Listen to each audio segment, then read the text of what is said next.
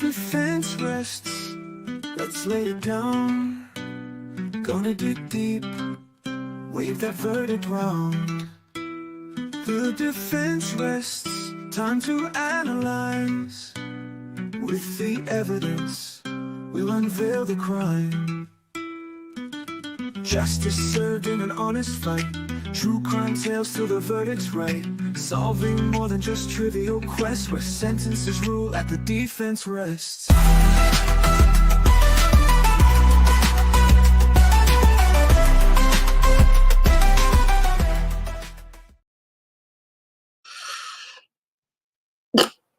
Good morning. Hello. Come on. You should be used to it by now. Good morning, good morning. Oh, why is my name not up there? What's going on here? It's in the settings. Never mind. You know who I am. And if you don't, welcome. This is why I'm late.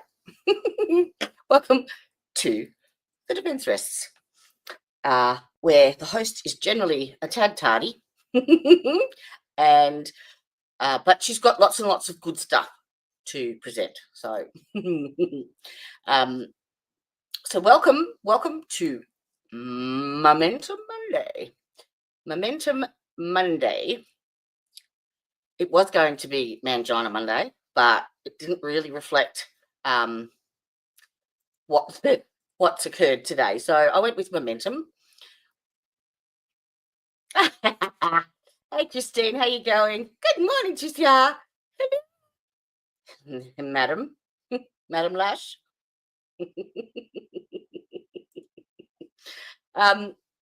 Right, so given that I've just said that it's Momentum Monday, all of you that didn't by chance get to see Ty's live with Aussie Insider, would have been, I think, 9-10 o'clock your time. It was 2 o'clock our time in the afternoon. There is a link in chat for you to go and watch it. It's a decent, I think, bit over 3 hours. I think. Hang on, I'll tell you. Nearly 4. But she went through in detail from the beginning, and she intends to continue what could be a plethora of interviews until the tale is told. So he will be back on again your Monday evening, I think at 10. Hang on, I'll put the link to that as well, because I am not good at the time conversions. Paste. There we go. So this is the link for the one that's coming up, all right, in chat. So look, she is amazing. She covered right up until the arrest. So she went through all of the body cam videos and explained that, you know, who the main people were and who the victims were and what had happened and what had gone on, basically, and how Ty got caught up in it all, basically. She laid the foundations. And of course, Ty added his little zest and tidbits as per usual. So it's good. Yeah. So she's going to go on from there tomorrow. So check her out. And whilst you're there, give her a thumbs up and a sub.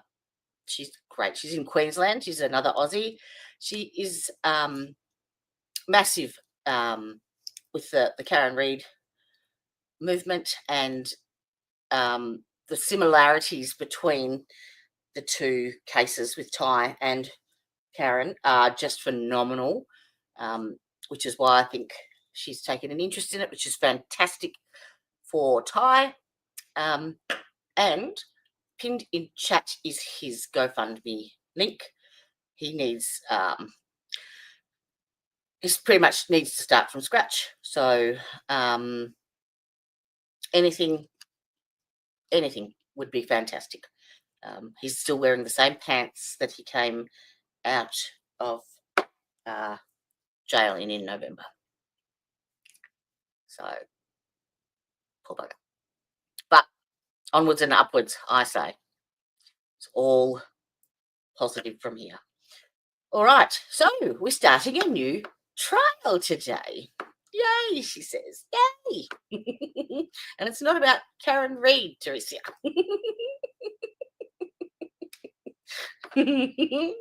So, thou shalt be pleased.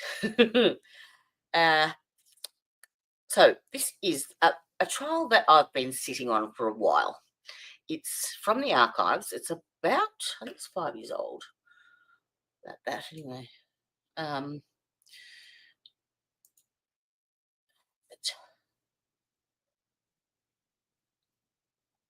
2022. All right, so 3 years old. Maybe I was lying.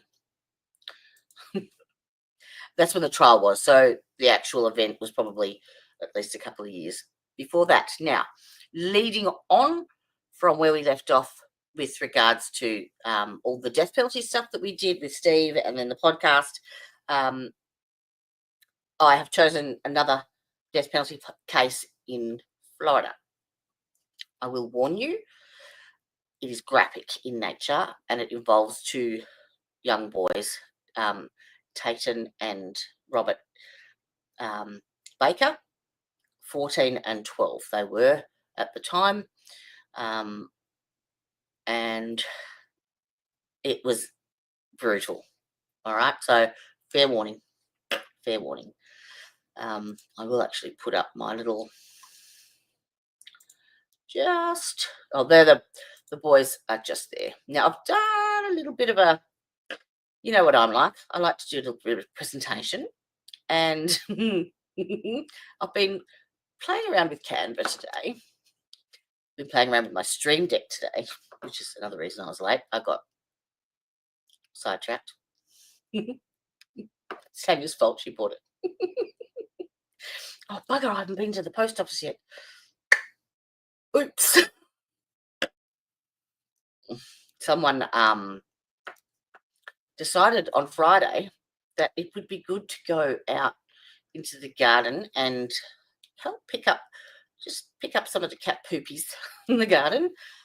And then someone pulled a couple of weeds out, and then someone pruned a couple of roses, and then someone raked a few leaves, and then someone couldn't move. So someone's been in bed pretty much all weekend. Ow. But the garden looks lovely. Where was I going with that? No idea. No, gone. Oh, yes. Okay. Playing with Canva today. So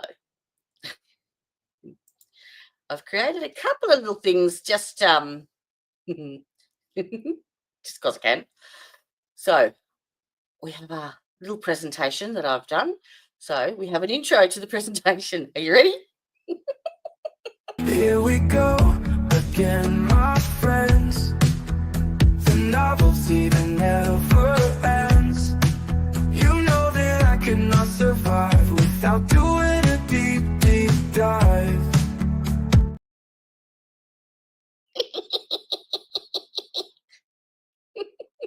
And I've done one for super chats as well, which is why I put the goal up there.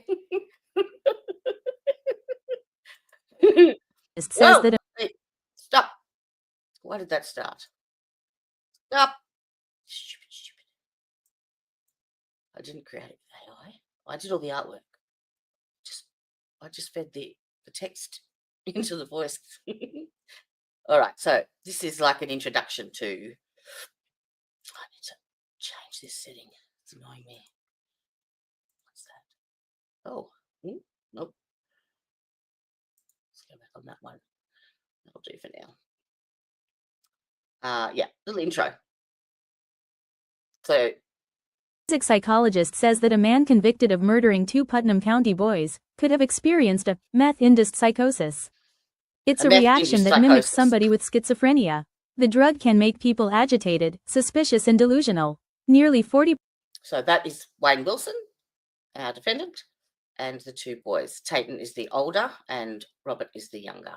So they're 14 and 12 respectively. Percent of people WHO use meth will experience some levels of psychosis. Did you hear that? 50% of WHO instead of who. Stupid. Even if it is their first time.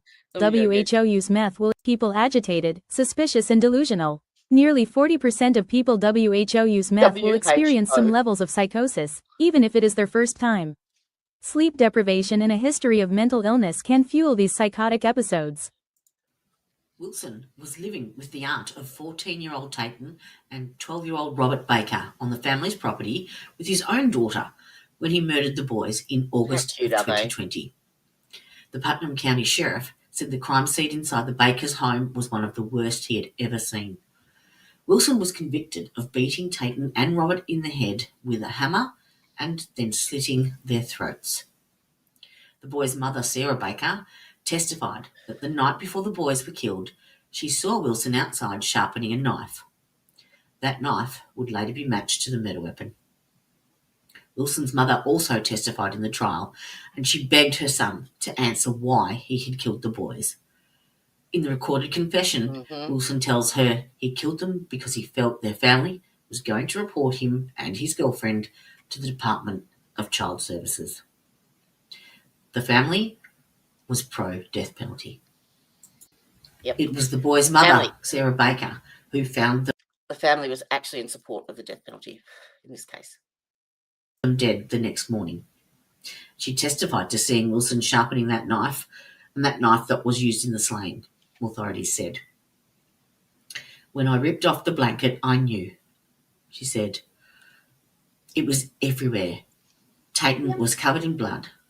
I ran over to Robert and I'm screaming at him to call 911, and I rip his blanket off and all I can remember is his... I paused in that because I didn't pre-read the text summary that I had saved, and yeah. Head flipped forward and then it banged up against the wall. He was the same thing, soaked in blood, and I didn't get a good look at what his injuries looked like, but I did as far as Tayton's. In that psychosis, even if it is their... Press the wrong one. That is their mother, Sarah. Basically, a statement from her testimony, I think, or from an interview that she did, because she is the one that found them. And I rip his blanket off, and all I can remember is his head flipped forward, and then it banged up against the wall. Yeah. He was the same thing, soaked in blood, and I didn't get a good look at what his injuries looked like, but I did as far as Tayton's. In that moment, I started screaming at the top of my lungs. The evidence of torture and extreme cruelty and the murder of Tayton Baker is self-evident. The blood trail starts at the end of the pool table. There's a large pool of blood in that area. It's evident that the assault commenced here. The blood trail then extends around and under the leg at the end of the table, strongly suggesting that Tayton was trying to escape from the murderous assault. Tayton's hand has a defensive wound consistent with conscious attempts to defend himself from the knife. The blood trail there continues for several feet, almost at the other end of the table where Tayton's body was eventually found. The trail strongly suggests that he was falling away from the assault. Wakey, the hands handprint left on the wall indicates that he is alive, and again strongly suggests he was reaching from his cell phone, which was plugged in near the handprint, the judge said. Finally, how's that? The abrasion to his face. There's a bloody handprint on the wall next to where his phone was plugged in on the charger. He was trying to get to his phone.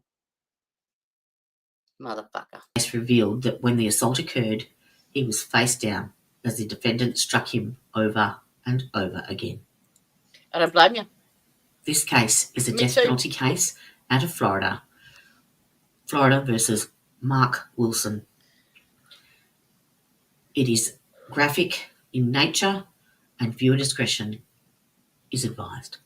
Viewer discretion is advised. See, I could be a phone worker like nothing else. I could be a Heather. All right, so day one of said trial. It's in Putnam County, and it is for the unaliving of 2 boys. Let's do it, shall we? While I work out how to adjust this flippant screen to make it fit properly, because I'm way, way too anal for that shit. It's got to be right. You know it. You know it. All right, we'll see how that goes. It's a little bit better.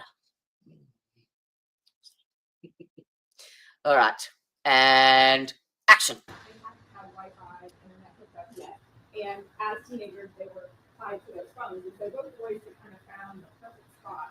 Okay, so they have obviously started opening statements, and I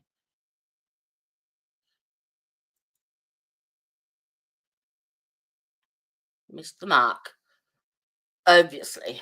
All right, I'm going to boost it a bit more as well, because I couldn't hear much. In your presence and in the presence of the defendant, the attorneys, and myself as the judge. Yes, that's Jurors right. must not, or the people in the trial, electronic information on the internet to that evidence. Passes the fairness of these rules. Yeah.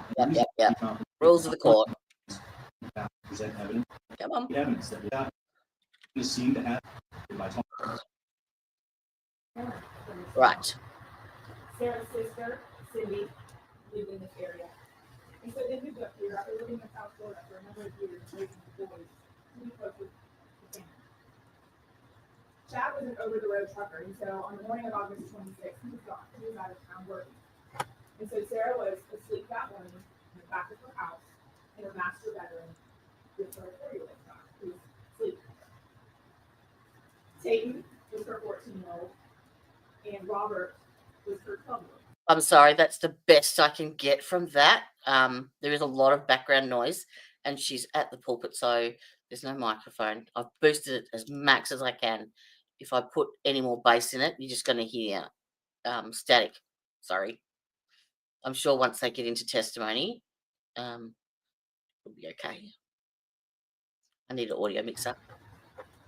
And Don't even think about it, Tanya. Because they had just moved into this house, they hadn't had Wi-Fi, internet hooked up yet. And as teenagers, they were tied to their phones. And so both boys had kind of found the perfect spot in the house where they could get their cellular service. And they were kind of always in that spot, and they fell asleep in that spot. So they were sleeping out in the It doesn't even look like it's a professional cameraman, does it? It's a bit silly. I pay extra money so that I can stream in high def for everyone, have a really, really good picture. And 90% of YouTube videos don't go further than 760. And the sound is shit. Her sister Cindy, Sarah's sister Cindy's boyfriend is with them. And their 1-year-old had been invited to live on that property just days before in one of their houses. And so that morning when Sarah woke up, her 4-year-old woke her up in the morning, around 10 o'clock. She immediately, like many of us, wanted to access her phone and her morning routine, and she realized I didn't my phone to take him last night because something was broken. So she got up, she walked down the hallway, past the bedroom, past the bathroom, the 4-year-old. She went through her kitchen, the dining room. She walked into her living room area and actually walked right past Robert, who she assumed was sleeping with a blanket over. And she walked where she knew she'd find Tayton, in the very back room on the other side of the house, which had a pool table. And when she walked in that room, she noticed blood-stained carpet. So she ran over to Tayton, who also had a blanket on him, and she ripped it off. And she saw her son, Tayton, laying face down in a pool of blood. That's better. And she shook him, she sang his name, and she went to sort of lift him up to see what was wrong, and saw a gaping hole in his neck. So she's obviously in shock. She runs out the side of that room, and you'll learn that there is we call it the pool room, the pool table in there. There's a door out of that room to the outside that led directly to where Cindy and the defendant were living. So she's running to get help, get Cindy, call 911. She notices that side door to her house is open, but when she gets to that outbuilding, that door's locked, and that door's never locked. Cindy and Mark come and go, they're allowed to come to her house, and she's banging on the door, screaming for Cindy, kicking, trying to get in, and no one's answering her. So quickly, in her panic, she runs back in the house and realizes, oh my God, Robert. And she runs to Robert, 4-year-old trailing behind, and she pulls that blanket down, and she knew in that moment something horrible, awful had happened. She screams. She actually will tell you she ripped. She has no idea what she did. She just ripped her nightgown. She ripped one of the straps of her nightgown. She grabbed her youngest child and she began to look for her keys. She knows her dad lives just minutes away. I've got to go get help. She can't find her keys to her vehicle, but she remembers where her husband's spare key is to his truck, and she can't drive a stick, but that's the only thing she can think to do in that moment. So she gets her husband's truck and makes her way over to her dad. Hang on. Back the truck up. I want to know what they said. But she remembers where her husband's spare key is to his truck, and she can't drive a stick, but that's the only thing she can do. It wasn't my fault.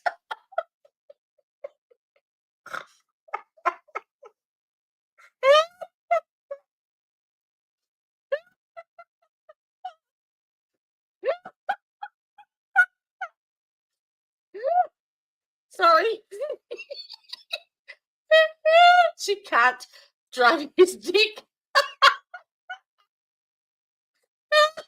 I'm gonna screen grab that. That's gold.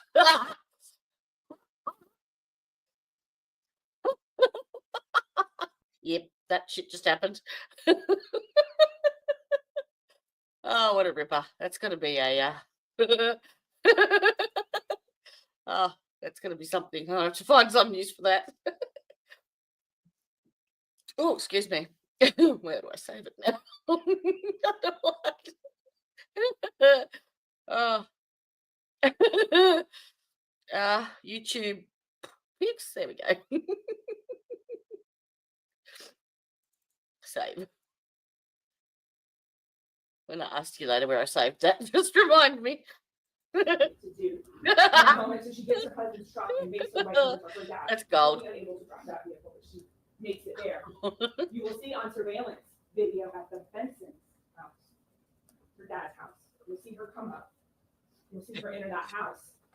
And Debbie Benson will tell you she was up that morning. This was during COVID time, so she was up doing online schooling with her boys. I'm way too immature to stream this shit. Sarah busted through her door, really not making sense, clearly hysterical. The boys are dead, the boys are dead. This wakes up Sarah's father, Andrew Benson. He comes out and says, what are you doing? This is not making any sense. But Debbie decides to call 911, get in the car, drive over, see what the heck Sarah's even talking about. It doesn't make any sense to them. So Sarah stays there at the Benson house with her dad. And Debbie gets on the phone with 911 before she even leaves her property and drives over to that house. And unfortunately, she entered that house and saw the tragic, awful scene. Her nephews were laying there. It didn't even register in her brain what had happened, and she will tell you that she told 911 and she thought that dogs must have attacked them. So, just a bit of background. The mother of the boys is Sarah. Her sister is Debbie, who lived on the same property, I believe, with them, and was in a relationship with Mark Wilson. Okay. Her husband, Andrew, followed shortly thereafter. He also walked in, saw the bloody scene, and this is around 10:30 a.m. So because Debbie had already been on the phone with 911, Putnam County Sheriff's Office was responding, and so they get there shortly after Debbie and Andrew entered the house. Putnam County deputies clear the scene, make sure nobody else is hurt. Maybe I've got that wrong. Detectives are called, and the Florida Department of Law Enforcement is contacted to process that scene. The evidence you will hear throughout this trial will prove to you that morning, when Sarah and her boys were sleeping, the defendant and Cindy got up around 6:30 a.m., dark outside, and they went to the Circle K to get donuts and coffee. They returned back to the Baker home, and Cindy goes into their outbuilding apartment to feed her child. And you will learn that it was at that time that the defendant obtained a hammer from one of the buildings on the property. He armed himself with his fillet knife, and he entered the Baker's home with the intent to kill those boys. The boys were sleeping when they were attacked. The defendant bashed their heads in with a hammer multiple times. And just to make sure they were dead, he later told detectives, he also slit their throats. What an asshole. Absolute asshole. Tayton was found, the one in the pool room, at the end of a approximately 13-foot blood trail. He had blood on the bottom of his feet. He had defensive wounds. All evidence that he struggled and crawled away from this defendant as he was being attacked. Dr. Fulcher, the medical examiner that will testify in this case, will testify about the injuries to both boys. And with Tayton, there were 3 large, sharp force injuries across his neck, all converging together. And what he will tell you is that either means that he literally tried to split his throat 3 separate times, or it was a single action in which sawing of the neck was taking place. He will talk about the blunt force injuries, the bashing in the head of Tayton. You will hear about a defensive wound on his hand. And Dr. Fulcher will tell you that with medical certainty, he can tell you, and he'll explain why Tayton Baker was alive and struggling during this attack. He will also testify about Robert Baker's injuries. And they're similar, multiple blunt force injuries to the head, his neck. Robert's neck was slit from essentially end to end, almost decapitating him. His jugular vein, his carotid arteries, his larynx was all sliced. His larynx, not larynx, larynx. You will hear from 2 FBLE crime scene analysts that spent 2 days photographing, collecting evidence, processing different areas of the home. Analyst Aaron Morris will take you through that scene. What did they do? Each scene around each boy, and she will tell you that near Tayton, in the pool room by the wall, on the wall, next to him, that she discovered in blood that she believed might be ridge detail. Ridge detail is a term fingerprint analysts use. So she saw that, and she used some chemicals to process that, photograph, and then that evidence is given over to the lady print examiner at the lady. And what you will learn from that testimony is that that bloody print on the wall is the content of Tayton Baker in blood, just inches away from where the cell phone and another cell phone is plugged in. Next to it. Members of the Putnam County Sheriff's Office helped assist in the final search after the home review process all the evidence collected. And on day 2, they located the murder weapons in a separate outbuilding on the property, not in Martin City, but in another building, wrapped up in placemats, a knife, meat sheath, and a hammer under a sink. You will hear from the DNA analyst that will tell you that items were covered in Tayton's blood, and the defendant's DNA is on the knife and the hammer. Detectives also located numerous towels in the garbage can bloody. So those were collected and sent off to FBLE and confirmed that those bloody paper towels were bloody on to Tayton. Yes. Missy? The defendant's sweatshirt was located inside the bathroom that he and Cindy were allowed to come in and use. I believe they didn't get it out of. So they were given free access from the house, use their bathroom, make food, make a lot of food. They were allowed to go.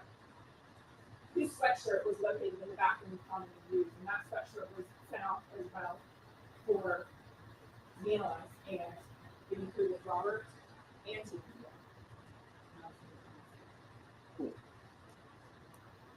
Putnam County Sheriff's Office began the investigation. They canvassed the neighborhood, and they didn't know anything yet. One of the focuses of that day 1 is just interviews with family members, interviews everybody who lived in that home, trying to remember some of that, all that stuff I described, they don't know about all that. So we're just gathering information, and the defendant talks to the detective 3 times that day on scene. Through those recordings, and essentially in those recordings, he just when an incident happened. And then on day 2, while autopsies are going on, detectives are learning the details about the murder weapons, of the figure, things like that. And so by the end of day 1, and in the middle of day 2, obviously no arrest. Oh, that's awful. That's the second, isn't? It's the second one within a couple of months where a child is overheated. That's awful. Do you want to do you mind sending me the link to that, sir? Please. Oh, I can probably take that down now. I'm trying to update the description box. Later on that second day, the day after, Chrissy Atkins is the defendant. So after day 1, that night after everybody's leaving, the defendant and Cindy and the child go back to his mother's house. So they're supposed to stay, obviously. The house is being held by law. There we go. So on the end of day 2, the defendant's mother shows up at a substation for the sheriff's office and says, I have information about this case. She tells law enforcement that her son told her that he proposed to her. He told his mother it was part of a larger plan. A plan that he and Cindy were to go in and essentially kill the whole family. And Cindy didn't do her part, but he carried on. So Chrissy Atkins went to the sheriff's office, told them that information. They interviewed her, they got all of those details, and then they asked her to do something. They asked her if she was willing to go on recording and try to get this information on her son. And she agreed.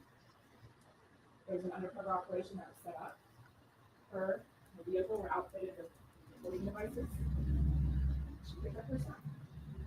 She drove around Putnam County for about an hour, imploring with him to tell her why, imploring with him to do the right thing and talk to law enforcement. You'll hear a portion of that report where he is again admitting to his mother. He is arrested while during that operation. Law enforcement had heard enough. They stopped the vehicle. He's arrested. He's taken to the sheriff's office where he's interviewed later by a detective, Clayton Lucina, and Sergeant Gap.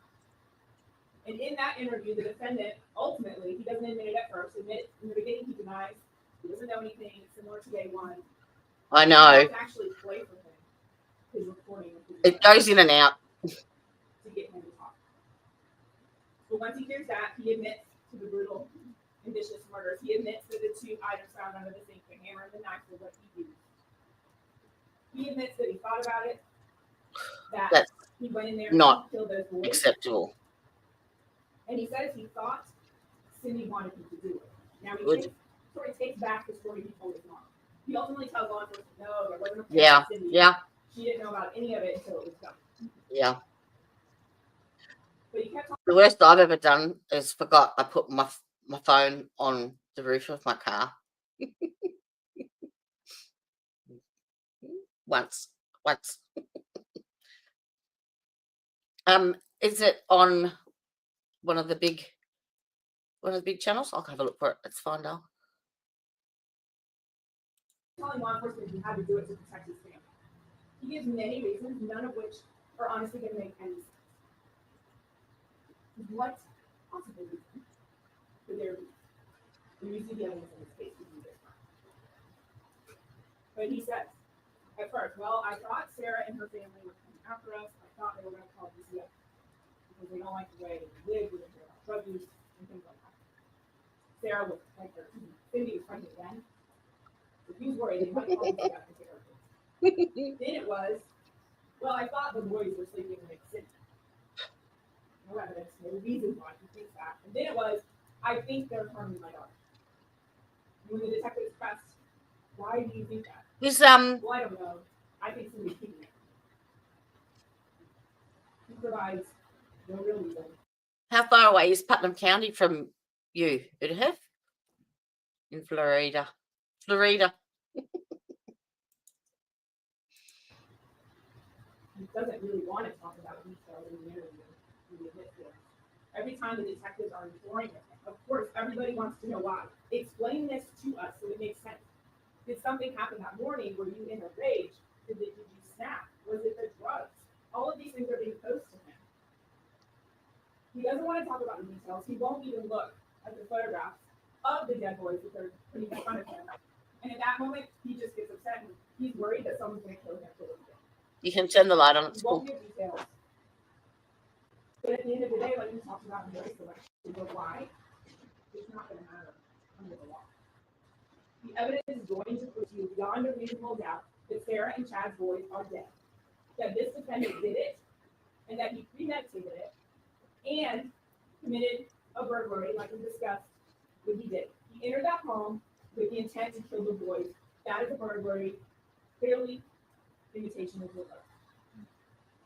The defendant told Detective Lucina ultimately in that interview, I wasn't pissed. I wasn't even upset when I did it. I just thought I had to protect my dad. For no reason, you erode overwhelming evidence beyond a reasonable doubt on each and every evidence of the 4 charges in this case. And we will be back before you at the end, asking you to return a verdict of guilty as charged on all 4 counts. Thank you. Is the defense like open now or reserved? All right, thank you. You may proceed.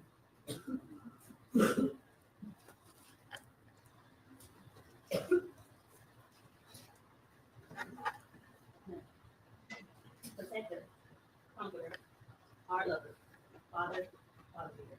With a few words to describe Mark Wilson's younger. Please promise me that you will always know that her dad is a soldier and that he loved you both from day one. Exact words from a letter gives his page you see from Mark Wilson. Mark always desired to find love, and he was fortunate enough to do that when he met Cindy Dunn. They began to date, had this courtship going on, fell in love. Eventually, they had baby. They became parents. Mark was excited about this. But of course, with any relationship, everything's not always rainbows and butterflies. There were some hard times they fell on here and there.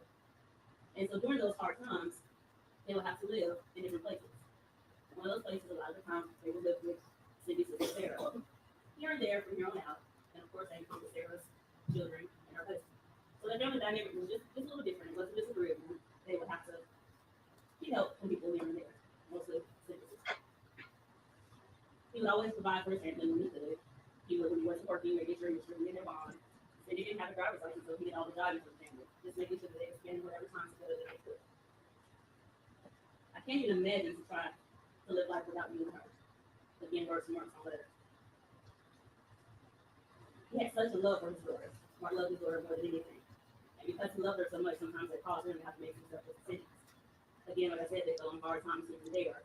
So within that time frame that they would have to do that, you have to move back in with a different person, meaning Sarah and her family here and there. So back in August 2020, many families, See, they've changed the audio again. They had their own place, but electricity was turned off. They had no water. So at this point, he said, "Well, Sarah's made an offer for us to move in with her, so we'll make that decision to do so." Also, during that time frame, he discovered that Cindy was pregnant. They were expecting their second child.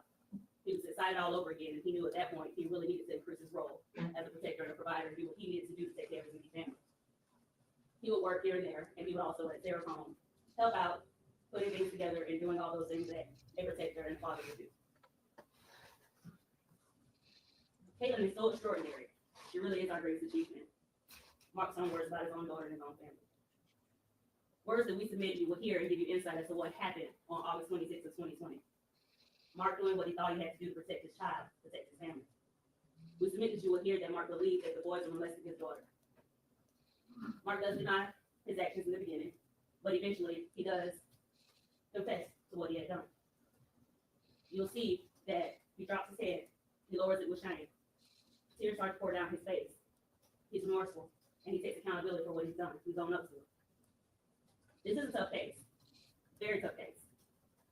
A case where Mark shows remorse and takes accountability, but not a case of first-degree premeditated murder. We ask that you listen to all the evidence and that you hold the state accountable and hold them to their burden of proving every single element beyond a reasonable doubt. Thank you. Thank you. State, you ready with your first witness?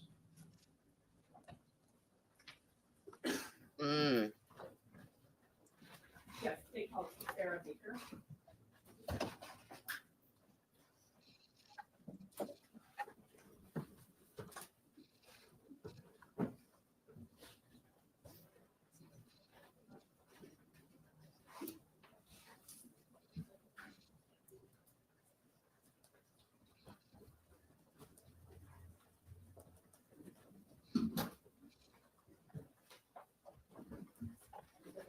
Yes, ma'am. If you take a seat right here in this chair, pull up close to that microphone, and the clerk will place you under oath. You solemnly swear or affirm that the testimony to be themselves in the truth, the whole truth, and nothing but the truth. I do. Thank you. All right, thank you. Please state your full name for the record Sarah Lee Baker, and where do you live, Ms. Baker? 202 Lake Serena Drive, Melrose, Florida. Thank you. You may proceed, Ms. Hunter. Thank you. Good morning, Ms. Baker. Will you tell the jurors first who you are married I am married to Chad Baker, is my husband, to? How long have you been for 17 years. Hello. married? What does Chad do for a living? He's an over-the-road truck driver. Was he doing that back in 2020 as well? Yes, ma'am. Do you have any children with Chad? I do. I have 3. And what are their names and ages? Tayton was 14 at the time. Robert Baker was 12, and Landon is now 6. I want to, You may. Sarah, I'm going to show you what's been marked as State's Exhibit A for identification. Can you tell me who's in this? That's Robert Baker. And State's B. It's my son, Tayton Baker. And approximately when were these photos taken, if you remember? The year before, or the last school year they went before COVID. So And- 2019, I'm sorry. Okay, thank you. There at this time, State is given States A and B and published to the jury. Any objection? All right, States A will be admitted as States 1, and States B will become Exhibit 2. And Ms. Baker, you can just kind of turn and look over your shoulder and tell the jurors who that. That's Robert Baker, my son.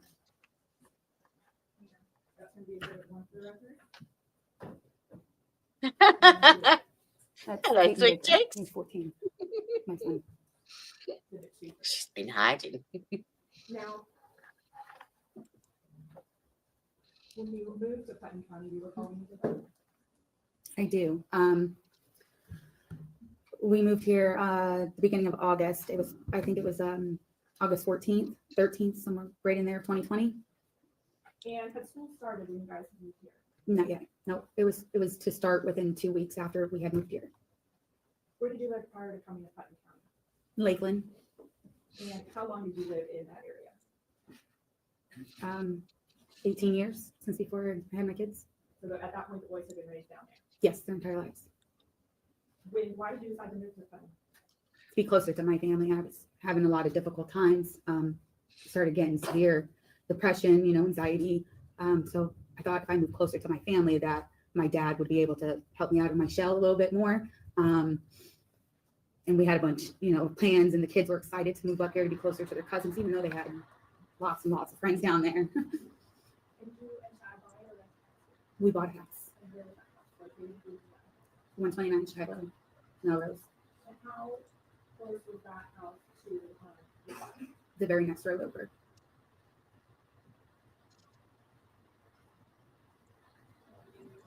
You may.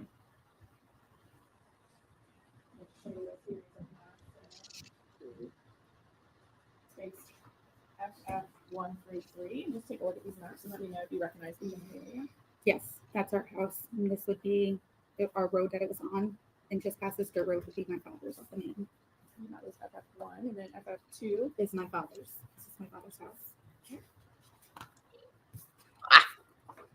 Oh, and my grandmother lives right behind my father. And then FF3, is that a map that shows your residence in relation to your father's residence? Yes, it does. Mhm. Or at this time, state would move in states F1 and F3. Permission to publish everything. Just 1 and 3? 1 through 3. Any objection? The objection is that you can possibly exhibit 3, A through C. back over. And you can take a look at that map up there that's showing generally where your house is located. Yes. Is this a close up of your The property. residence there? Yes. When you bought the house here in Putnam, did that house come furnished, or did you guys, everything that we're seeing in those photos, is that all things rough? No, it was also furnished. The old couple passed away, and when we purchased the house, it was like fully furnished, and she might have been a little bit of a hoarder, but And when you moved here, who moved with you here to this? my husband, my stepson Colby at the time, but he only stayed a week, and my 3 children. Now you talked about how your dad lives in the area, close by. Mhm. Did you have any other siblings that were still living in Putnam County? I did. I have my sister Amy, who lives in, I think she's technically Keystone, and my grandmother, my aunt, my uncles. I have a lot of family, actually, a lot of cousins between Gainesville area and just the whole area up here. And you have a sister named Cindy. Oh yeah, I'm sorry. Yes, I have Cindy as a sister too. And Yes. what's Cindy's last name? Diamond. And did she live in Putnam at the time? When you guys moved up here? I don't know if that was Putnam County or not. I don't know what county that was. I know she lived up here. I just Okay. don't know what county that was. But close to this. Yeah, not far. Yeah, probably 5-7 miles maybe. And at the time you moved up here, did Cindy have a boyfriend? She did. Okay, who was that person? Mark Mark Wilson, defendant in this the case? defendant in this case. Before we kind of go on, I want to kind of have you explain to the jurors the layout of your house. It's a big piece of property. Mhm. May I approach? You may. And I'm going to show you, Ms. Baker, what's been pre-marked as States G. Do you recognize that journal? Yes, It's a diagram of your property. Mhm. Is it true and accurate? it is. Your Honor, at this time, statement moving States G. Any objection? Without objection, I think exhibit 4. Sarah, I'm going to display it next here as well. Just kind of, if you can, Yes. kind of explain the main house and then what are the outbuildings, and you can just talk in general. Okay, we had 2 entrances. It was, well, multiple entrances, but 2 for the front. There was one here and there was one here. This was the main living room that we called the main living room. This was what we called our dining room where our table was. This was our kitchen. This we used as our spare collect-all room at the time. We were only there for about a couple of weeks. Then as you went down this hallway, you had the staff room. Then you had each one of the kids' rooms, Peyton's, Robert's, Landon's. Then this would lead to your master bedroom, which is what my room was, which had another door that led out back. Then off to the side, you had pavement, which led to a mother-in-law suite here, another big outbuilding, almost, it wasn't quite a mother-in-law suite, it was like a oversized shed storage thing. Then you had another little storage area here. And you was labeled on that diagram as the den game room, right there. Mhm. Was that the room with the pool table? Yes. Is there any doors leading to the outside of that? There is. There's this door here that leads from here to the main walkway, which could lead out or to any one of the outbuildings or pool. Now, you guys had just moved in. Where were the boys kind of sleeping at night? If you could explain that and why they were not necessarily sleeping in their rooms all the time. At the time, we had trouble trying to get the internet there. I don't know if anybody's familiar with the area. It was very hard to try to get the internet out there. They only had one thing that they said was too full. So in the meantime, my children slept in different areas wherever their phone would get service. So they could watch YouTube or their video game streaming or whatever they normally did. Keep them occupied. One always slept here. One always got service over here in this corner. You remember who was always in which room? Yes. Satan was always in this room, the game room, and Robert was always in the living room. And did they have their own cell phones at that time? Yes. And had something happened recently to Satan's phone? Yes, he had broke it. He had dropped it and broke it. And so in the meantime, he was using my phone at night.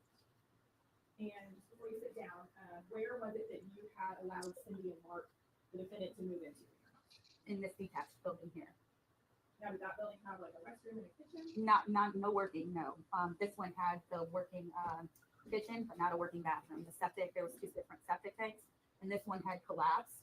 So we have not made it that far into doing that. So what did you allow Mark and Cindy to do as far as access to your home? We would leave this room, this door unlocked because it was. This is it's the mother, I think. Yeah. the most safest because this was all gated and we had big dogs. Sorry, I was So this was always multitasking. I was looking for a trial that Una Hef mentioned. So my bad. You know, they would go in and out through this door and use the bathroom or go to the kitchen or the laundry room to do laundry. You didn't have to do that, you dag. I put $2 ones up there.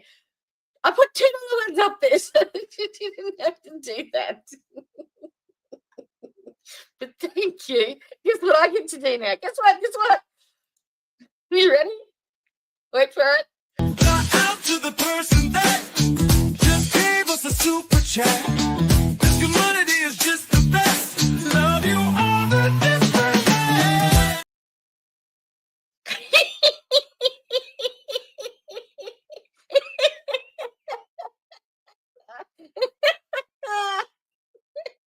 Yeah, that just happened. Oh, oh, look, I'm going to do it again. Out to the person that just gave us a super chat. This community is just the best. Love you all the different.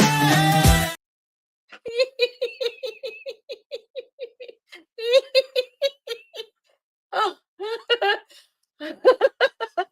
Thank you. Yeah, that's what I was doing today.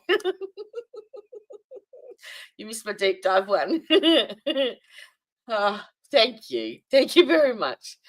I only put the goal up there because I wanted to play that, but I put it in $2 increments so that you didn't have to do that, Tricia. But thank you. Very, very, very much appreciated. I think my goal's reached. So hopefully you don't get sick of hearing that song.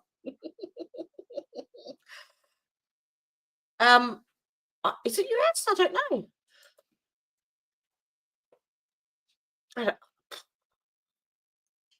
I don't know, doll. Maybe it is. Hang on, let me have a look in my analytics. No, it doesn't tell me yet. I don't believe. No. Oh, cool. Wacko the Diddle line. Thank you. What was your excuse, Tricia? I missed it. I've been snowed in, had a few dollars. Actually, I'll try and find that video. I know I saved it somewhere and I'll put it up in the meantime. Yes, I believe this is Cindy the mother. Let me see. Papa 103.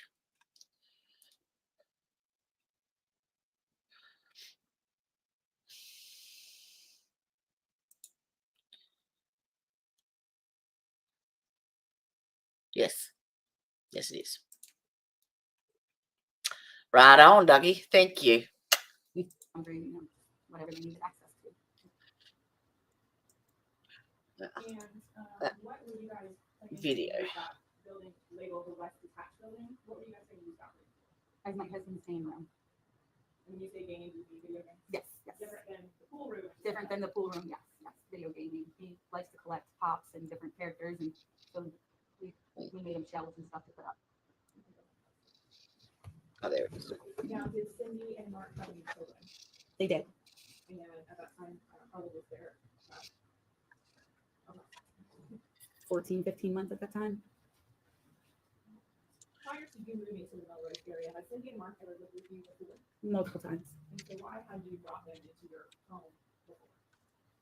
They either didn't have a place to stay, or Cindy was, the most recent time she stayed before that incident was because she was pregnant, and where they were staying was not, I guess you would say, sanitary, healthy. I mean, I don't know what you would use. She had no running water and things like that. And at the time, she was 6.5 months pregnant. So that's when I made them come stay with me, and she started seeing a doctor right after that. That's within that week. That was when she was pregnant with Caitlin. With Caitlin, yes. All right. Have a squeeze of this. That is Teresia's house. Let's see if I can zoom it in. Woo! Hey, yo, oh, hey. Look at that. Isn't that beautiful? That is magnificent. What a beautiful picture. On your Samsung Galaxy 5G. Nice trucks. Wow. The trees look beautiful. Actually, I think I saved your last picture as a backdrop from memory, to be honest. Oh, well, I've lost my screen. That one. Thank you.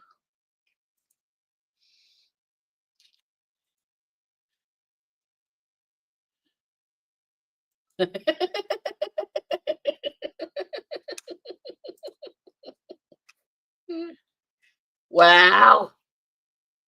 Really? What kind of a cocktail did you want? It really wasn't a cowboy. Oh, no, it's a shot. See, I've been out of it too long.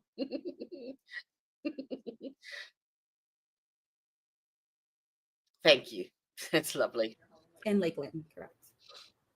Now, right around the time you moved into this property, do you remember where Cindy and Mark were living, or at least the general conditions? Yes.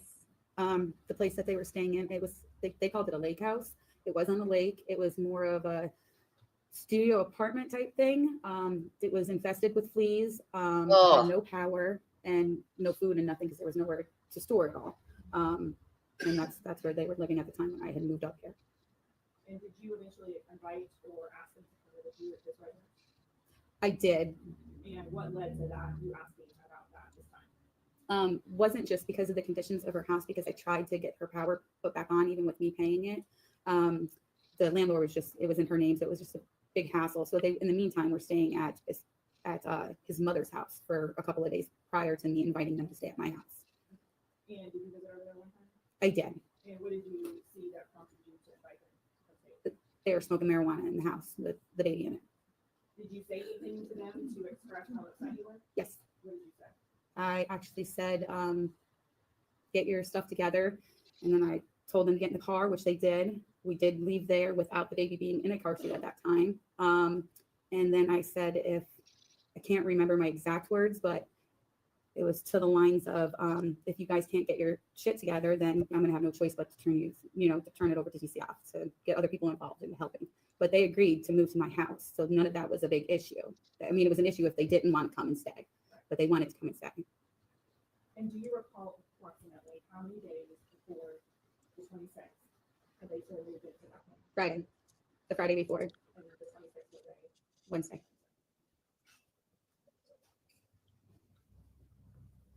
Just to let you all know, Ty had a massive 4-hour interview stream with Aussie Insider today. I think it was about 10 p.m. your time last night. And he has a follow-up one again tonight as well. So I have saved the link to that as well. There you go. So that's the upcoming one. The one prior was the one today, but last night for you. It's in chat anyway, if you want to get it. And when Mark and Cindy would enter your house, would they generally use that side door you talked about? Yes, all the time. What was your kind of routine with like the front doors of your house? They That had always a thing for me too. Someone who locked their doors at Oh. night? Yeah, all the time. Oh, mainly the front doors. If there was ever a door unlocked, it would always be the back door, because if somebody was coming over, if I was expecting somebody, I knew my dogs would not let somebody else come into the yard. And did Mark and Cindy have a vehicle at this time when you moved them in, and talk to the jurors about what you did for a vehicle? When they first moved in, no, none of them had a vehicle. I worked with my father to get a vehicle that he had, for us to put it in Mark's name and insure it and register it and everything on that following Monday for him to go job hunting that Tuesday. Is it done by copping? That was part also. We did do all of that. Yes. I don't know if he went job hunting on Tuesday, but And what kind of vehicle was that? it was a red, it was a Jeep. I'm not, Sort of SUV? yes, I'm not familiar with, Not a sedan, no, not a truck, not a truck. Yeah, it was like an SUV. utility vehicle. Now, we're gonna move on to the 25th, 26th in just a minute, but you mentioned Chad was a over-the-road trucker. Mhm. When, prior to this time, the 26th, we're gonna talk about if he last left for work. Sunday, So Sunday he left for work, and would he typically be gone all week? all week. Yes. And he doesn't come back usually until like Friday. And, the weekends are the only time he comes home. Now, I want to talk to you about the day and the night before the 26th, okay? Mhm. What kind of was going on in your house the night before? What were you doing? Who was there? We'll talk about that. The night before, we were all hanging. When I say all, I mean me, Mark, my sister Cindy, and I do not remember if one of the kids were in there at the time, but I do know we were all hanging shelves in my husband's room because we wanted to surprise him that we actually did something when he came back. So that way all his little weird characters that he was fixated with were displayed. Then my uncle and my aunt came over to go swimming in our pool within a couple of hours after that, which ended up being devastating because we had a pool company come and drain our pool to resurface our pool at that time. They were unaware. So instead, we all decided to go to my grandmother's house to go swimming. And I think that was within like 30, 45 minutes after they got there. Okay, so this family shows up thinking they're gonna swim in your pool. Yeah, No water. no water, empty, You said, well, let's go to grandma's house. Yeah. which is up the road. And who went to grandma's house and who stayed at your house? Me, my 3 children went. Cindy, Mark, and Caitlin stayed at my house. My uncle, aunt, and their kids all went. When you were working with them in that game room that night, setting up the shelves and stuff, did you notice anything about Mark or Cindy related to impairment? Have they been drinking? If they had, to what level? Not at that point in time, I did not, no. I mean, I knew every once in a while they had a beer here and there, and I knew my sister was an alcoholic at the time. But neither one of them looked like they were intoxicated at the time, no, that day that I left. So normal, putting up stuff and Yeah. everything was normal. to you? Everything was normal at that point when I left. You go and swim with your family, you come back home. Do you see Mark and Cindy again that night after you come home from swimming? I do. And where do you see them? And When we first walked in, they were standing.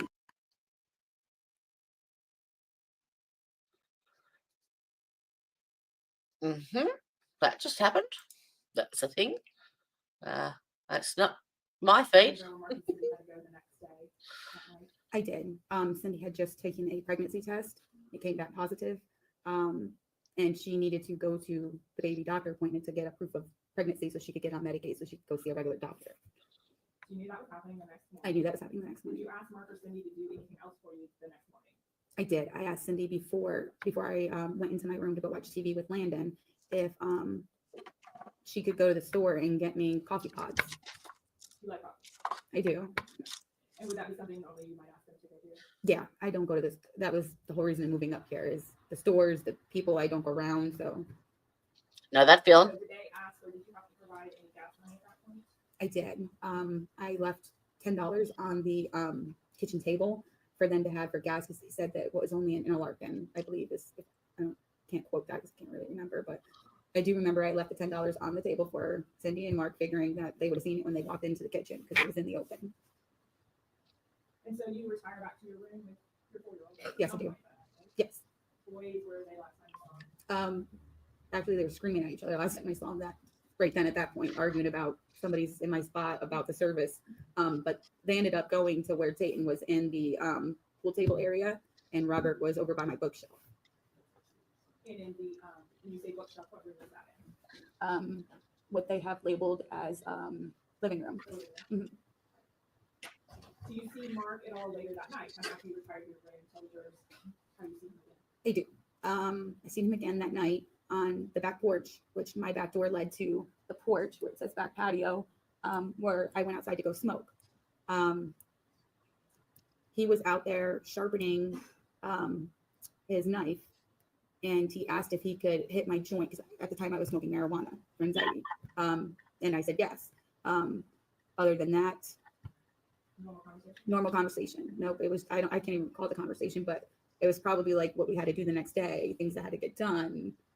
Again, at that point in the night, did you notice anything internalized or Mark acting weird, or was it just normal Mark? Just normal Mark. Did not seem out of the ordinary. So you then again retire to your room and go to bed for the night? I do. After I take my nighttime medication, and then I went in my room and I watched TV, and I think it was somewhere around 2 o'clock, I think is when I fell asleep. 2, 3 o'clock. In the morning? Yes. Are you woken up at any other part in the night? 8 a.m. at 4 o'clock. And you woke up? My son Robert. You had an interaction with him in the room, Mhm. and then did you leave your room? Yes, he left my room and he shut the door and he left. Now, I want to talk to you about the next morning. What causes you to wake up? Landon crawling over me.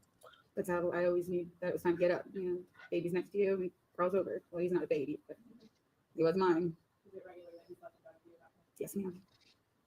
So what do? You're up? Yes. I proceeded because I normally call Chad as soon as I wake up in the morning to see how his day is going, depending on what time it is. So I walked into the den game room. You can kind of show what you got and then where you would have gone. How you got there? I walked from my room all the way down the hallway into the game room because my son didn't have my phone that night. When I walk around this way, I don't know why, and that is, am I supposed to go into the rest? Okay, I'm like, what am I supposed to? So you walk out, you walk down the hall to the front part of your house, right? Mhm. Is your Was that a yes or a no? That was a yes. Okay, thank you. is your 4-year-old with you, or is he still in bed? My 4-year-old is with me to go get my phone. And so you walk through the living room area. Do you notice Robert at all? No, just that he was laying there. That was all. I don't even think I even glanced over, honestly. You walk in the pool and what do you see? I started seeing blood on the ground on the other side of the pool table. So then I started getting closer and closer and seeing more blood, and I ripped off my son's blanket because I thought it was. Is it just me, or is she very, very calm for someone that's explaining finding her 2 sons murdered in her home? Just like he was a picker on scabs. I didn't realize how much blood it was at the time because I just opened my eyes. Oh, But when I ripped off the blanket, I knew it was. I'll be back. It was covered in blood. I did try to flip him, see where the blood was coming from. His head at the time was facing one way, and I know I faced him the other way, trying to feel for a pulse, which I never did. I couldn't feel one. I do remember from then I ran out that door, which was locked. That was right in the den game room. To scream for Cindy because I didn't even know they were gone at that time. I remember beating on her door and trying to open it, and it was locked as well. So he was laying on his tummy with his face facing the wall. Yes, you could tell that his throat was severed completely through, almost to the bone. Because that's when I realized there was no pulse. That's when I figured I needed help. I couldn't find his phone either. My phone. So you tried to run out.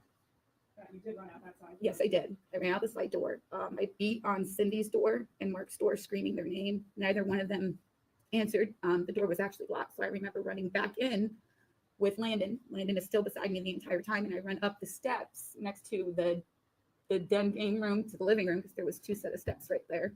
And I ran over to Robert, and I'm screaming at him to call 911, and I ripped his blanket off, and all I can remember is his head flipped forward, and then it just banged back up against the wall. And he was the same thing, soaked in blood, and I didn't get a good look at like what his injuries look like, but I did as far as Tatum's. What did you do in that moment? And in that moment, I started screaming to stop my lungs. Like, I don't know if anybody could even hear me. I told Landon to run into the car and close the door, and I proceeded to look for my keys. I looked on there was this little hook board by my kitchen that I would always leave my keys on. My keys were not there. So then I remembered, oh crap, Chad's had a spare key. And so I got the spare key, and I proceeded to get Landon out of my car and into my husband's truck to drive one road over to my father's house. What kind of car was your car? A Kia Sorento. That's you. Yes. So So, did anything happen with your nightgown when you were in the house? I did when I was when I saw Robert, when I let out that scream. I remember grabbing my shirt and I pulled really hard, and I remember it ripping completely. So you get Chad's keys to this truck. Do you know how to drive this truck? No. It's difficult to get started. It grind gears all the way because it's a stick shift, and I don't know how to drive a stick shift. But it did make it after it stalled a bunch of times from one road to the next road. You didn't have your phone because that was summer to take, right? Yeah, I didn't even look for it after that. After when I saw it, I didn't. I just remember trying to carry him until I realized, pull him over until I realized that he was way too big, and that's when I moved on. And you make it to your dad's house, is that right? Correct. What do you do? I remember getting out of the truck. I don't even think I shut the truck off. I remember going to my dad's fence and running up the stairs and screaming and telling Debbie, my dad's wife, that she needed to call 911, that something happened to my kids, and my kids are dead. They're not breathing. And she looked at me like she was nuts. Like, are you sure? Are you positive you're not having a bad dream? Let me go over and look. No, they were definitely, and my dad heard me screaming and come out and asked why was I commotioning, what was going on. And that's when they proceeded to call him. And you stayed there for some period of time while they went to the house. Until a cop coming got me, yes. I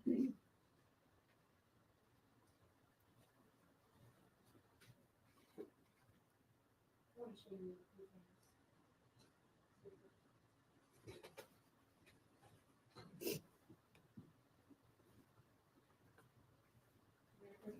No. I'm just going to show you when you do it for identification purposes. This is marked as states X. Just ask you to identify what this is. That is a sweatshirt Mark was wearing frequently at the time. You'd seen him wear this on your property since he moved in? Yes.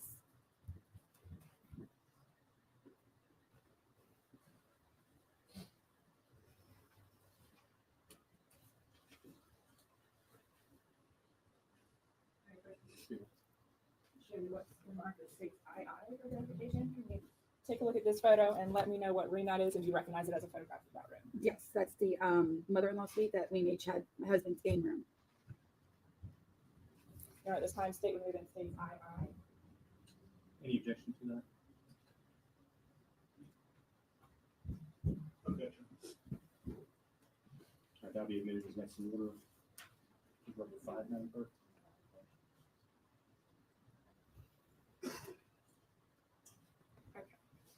Yes, Sarah, what, just so the jurors know that they're seeing this photo, what room is that in the kind of compound you described? That was my husband's game room. Those are the same shelves that we were hanging the night prior. So that was the room that you talked about, you guys were all Working in, yes, to clean and redo. And in that photograph, can you see a firearm box and ammunition? I do. I see my gun and the bullets right there next to it.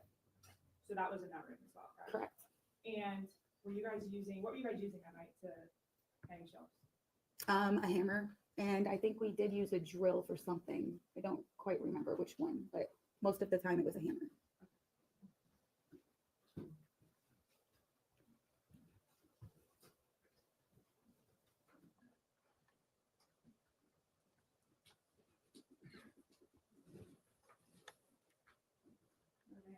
You may.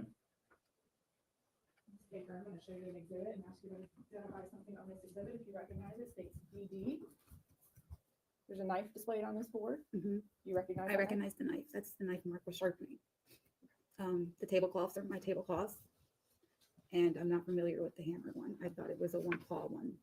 Wasn't familiar with that one. knife? This wasn't necessarily the one y'all were using. That was night. not the one we were using that night. Okay. Where would you have kept, where did you keep these placemats? Guess what just arrived? Mhm.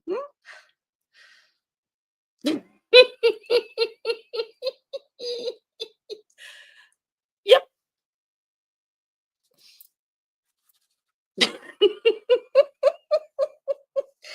Can you all read that? It's actually really, really comfy. It is. It's even padded like at the front. It's not. It actually doesn't irritate my skin. Like some of them are rough inside. This is not. Look at that. Gold. All right. What's the next one? Package number 2.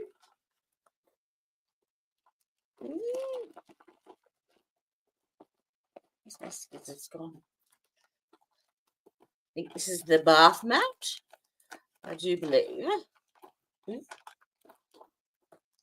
Cut the bath mat.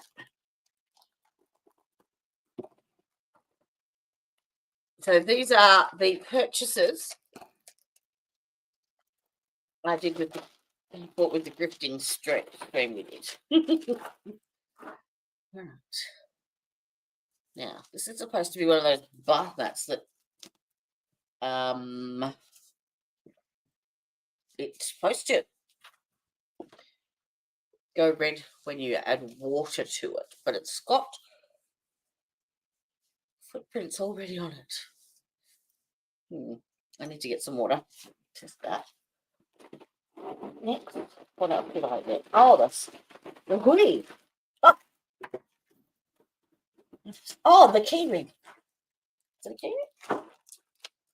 God, that's tiny.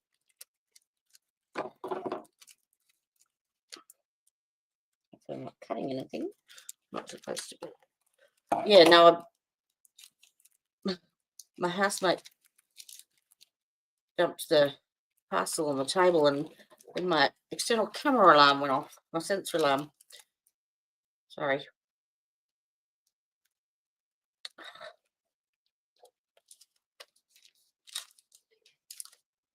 How the fuck do I open that?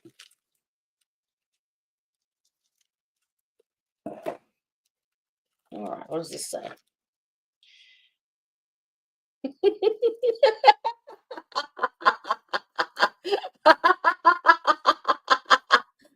Okay, it says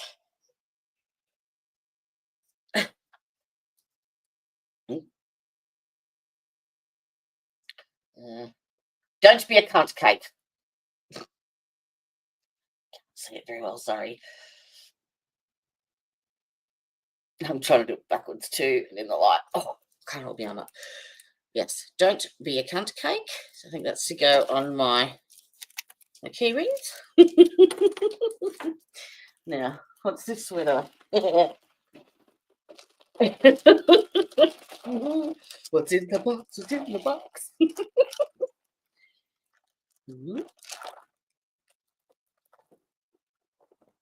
I love Jimmy. Yeah, I think I got this one larger than I was supposed to. Thankfully, yes, I did. All right. So this is the hoodie. Oh.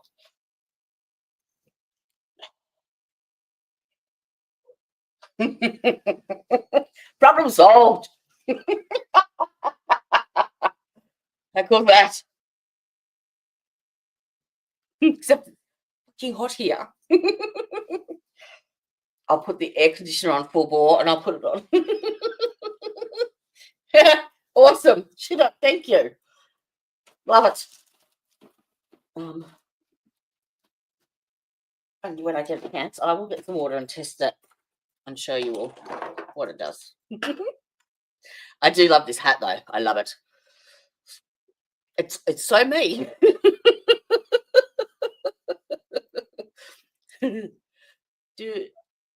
What gold?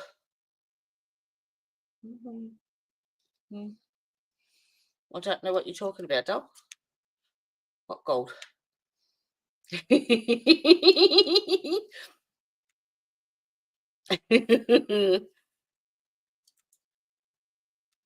Nice. Nice. Yeah, it's me, isn't it, 10? I'm going to have to wear this out when we get our nails done. I wonder if they actually know what it says and what it means. Ripper. Shut up. Thank you much. I love it. I just have to take a selfie. We actually had quite a few of them. Some were between the laundry room, some were on, I think there was only 2 on the. What's a gold end? I don't know what a gold end is done. Yep. Works for me. Yep. Yes. The island in the kitchen, Excellent. and one was in the middle of the table in the main, where our big kitchen table was. There was only one in the middle. Yeah. Cross-examination. Oh, the goal. It's like a super sticker. It's to buy a super sticker. That's all.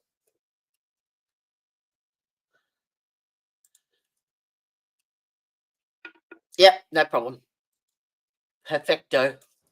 Now, Cindy and Mark have lived with you a couple times over the years, right? Correct? Yes. Oh, actually, no. That's okay. I've had two new carers start, but it's not till 7 that she's coming on Thursday. It's okay. Sorry. Fair to say that Cindy had, I believe you already said it, an alcohol problem. Yes. By the bullet. And Cindy would live with you periodically, move out, kind of relapse, and then move back in, right? Correct. And Cindy would have other boyfriends move in with you also, correct? One other boyfriend. But eventually then Mark moved in. Yes, he was the only second one. Okay. And I think they lived there approximately 3 times with you while you were still in Lakeland. Yeah, 3 or 4 times in Lakeland, and then up here. And then when you and Chad made the decision to sell your house down there to move up here, you told them they had to move out. Correct? Yes. Mhm. And that's when they got the place up here in Hawthorne? Correct. Well, no, they didn't go straight to getting the place in Hawthorne. They actually went and stayed at my father's house. In a trailer. Yes, in a camper. Yes. Mhm. But eventually they got the place in Hawthorne. Eventually, yes. Which is, they called the house on the lake. Yes, they called it the lake house. Mhm. And when you first moved in, as you said earlier, Cindy and Mark were helping you out around the house. Yes. She was helping you unpack things. Yes. Cindy. Yes.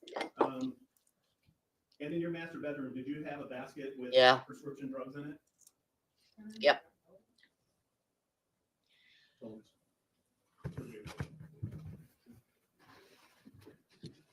Yeah, her name's Sarah.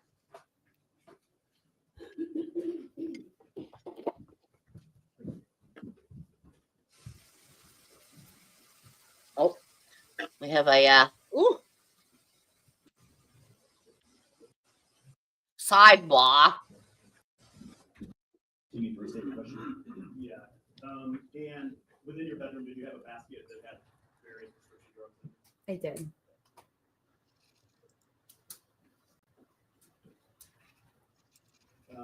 And I don't recall if you said that in direct, but you usually had a hard time sleeping based on your anxiety, correct? I did. And that's why you went out that night and Smoked, smoked yeah. a weed. Yes.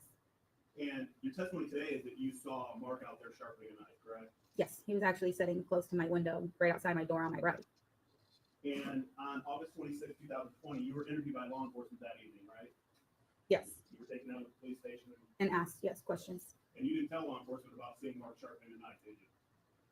I don't recall every word I said, but And you recall attending a deposition back on July 14th of this year.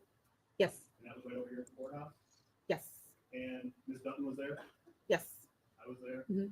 Ms. People, Ms. Davison. Mhm. You were placed under oath. Mhm. Was that for the yes? Oh, yes.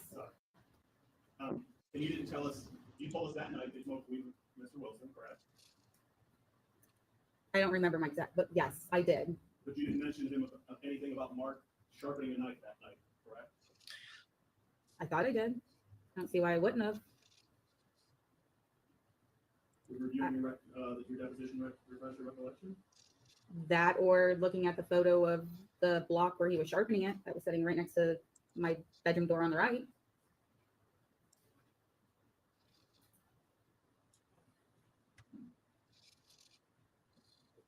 Got him there first? Wait a minute.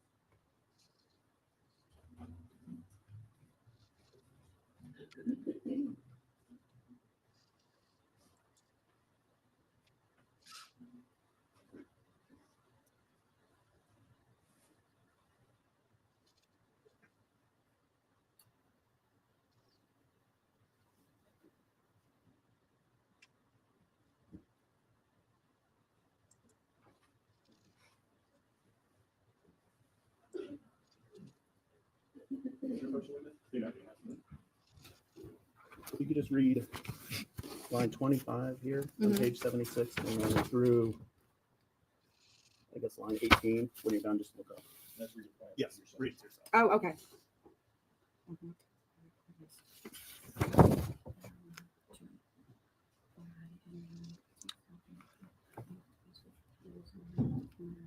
She's reading it out loud to herself.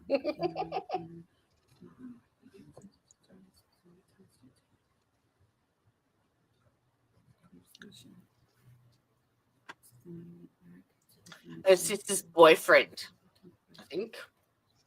Okay, I read it. Sure, yeah. Cindy's boyfriend. You mentioned that Mark was shopping at night. No, I did not mention that. That part was with us? Yeah.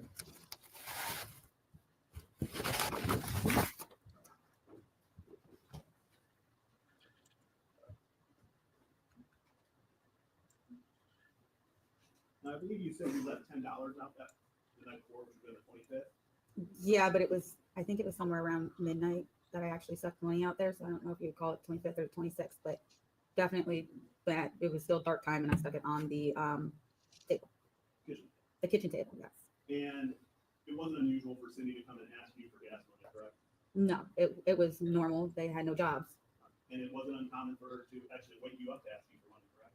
Correct. She would if But she she needed didn't to. ask you that morning. She asked me the night before.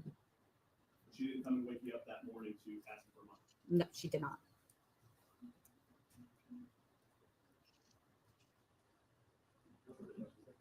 Can you redirect? There. All right, thank this is permanent or temporary excusal.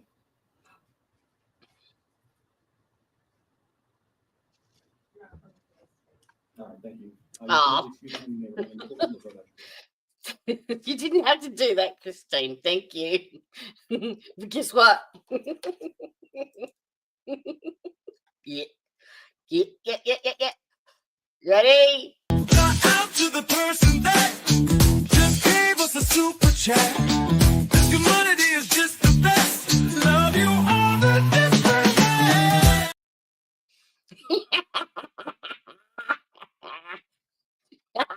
Love it. Love it. All right, now where did I just say? Hang on.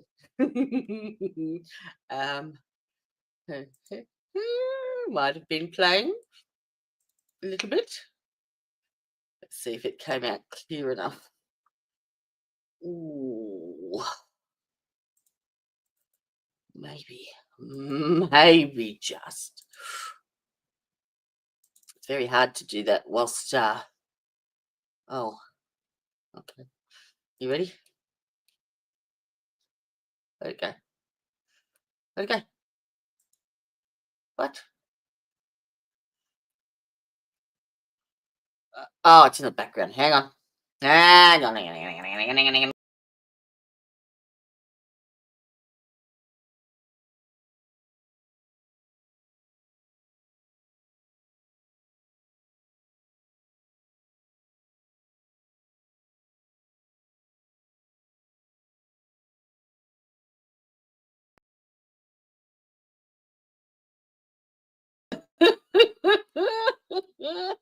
Yeah.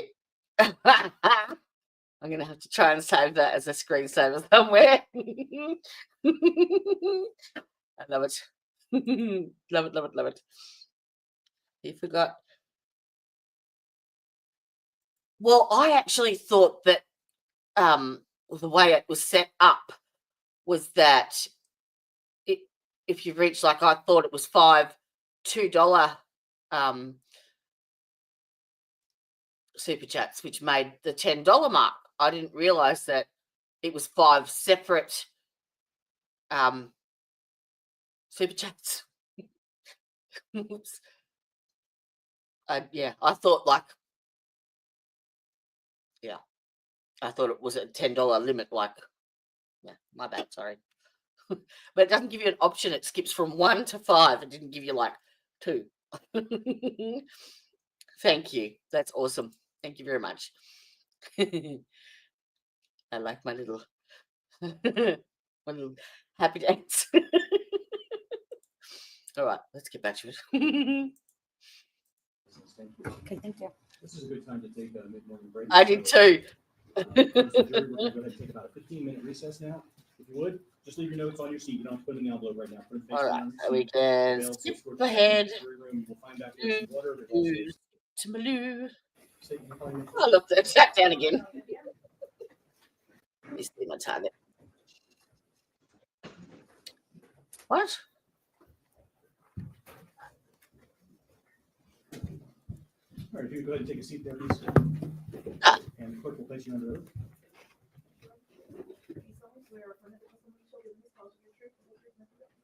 Yes. Please state your It's full saying name. one. Sergeant Sean Valdivia, And what agency are you employed with? Putnam County Sheriff's Office. Thank you. You may proceed, Ms. Evans. Thank you. How long have you been with Putnam County, sir? About 8 years. And what are your current? Hmm. I'm a patrol sergeant. and I'll how many take that other jail, I think. Yes, ma'am. It's on the SWAT team. I'm sorry. Yes, ma'am. And what does a patrol sergeant do? Supervise other deputies and patrol the road and answer daily calls of service. Were you in that capacity back in August of 2020? I was, yes. Did you patrol a particular area of Putnam County at that time? Yes, the west end of the county. For the jurors? Yeah, it only had them- Only had recognised one for some reason, which no idea. What part of the county that is? I've taken Yes, it down. it's, Thank you. encompassing Interlochen, Flora Home, Hawthorne area, Melrose. How did you get involved in the on-site investigation of Robert and Kate Baker? We received the call the morning of August 26, 2020. The call originally came out as, I believe, a medical call, but it also switched calls. first because the responder? information was cluttered. Name. And it came out also as a cardiac arrest type call. Reading the notes, I determined that it was going to be an emergency call. So myself and my zone partner at that time, we drove lights and sirens from Interlochen all the way up to Melrose, going from North County Road 315 to State Road 100, State Road 26, and then entering onto Shiloh Road. And Shiloh is in Putnam County, Yes, ma'am. and it's in the Melrose area, is that right? Yes, ma'am. I'm gonna approach, Mayor Manfred. You may. I'm gonna show you these two maps, D1 and D2 for the record, and just ask if you recognize the area. It's original. D1 and D2. Got Is that the D1 and area of the D2. property in which you responded to? Yes. And what's the address? 129 Shiloh Road. Do you want this time statement that takes D1 and D2? Any objection? Those will be admitted as exhibit next in order. I believe we're at 6 now. Exhibit 6A and B. And so, just describe what part of the map we're looking at, where you may have been, approximately where you went. Okay, so I was in the Interlochen area originally, and we went up North County Road 315, State Road 100 to State Road 26, which is about almost 2 miles from 100 to Shiloh Road, and then onto Shiloh Road at 129. I'm gonna show you now, state 7, and that's a closer up of Shiloh Road, is that correct? Yes. You talking about D? I'm sorry. Or is this a different exhibit? D? Yeah, so it'd be 6B. No, no, that's a closet, I'm sorry. that's 6B as in boy. Thank you. All right. Were you observed when you arrived, or you and your partner, the first ones there? Yes. And who are your partners? Deputy Sarah Warnick. And what's going on? So we park just short of the household in front. We come in contact with Mr. Benson, who later was identified as the grandfather. His demeanor was, he was distraught. He was saying a lot of different things. However, what I caught out of it was they're inside, they're dead. I asked if there was anybody else inside the residence. He said he didn't know. Myself and Deputy Warnick approach the front door. The door was initially cracked. We draw our firearms, not knowing if there was anybody else in the house at that time. Push open the door, assess the immediate area, then we make entry. Before you continue on the two approaches, you recognize the two images here as F1 and F2. What did I put? So the first picture is of the front doorway where we entered. And then the second picture is the living room where we entered into. This time state your name, date, F1 and 2. Any objection? Those will be exhibit 7A, Alpha, and B, Bravo. So I'm displaying 7A there, and again, just kind of tell us what you hear. So Deputy Warnick and I approached the front door. I do not recall which sides we were on. but we pushed the door open and I assessed the living room for any possible threats or any other persons. I make entry into the living room and I immediately see a body on the far side of the room leaning up against the wall. I also initially see another body through the doorway on the other side of the pool table that was there. We stopped just inside the threshold because this doorway here led into the kitchen area where we could also see, or I could also see kind of open up into other rooms in the hallway. And what do you decide to do at that time? Do you have help yet, or do you call for help? At that time, we had other deputies and detectives on their way. I decided to wait for those deputies and detectives to arrive because of the complex layout of the household that I could tell at that time, due to multiple rooms and stuff. And I'm going to display states 4 here. And as other units arrive, what do you do? What's standard operating procedure? So Deputy Warnick and I made an entry right here into this living room area. I could see off to the left-hand side, the dining room, which led into the kitchen. So I could also see other rooms and hallway. I had Deputy Warnick hold on I believe on the right side of the room because of this doorway leading into the game room, and not knowing if there was anybody else in there. We waited here, and that's when I asked for other units to get there when for help. And other units did arrive. Yes. And then what do you guys do? Your SWAT members, Yes, right? Did other SWAT members happen to be some of the people that responded? As a matter of fact, Sergeant French, Detective Eads, Tommy Jowers, and Detective Kurt Sellers, and Deputy Nick Coyne were the other 5 that arrived on scene. So we had a total of 6 SWAT guys on scene. And what do you do to clear the home? How does that work? So once they arrived, we made a quick game plan to have Deputy Warnick to continue to hold on this open door here. We pushed, and I don't know what order we were in at the time, but we pushed into the left, clear the kitchen, the family room. I do remember that I was with Deputy Coyne to clear this pet room. There was a sheet over the door that we had to rip down and go in to clear.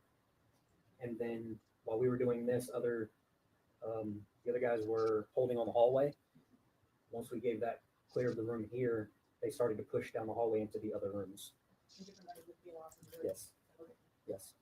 Ultimately, after you cleared that main residence, did you locate any persons moving out of another? We did not. And did your involvement include just staying in the main residence? Yes. You didn't end up being one of the people that went to the building down there? No. What did you do after? What did you do after you cleared the home and it was established safe? What are your next steps? I made my way back outside through the front door, and I started to tape off the crime scene. I taped off at 2 different locations, blocking the roadway in front of the house, to stop any vehicles or other persons coming into that scene to contaminate it. And then we waited for other detectives to arrive. And then, any other significant involvement? No. No further questions for me. Ross? That was quick. Morning. Morning. So being one of the first on the scene, you had the best vantage point, correct? Correct. And the crime scene was a forensic, right? Yes. And there was things everywhere. Yes. It was a mess. More so. Blood everywhere. More so. Blood everywhere, correct? Just around the bodies that I could see. And it was unorganized, correct? Yes. Come on, now.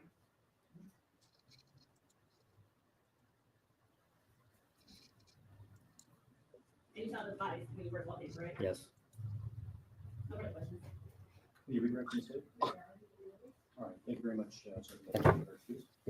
That's permanent excuse. Jeez, you couldn't get out of there quick enough, could he?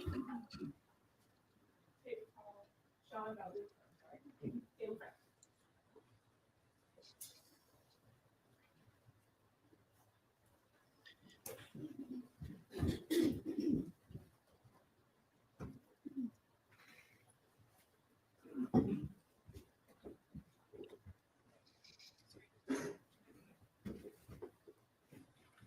All right, thank you. Please go ahead and take a seat. Whoa.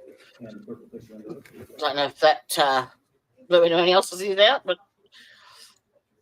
Deputy. Mhm. All right, thank you. Please go ahead and state your full name for the record. I'm Master Sergeant Caleb French, And Sergeant French, what agency do you work for? I work for Putnam County Sheriff's Office. Thank you, Ms. Denton. You may proceed. Thank you, Sergeant French. How long have you been with the sheriff's office? I've been with the Sheriff's Office for 9.5 years. And what are your current duties as a patrol sergeant? I'm currently a Master Sergeant over the Youth Resource Program. And what was your role back in August of 2020? I was a Patrol Sergeant over the West District. Also in the West District, similar to Valdivia? Yes, ma'am. And how did you yourself get involved in this call in the homicide investigation of Baker boys? New logo. And what did you do? Initially, we received the call via dispatch, and then now Sergeant Valdivia and Deputy Warnick arrived on scene, and they notified us of what they found whenever they arrived on scene as we were responding. You were already en route and receiving information? Yep. Correct. And what did you observe? It was. What others doing out there? Initially, we arrived on scene. We entered into the front door. It was myself, Deputy Coyne, or Detective Coyne, Detective Eads, Detective Sellers, and Detective Jowers. All arrived on scene roughly about the same time, and we entered into the front door. Initially saw the Oh, must be overlay. the scene. I had Deputy Warnick and Lieutenant Miller arrived on scene shortly after us. I had them hold the initial scene. While I spoke with them, I went ahead and pushed the team to start clearing. They made it. They went to the left, which was into the kitchen initially, and then I joined them in the rear of that stack, and we began clearing the residence. And when you began, You reckon I'll be allowed to wear this on the podcast on Saturday? I wonder if you even know that. I'm going to do it. I'm going to do it. I bet you doesn't even notice. Yes. Whenever I turned the corner into the hallway, whenever I caught up to the stack, I could. The stack is the group of officers as we're clearing. I could smell like fresh, like shampoo or some sort of soap in the air, as if like a shower had been taken or a bath or something. you know that at that time in your report. Yes, ma'am. Did you enter that first bathroom in the hallway, or did you keep going? I bypassed the first one that had already been cleared, and I went into the next room on the right of the hall. Now, after I've you got mine right here. entered the house, do you venture outside to the outbuildings of your apartment? Correct. We made our way through the primary residence all the way out to the back through the, I believe we exited through the master bedroom and then looped back around and came to the outbuildings. The outbuildings is where we ended up encountering a locked door that I was able to unlock with a knife.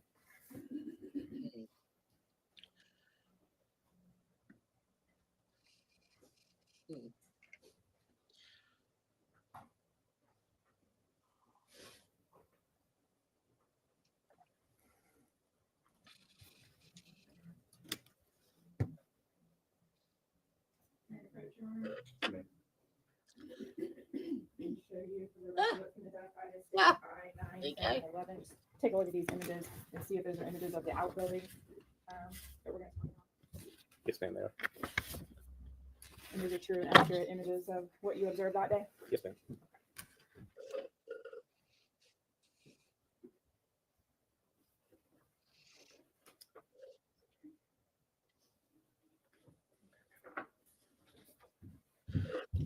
And you describe to the jury what you are looking at here.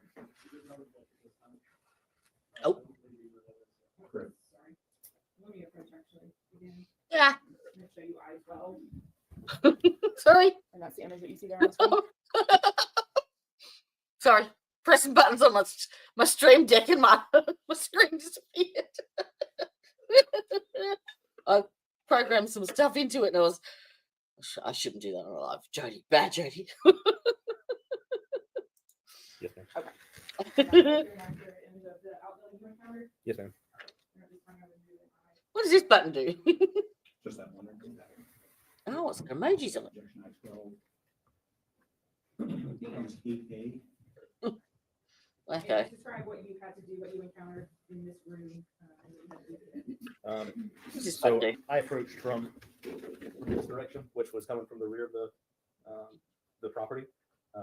As we approached, the Nothing? air conditioner, Oh, I believe, I was don't on, and know. also we could hear what we figured to be a TV on inside. So we got to the door. The door was locked just by the actual knob, not the deadbolt.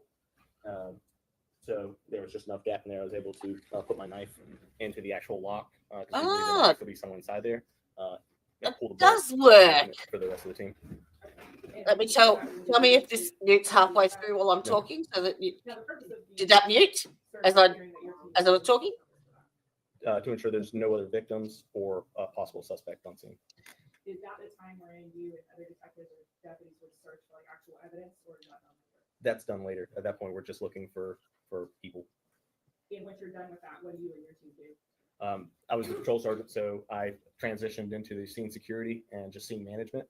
So I had everybody not involved in the investigation, being anybody that wasn't a detective, exit and start setting up perimeter in the rear of the residence and the front as well, set up crime scene tape and start with making sure that all the admin notifications were done and I was getting everybody to scene that needed to be there.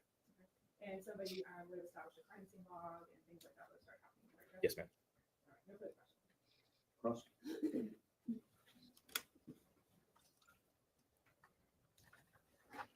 Now, once you arrive, you.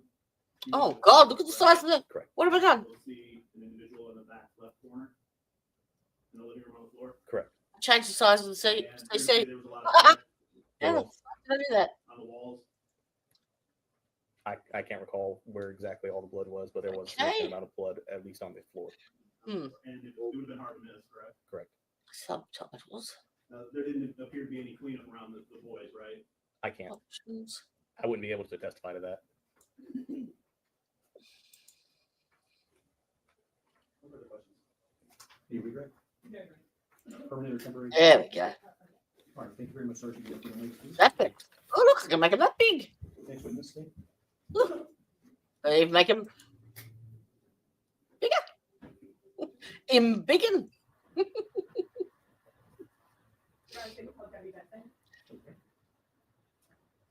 Why didn't that pick up?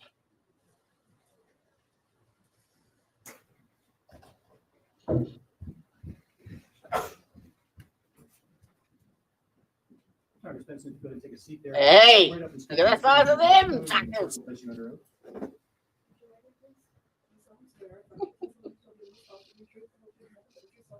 I do. All right, please state your full name. Deborah Michelle Benson. Oh. Oh. Wait. And your address, please. 152 Lake Serena Drive, Melrose, Florida 32666. All right, thank you, Ms. 2266. Thank you. Good morning, Ms. Benson. You would tell the jurors how you are related to taking part. I'm married to Hey. Benson, no. who is their grandfather. I'm their Stop step-grandmother. playing, Jody. How long have you been married to them? And their life? 19 years. I've been there since the day they were born. Where did you and your family live in relation to Sarah and Chad's home background? A few streets over, about a 2-minute drive. Did you have video cameras on your property? Yes, we did. And what were the? I didn't know you could change the font size on. We had a video camera that Reception? showed the front door, and we had one that was facing the gate In the road? in the road. Yes, the street. Who lived with you at your property at that time? At that time, it was myself, my husband, and our 3 boys. Is there another family member like close or also on the property? We have my mother-in-law lives next door to us. And do Sarah and Chad now also live on your property? Now they live next door to us on the other side. Yes. Everybody's in different houses. Yes. And you have children with Mr. Benson? Yes, we have 3 boys. And you work outside the home? Yes. What about in August of 2020? What was going on at that time with the kids and schooling? And I worked at the hospital. I also it was during COVID, so we were doing online schooling. My older 2 were just starting their classes. I want to talk to you about the morning of August 26th, okay? Where were you that morning? Who was home? I was off that day. My oldest, we had set up a Zoom meeting for each one of his classes, so we had a whole schedule to follow. So we were I was staying home helping the boys with school. It had just started. And was your husband home? He goes to bed early in the morning, so he had just gone to bed around like 8 o'clock in the morning. And what, your plans were to be online with your kids. Did that get interrupted at any point? Yes. Did you text or talk to anybody that morning prior to seeing Sarah? Yes. My son, my little guy, had like a parasite worm in his foot from running around outside. Oh. And I knew Sarah had the Right. medicine, so I had texted her that morning, probably around like 8, saying, "Hey, do you have any of that ivermectin?" Did you ever talk? No. Did you talk to anybody else in the family about it? I got a text message from Cindy that morning. Or no, she had called me, and I texted her back, said something like, "Hey, I'm trying to do Zoom meetings with Adam. I'll talk to you later." You didn't answer them. Right, I didn't answer her call. And what happened from there? Then she called, and so I answered it, and she was on the phone asking me if she could borrow $10 so that she could go to the doctor's office. She didn't have gas money. And what did you do about that? I said, okay. I looked for my wallet, grabbed $10, and then she had said she was out front, so I went outside and gave it to her. Do you recall now approximately what time she would have been? It was probably around like 8:30ish, 8:40ish. And you go out and you see Cindy? Yes, I went out, and it was Cindy and Mark, and their baby was in the back seat, and they were parked in my driveway. So I walked around to the driver's side window and handed her the $10 through the window. And what vehicle were they in? It was a red Blazer. And whose vehicle did you know that to be? That was the vehicle that they had just been given. It was for Mark and Cindy.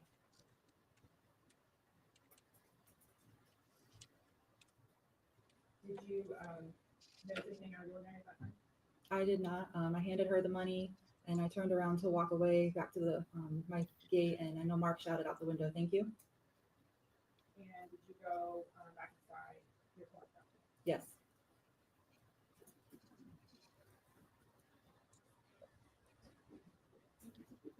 So what happened when you got back inside?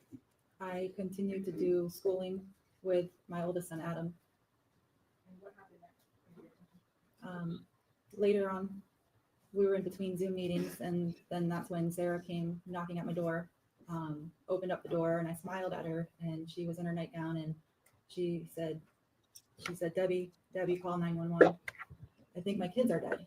Oh, She was terrified and panicked. I and think my remember kids her are dead. nightgown was ripped, and then her little Landon came running behind her. What did you think? What did you do? I didn't believe her. I was completely confused. What do you mean your kids are dead? Both of them? How? There was a lot of questions, and then she said, "Wake up."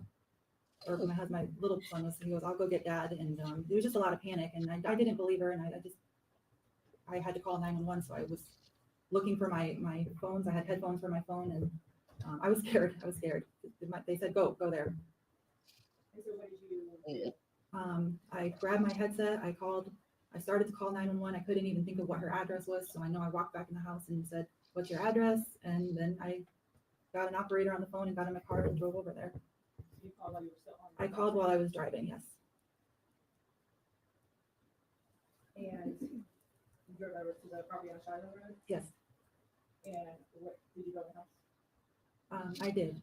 I remember Sarah saying that something about the pool room, which would be the room where the pool table was, and blood. So I pulled up at their house and opened the door, went inside, and I went straight to the pool room, and I saw Tayton. And he was laying face down on the ground, and I knew immediately when I saw him. And I told the operator, I said, "Yes, he is dead." But I still tried to like shake him and call his name, even though I just knew. So I was just like shaking and grabbing at him and saying, Tayton, but I just saw blood, and and then there was her little dog that was at my feet. And so I thought, and the door was open, so I thought that the dog, I remember saying, I think a dog did it. Must be a dog came in, because his throat was just so ripped open. Did you see Robert? And then he wasn't in the pool room, and I was thinking of Tayton, and then it occurred to me, Robert, where is Robert? So I looked around and started to walk up the steps, and then I seen Robert's feet, and they were just whiter, the whitest feet I'd ever seen. So I walked up a few more steps, and I saw his face, and I saw his face was just pure white, and his lips were bluish purple, and blood was everywhere. And I took a step back because I just was in disbelief. It didn't make sense. I didn't know. And that I said, Robert's dead too, or said something like that. And the 911 operator told me to leave the house.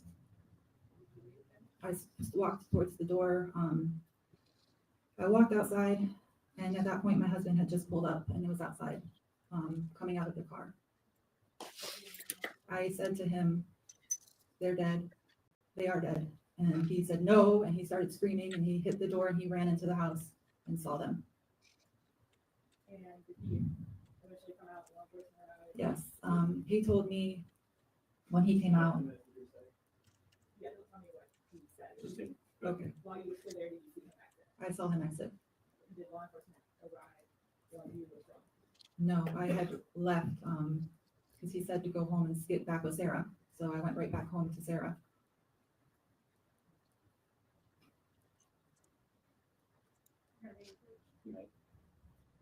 I'm going to show you a disc that's been previously marked. States Exhibit C for identification. Can you let me know if you recognize that? Yes, And what do you recognize it to be? those are my initials. It's the CD that we had of our surveillance. Can you review those clips prior to coming to court today? Yes, And those are true and accurate events that you obviously lived through that morning. Were able to watch back on your surveillance. yes, they are. Yeah, this time state CD permission to publish. Any objections? That'll be 8, not 9, sorry. 9.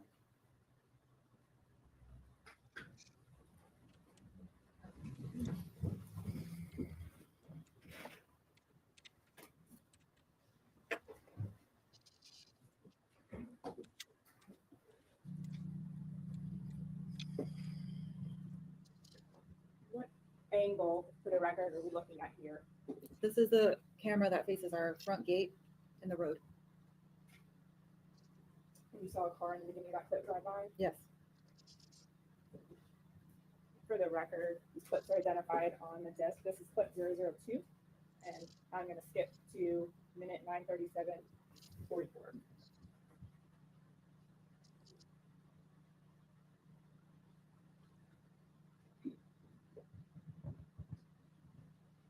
Just before we see you, could you kind of describe to the jurors where you're going to be seen going? I will be walking off my stairs, walking down the stairs towards the front gate in the corner. And are your stairs on your porch on the right side of this image? Yes. And where's your gate if you want to stand up and just point to it? Right here.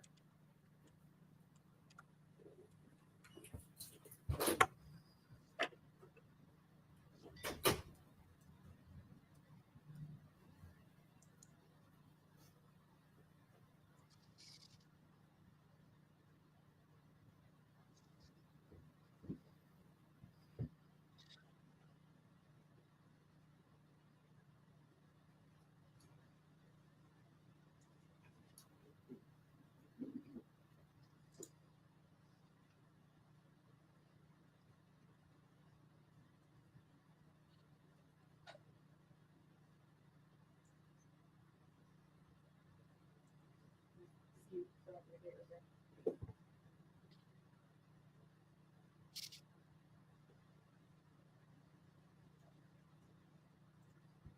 We're trying to see a little movement right here. Do you see that? Yes. What part of your property is that? That's where we park our cars. It's off the road. Is that the area you went to meet up with Parkinson? You give them a name? Yes. And for the record, I'll let it run. Approximately 9:38:28.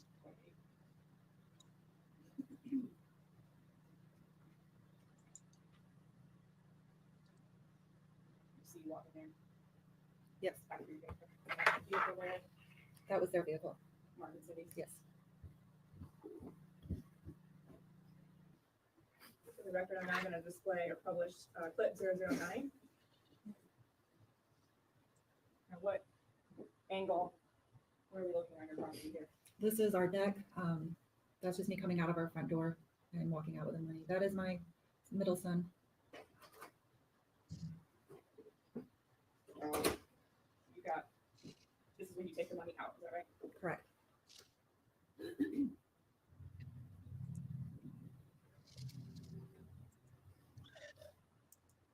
And if you could stand and kind of generally point to where your gate would be and that fence that we saw in the other image. About right there where I'm walking out. And your fence then runs to the left side of that image. Yes.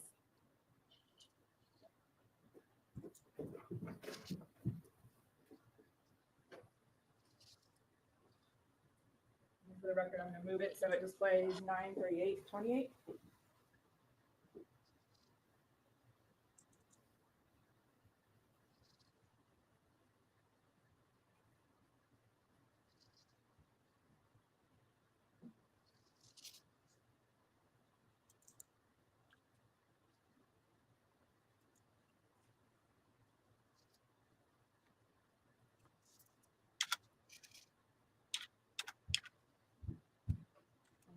go back in your home and nothing really substantial occurs until Sarah shows up. Right? Correct. The record, I'm going to publish clip 11. If you recognize people, just let me know who they are. That is Sarah.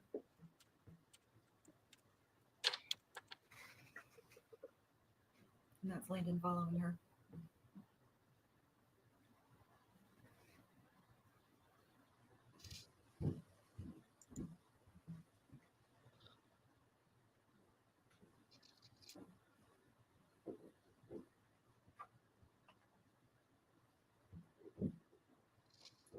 What are you doing here?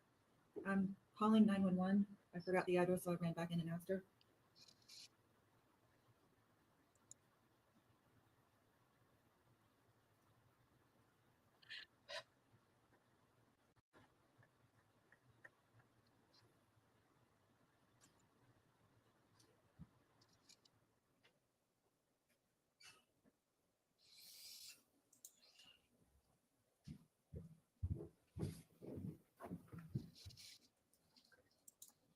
For the record, I'm going to display and publish clip 12, which picks up right after clip 11. And I'm going to move it to, is that, who is that? That's my youngest son, Andrew. Not showing you leave again.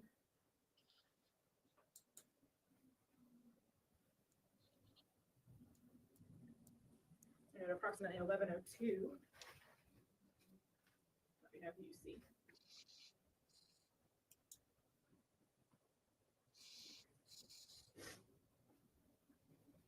That's my oldest son, Adam. And my husband, Andrew.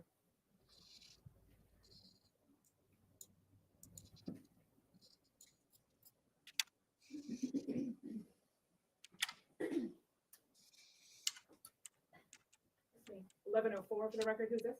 This is my mother-in-law, Betty Hall. She's the one that lives close Next by. door, yes. And I'm going to move it forward for the record until approximately 11:10 on this video's time.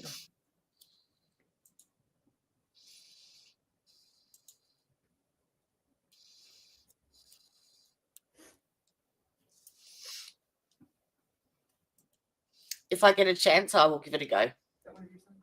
Yes, that's my middle son, Nathan. You want to send me some pictures, some photos or something, Christine? I can put.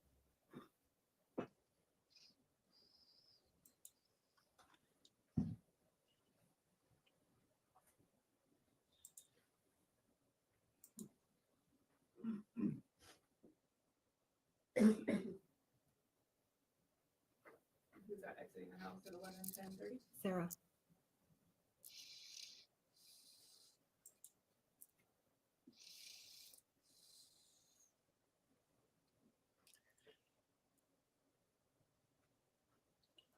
Now I'm displaying approximately 11:12 at this time.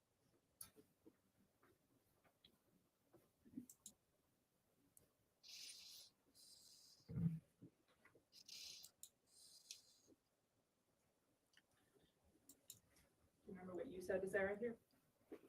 I confirmed. I told her I'm sorry, and yes, they are dead. And I asked her what happened. How could this happen? I think I said, I think it was dogs.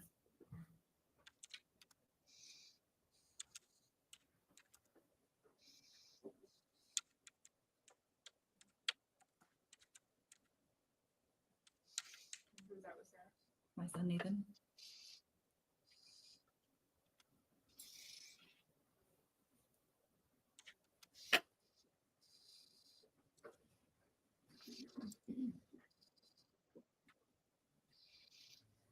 And Ms. Benson, you let law enforcement know about this video and handed over your VR player for them to download. Yes.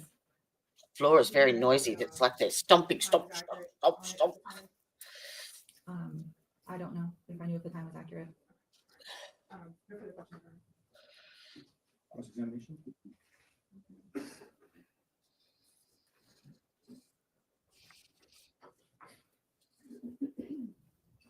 Yeah, but the Correct. the level of Yes. Yes. revoltingness of this trial. They're very, very calm. Does that look? Looks blurry to me on this screen. Sidebar. Is that picture okay for you guys?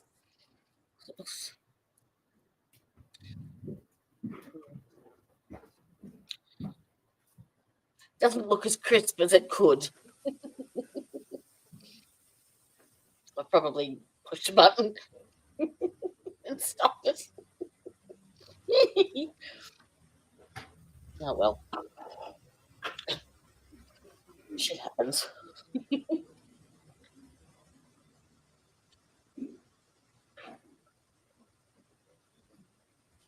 Oh, it's a sidebar. Oh.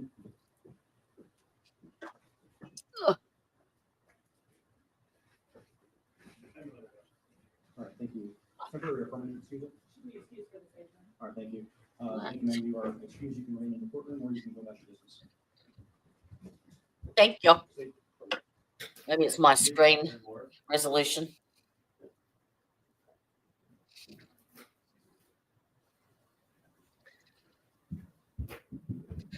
So, actually, whilst I remember now, since I've just put the link to the podcast in chat,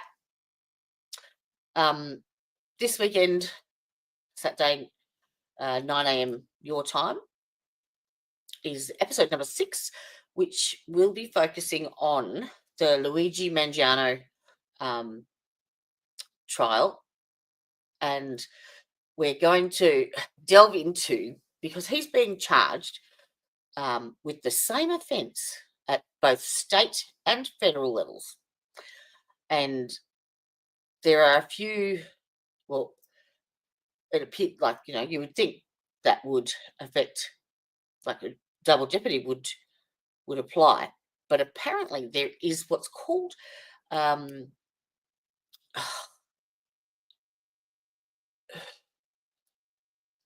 dual.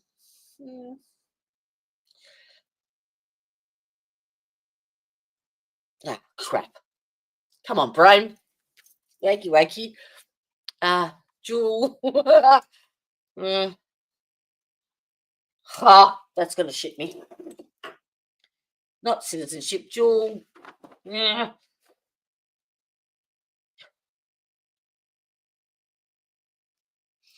I can't remember. Anyway, there is some clause. Hello, darling. How you going? You got me in the middle of a brain fart. Do you like my hat?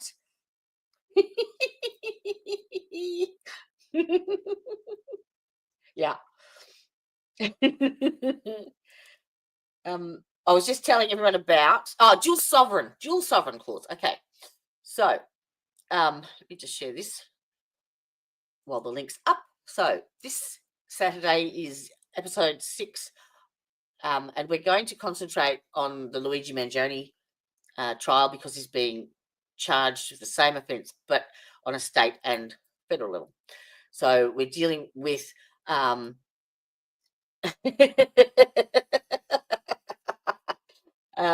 we're dealing with the issues of double jeopardy and the dual sovereign clause that gets them around that. But also, there's the issue with the gun that he used. Now, the gun he used, he made himself on a 3D printer. Now, apparently this is a normal thing, apparently. And it was fully functioning. Ask me how they did it. I've got no idea. But so the second, what I'm going to do is split the stream up into 2. So this Saturday will be part A, and we'll be dealing with the legal stuff. And then the following one on the 1st of February, we'll be dealing with the guns and how they're made, what issues it then brings into play with gun laws and registration, and gun safety and handling. Are there any, what ballistic tests are they going to be? Do they have to change the way that they analyze, casings and cartridges and stuff, and whether or not the crime scene investigators have to do any particular different trainings or the whole kit and caboodle. And I just so happen to know, not yet, but I know of someone in the LawTube genre who's also very, very educated in firearms and firearm safety and guns, and I believe he's the head of a firearms group in his region in Edmonton. Anyone got any hints? Anyone know? No? Anyone name this this mystery man? Just put it out there. Who do you think would be a qualified criminal defence attorney and a firearm specialist within our LawTube community? Anyone? Come on, you can do it. Anyway, all right, I'll give it up. Ian Runkle from Runkle of the Bailey will be joining us to discuss that on the 1st of February. Yay! Woohoo! How cool is that? So yes, and he'll probably weigh in on some of the legal issues, no doubt, as well. So I'm a bit excited. All right, okay, we'll go back. His name starts with R. Runkle. Wasn't there a TV show in Britain? Something to do with Runkle of the Bay or something like that? Sure there was. You all know him, surely, don't you? No, it wasn't a plastic. It was metal. Like, you can get, I've been researching this and putting a deep dive together. Yeah, you can buy these printers that, hang on, I will show you because it's blown my mind. I'm talking blow. Not just a little blow, a big blow. Okay, that can go off. Where is that one? Open. Put that back. And can I share this? Let me move that over there. Share the screen.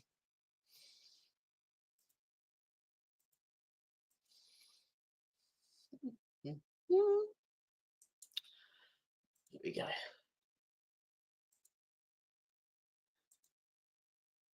All right, so we don't need that.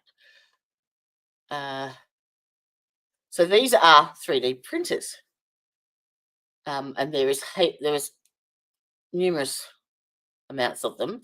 This is the actual weapon that he made,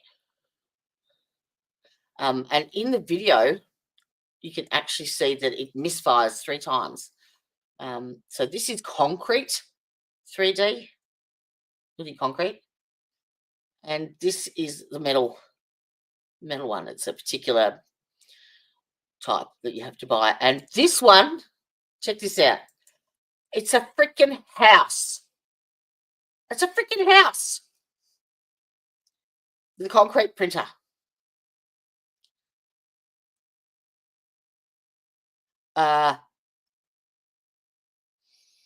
Righto.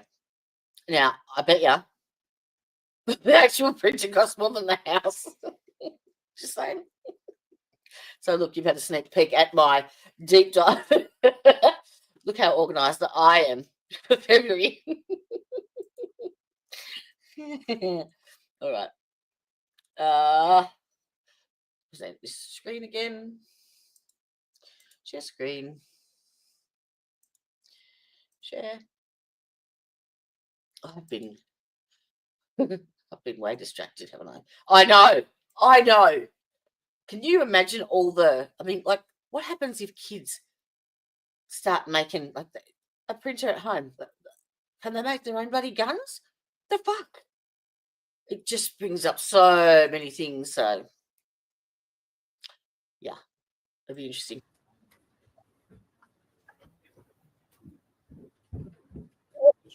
Yes, sir. Yeah. Normal printers, like, it's actually probably cheaper for me to go out and buy a brand new printer than it is to replace the cartridges. It's fucked.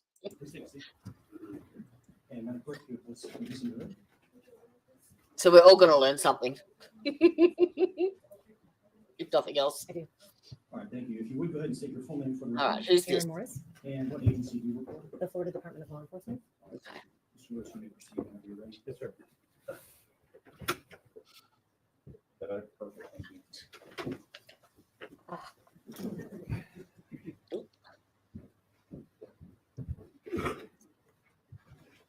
Did you lose audio then, or was it me?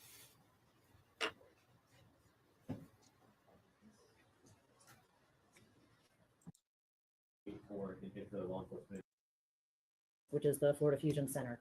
They'll respond to sort of like our dispatch center. They receive calls from the agencies requesting our services and will then contact us to get in contact with the agency. So you have multiple agencies that you assist in this region? Correct. So the Jacksonville Regional Office for FDLE covers 13 counties in the northeast area of Florida. Specifically on August 26th of 2020, where were you at and when you received a call to respond to Putnam County? Okay, so in this case on this date, I was in the office at FDLE in their Jacksonville center. Do you know about what time you received a call to respond to that? I do. It was around 11 o'clock in the morning. Once you receive the call, what's the first thing you do? And then, what do you have to do to get ready to go down there? So in this instance, I actually received an additional call from another analyst in our crime scene investigation section, Maria Andrioli. And she advised she had also received a phone call from the Putnam County Sheriff's Office about the scene, and agreed to assist me since I was the analyst on call. So basically, she responded to the laboratories, and she was not in the office at the time. We usually will get our uniforms on, make sure we have enough supplies and equipment for that type of specific scene. We load it up onto our response vehicle, and then we will depart from the lab to the scene address. What time do you think you arrived in Putnam County, and where do you respond to? So we arrived on scene at about 1:30. I believe the address was Shiloh Road. I can look in my report to verify the address. 129 Shiloh Road, South Yes, it is. When you arrived, can you describe what you observed? Sure. Upon arrival, we basically noticed that there were several law enforcement vehicles outside of the residence. We were directed to an area that had been taped off with crime scene perimeter tape, and there were a couple of vehicles in front of the residence and a trailer. Was the scene secure when you arrived? Meaning, was everyone pretty much outside that yellow crime scene tape? Yes, sir. So when you arrive on scene, what's the first thing generally you'll do to determine how to process the scene? So when we typically arrive on scene, the first thing we do is make contact with requesting agency. So usually they give a little bit of information, what they've obtained prior to the initial contact we made over the request for that first call. And then they may be able to just kind of direct us in the area we may be focusing on. They'll let us know if a search warrant is either in the process of being obtained or has been obtained already. Being briefed by them, does that assist you in how you're going to process the scene? Because I assume every scene is not processed the same way. Correct. So every scene's a little different, but that's. Yeah, I dislodged the little connection. It was just out. All right, I will be back in a minute. I've got to go bathroom break as I've got issues. Where that communication comes in is very important. So that first initial contact, they're giving us the basic information that they've already obtained, whether from their initial response and clearing the scene to make sure it's safe. They can kind of tell us those observations, and it allows us start to formulate a plan on how we're going to best process the scene. Specifically at this scene, were you waiting on a search warrant when you arrived? Yes, so they were in the process of obtaining a search warrant, and so we had a little bit of time to kind of prepare our equipment before we were able to enter the scene. Is it common for you to wait for, if the law enforcement is getting search warrants, for you to wait for the signed search warrants to go in? Sometimes, yes. It just sort of depends on our response time, how close the scene is, when they started trying to attempt to obtain the search warrant, and things of that nature. Can you know about what time the search warrant arrived so you can begin the process of scene? Yes, I believe it was 2:10 p.m. that we were notified that it had been obtained. What's your first step at that point? So you're notified the search warrant's there. What do you do first? And so we've already sort of established that we've kind of got our equipment ready at this point. So our camera's been put together. We have something called a Faro 3D laser scanner. We usually will set that up and get that prepared. But our initial response into the scene is going to be documenting it to make sure that we can preserve an image or some sort of, and maybe notes or through the scans that show that that scene is in the condition it was when we arrived. And generally, do you, when you process a scene, is it common for you to work from the outside in, meaning you're photographing or documenting on the outside of your way into the location you need to go to? Yes, typically. That's just kind of the nature of the beast. If you're talking about an external scene, it may be more, it's more capable of being destroyed, if that makes sense. So the sun, there's heat there. If weather is coming in, that may be at risk of destroying evidence. So usually we'll do the outside prior to the inside. Also, do you work your way up to the specific location, meaning from outside in? Is the purpose of that to make sure you document all pieces of evidence as you're moving your way toward that scene you want to specifically document? Correct. So when we're doing those external photographs, a lot of times we're looking for things, whether it could be shoe impressions or tire impressions. If there's anything that may have been dropped on the ground and things of that nature. If it's a burglary, for example, are there areas that may have been, so say like the front door, someone actually broke into a front door. Well, did they try a side window maybe before they actually successfully attempted the access through the door? Things like that. So that outside walkthrough and documentation really helps us to kind of just make sure we've got all the boxes checked. Let's talk a little bit about that Faro scanner a little bit more. Can you explain to the viewers what that is and how that works? Sure, absolutely. So the Faro Focus S50 is the model we have. It's a 3D laser scanner. So to kind of describe it, it looks like a rectangular box that's mounted on top of a tripod. So the piece of equipment helps us further document the scene and allow us to create what we call end user products. So it may be a 2-dimensional sketch, a 3-dimensional sketch. It could be a video fly-through, things like that. So the scanner is put in place throughout the scene and will take millions and millions of laser points will be shot out into kind of the environment. So if you think about, how the red laser beams, right? If you have a laser, it's an infinite distance until it strikes something. So each of those laser points are not visible in this case, but it will go out into the environment until it hits something.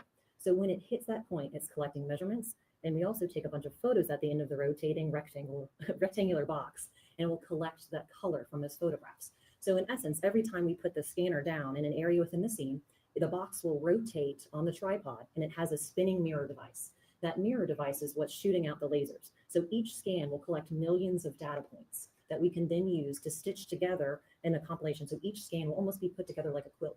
So if you think of each scan as a square, we're then stitching each square together to create an overall picture, like a big quilt.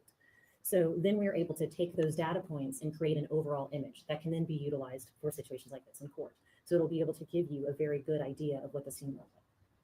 Is that Faro scanner able to be utilized to provide accurate measurements and measure after certain things that are located in the scene? Yes. So the machine is actually calibrated to it will be accurate within 1 millimeter. So that helps you along the way, so you don't have to measure every specific point as you're in a scene. You can actually rely on the Faro scanner later. Yeah, so the Faro scanner is utilized in our instance for the measurements for the scene. But likewise, if you're in a scene and you would have forgot to measure something, the Faro scanner would pick that up within millions of points so you can measure to it. Correct. Can I approach the witness, Judge? You may. What approach to show you with mark the state's H? Can you take a moment and look at that man? Do you recognize that? I do. Is it a fair and accurate, I guess, overhead aerial map that the Faro scanner from stitching things together would have generated of the scene? Yes, it is. Anything seem to be changed or altered about it? No. Judge, at this time, the state would move in state's H. Any objection? Without objection, that the exhibit next to number 10, I believe.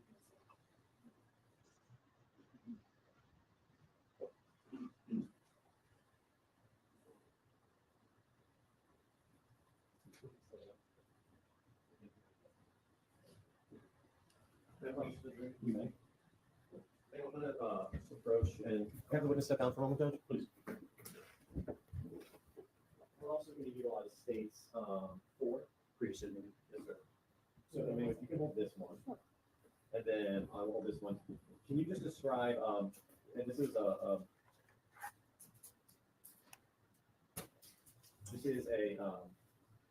diagram you actually generated? Correct. Did you generate it using some of the data from the Pharaoh scanner? Yes, so one of the things that we can do utilizing the software that's provided through Pharaoh. So this is called an overview map. We can take this and generate it into a larger image called an orthographic photo. I can then import a file that looks like this into a software called Pharaoh Zone 2D or 3D, which is our two-dimensional or three-dimensional sketching program. I can then utilize this to overlap with our sketch. That allows me to lay down the lines or boundaries within the scene to reflect, kind of, it will lay on top of this, and then this image can then be removed to create more of a thematic diagram. And let me ask you a question. Obviously, this is not like people might expect this to be crystal clear, like we just cut the roof off and took a picture going down. Can you actually describe how the Pharaoh generates this and why it's not like cut the roof off perfectly down? Correct. So if you can see right here, for example, remember I was talking about we would place the scanner into an area and then it's going to shoot off into the distance those millions of points. So when those points strike something, it can no longer go any farther. Now the Pharaoh stands about eye level height for me. I'm 5'8". Well, it can only go so high. So this is the top of the vehicle, for example. If the Pharaoh scanner is only so high, those points are not going to go up and over like an arc, right? They're going to shoot out in the distance in a straight line. Also, for example, if I have the Pharaoh up here and it's taking a laser point and it's going this direction, as soon as it strikes something, it's not going to get the data behind the wall. So then that scanner would need to be moved into an area where it can access that point. So that's why you're going to see some of these images that have the little speckles, because maybe there's a leaf or there's a tree in the way where the laser never quite gets to the ground. And then in this instance, there would have been a roof here, but we have the ability in our software program to kind of cut down and cut out those points from the top view. So in this instance, I removed the roof points so we can see from the overview into the house. And just so we can orient ourselves, we talked about this states 4 a lot. So for example, the living room, this living room that's right here, is that right here in the living room? Okay. I feel like Kenny. I'd like to know, just off topic. Yep. Hoodie on. I would like to know, at what age did the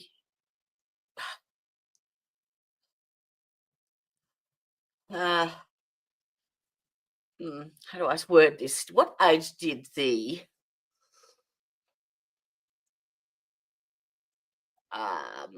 oh God,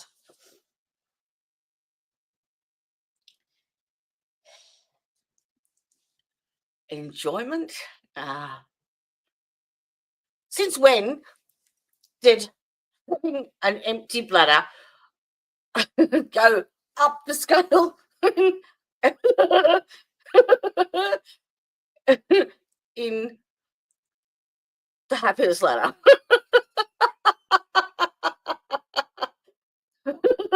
Like when an empty bladder and a good scratch, not the never scratch, but the good itchy scratch.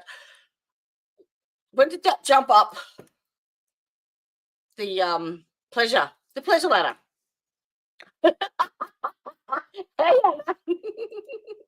Yeah, I just went and had a wee, and I'm like sitting there going, "Oh yeah, so good." Oh, yeah. And I'm like, since when did that elevate on my pleasure scale?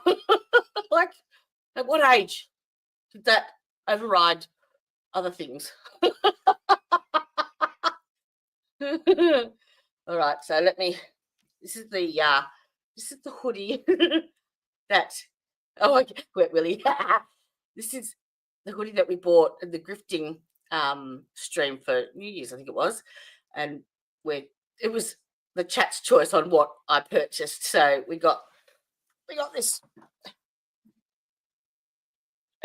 problem solved hoodie. It's got blood all over one arm. Well, it looks like blood all over one arm.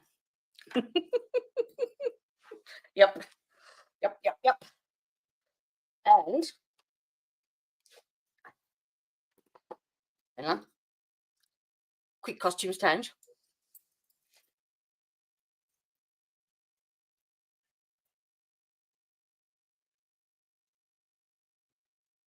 And poof, Elizabeth.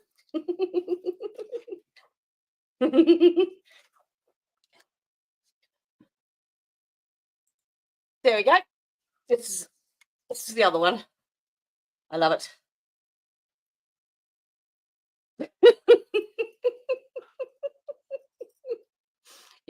Yep. That's what we spent good money on. That's great. I love it. I'm going to make that my avatar, I think, that photo. All right. Sorry. It's been I feel like I've been distracted the entire stream. That we've been talking about is labeled Den Gator, and that's right here. That's correct. And obviously, if you go this direction, this is the kitchen area. It's another living room. Yeah, so I refer to this as the family room, so it wouldn't get confused with the living room. Yes, ma'am. And then going down here, this is the hallway. That would be down here. Yes. Okay.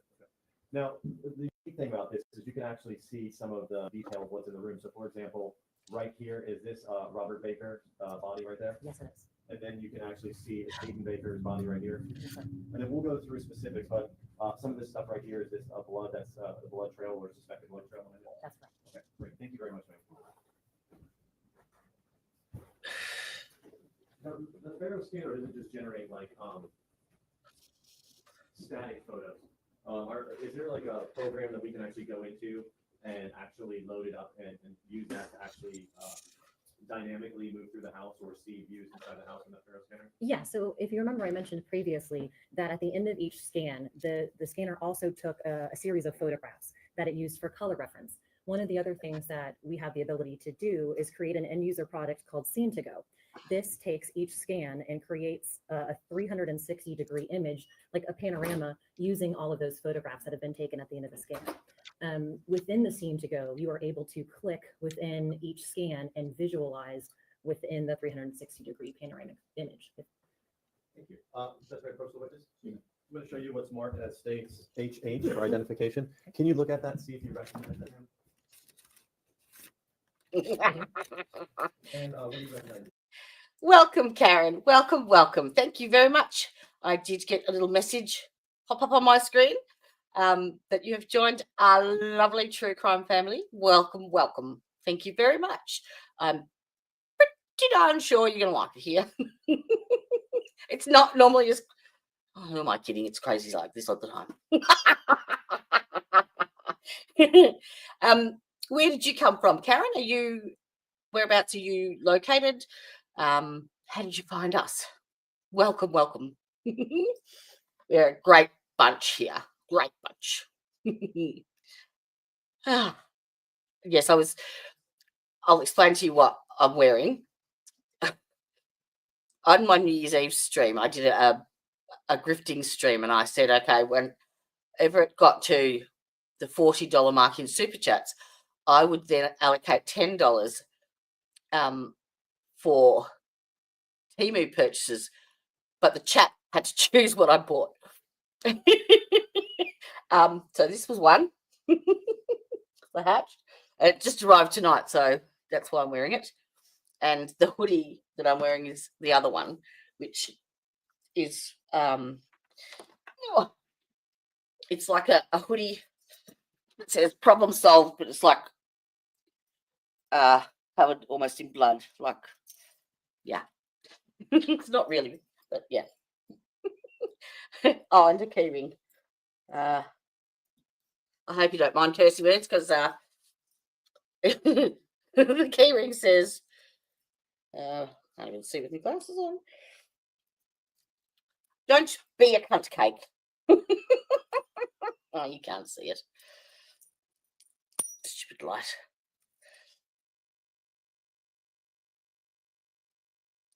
Oh.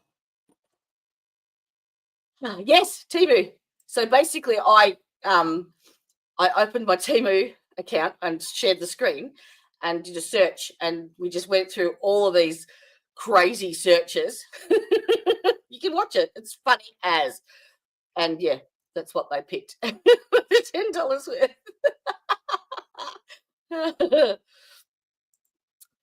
All right, Karen. I'm from in England.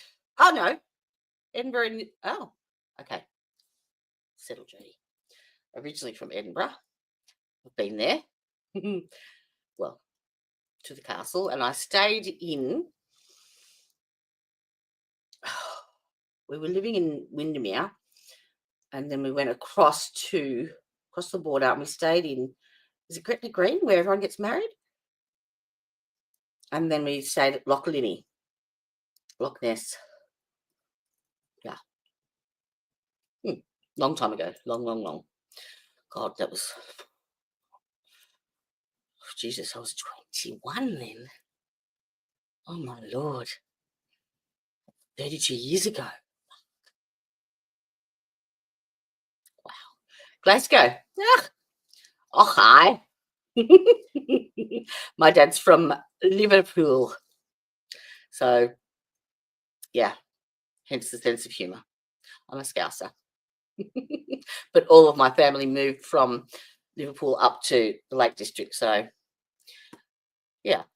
All right. Welcome anyway. I'm missing chat. We do have a lot of laughs, yes. Yes, it was definitely Timu. And if you go back to the New Year's stream, you can watch the whole selection process unfold.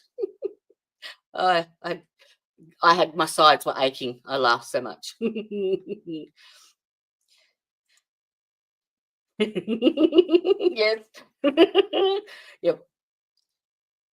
Oh, it is so cheap. I get heaps of my shoes, heaps of stuff, heaps. You'd be surprised. Or my Christmas, I did a Christmas pass the parcel for my girls, so they're 23 and 26, and I did it all like adult funny themed stuff, and they were all like a couple of dollar things, but I got, things like a calendar that had a picture of a different dog pooping on it, and every month one had cat bums every month. Just stupid stuff. A belly button cleaner, It was hysterical.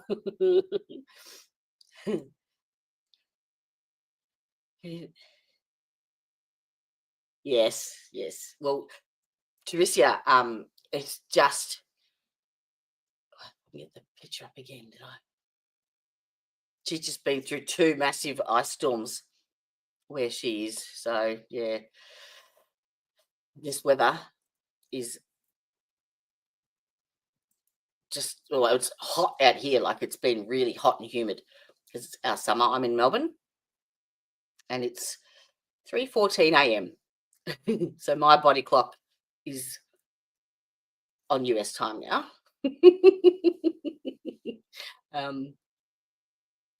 So, yeah. So how did you find us? Did you where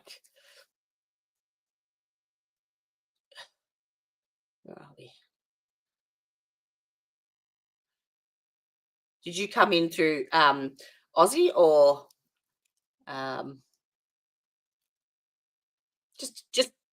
just curious? It's because of me. All right, let's go. Come on, action. This is a copy that I verified of the scene to go panoramas and the data with them. How do you know you verified that one? It has my handwriting with my initials and the date on it. Was it a fair and accurate depiction of the scene to go? It was. I can't even remember who this girl is. No, sir. Thank you, ma'am. But at this I time, was interrupted by a wee. The objection? The exhibit 11. I know she's law enforcement, but oh, sweet. Shit out. I must be in the algorithm. Did it sunk it? I've sort of got a few fingers in a few pies at the minute. I've got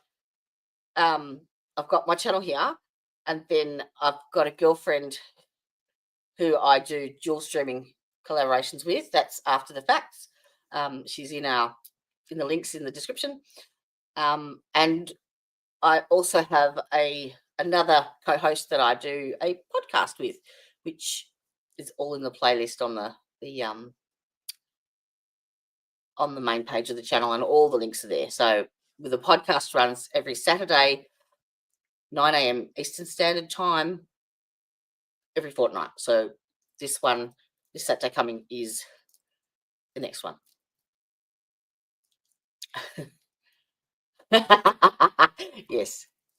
Yes, an Aussie. Well, if you like true crime, you've come to the right place. And with a little bit, because we deal with such sensitive material and such brutal, nasty stuff, you just sometimes have to take a little bit of a light-hearted approach sometimes, just to keep your mental health, basically. Oh, look what the cat jacked in. Someone say hottie. Uda, meet Karen. Welcome. Uda is our resident expert. He is in Florida. He's extremely smart and extremely funny. And every trial, he finds someone in the trial that he has to call hot. It's a thing. It's like every trial has Walmart or something like that in it. But yes, I'm giving you a bad name already. You have sorry. She hottie. You certainly are.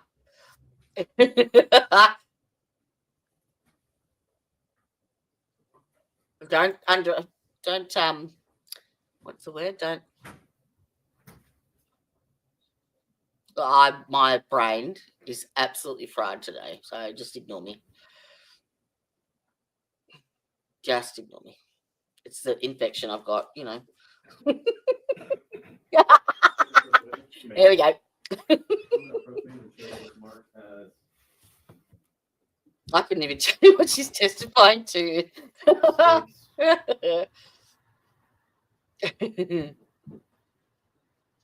Oh, I haven't seen Bride for a bit either.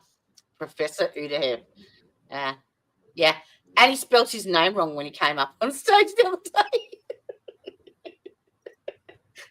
I'm supposed to show you I-1-12. If you can take a moment and just look at those.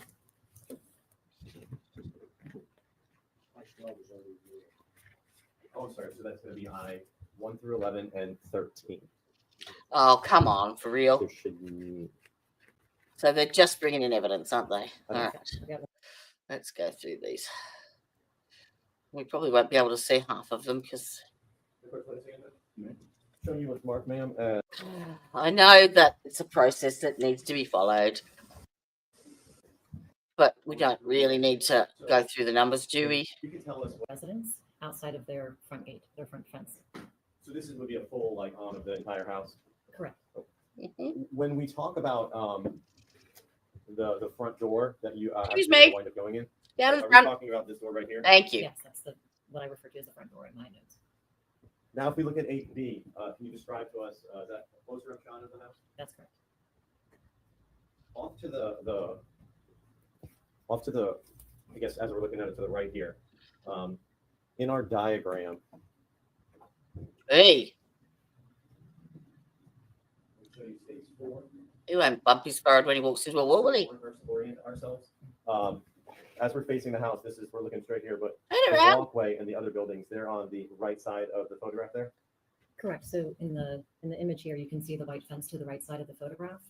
In the diagram, that's that fence at the bottom right there. Thank you, ma'am.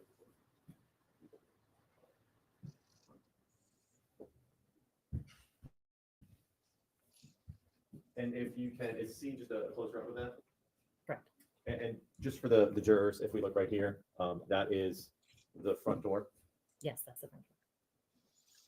This is the walkway, side walkway there. Correct. Okay, and this is an overview map of everything. These little red dots, do they just represent photographs, or what would be photographs you might have taken there at the scene? Yes. Okay, so let's, if we can start. All right. I don't know if you were here earlier, Udahef, but there was something really, really funny at the start of this trial with the closed captions. Just so happened to get a screenshot. You ready?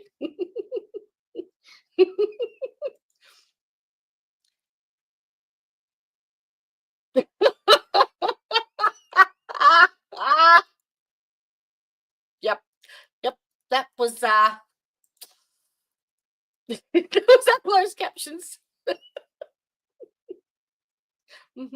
That's why I'm so distracted. Focus on. I have to make that a thumbnail or something. So this is going to be 8D. Is this just a close up of the front door? It is.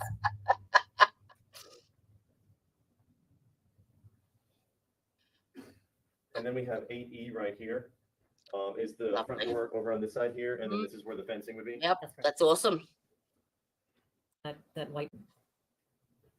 And this door right here. It's a door. Inside here? That's correct. Yes. And then lap. So that's what you're seeing here is that progression into Yep. the door. Oh, look, a what garage. we referred to as And I'm showing you what is 8J. This is just another view a little bit further back where you can see the full room, of course, yes, it is. where the defendant's staying. Yes. And then this is where ultimately the knife and hammer was found. Correct. Right. Can you describe what 8M is, please? 8M is a photograph of the front door area of the west attached building. Lovely. About 20 after to get. Lovely. Okay, lunchtime. All right. Thank you. You may step out now. All right. Howard McGillen. I know. Yeah, I caught it. Yes, sir. And it has disappeared again.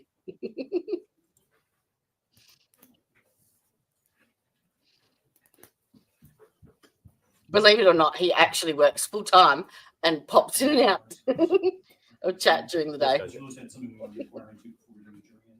Yes, Ms. Morris, how you doing? Good. Good. It came to our attention that you may have spoken to juror. someone at lunch about Yes. some painting. Can you Correct. elaborate what happened? I went to the Magnolia Cafe for lunch, and on the walls they have lovely paintings of flowers and birds of paradise.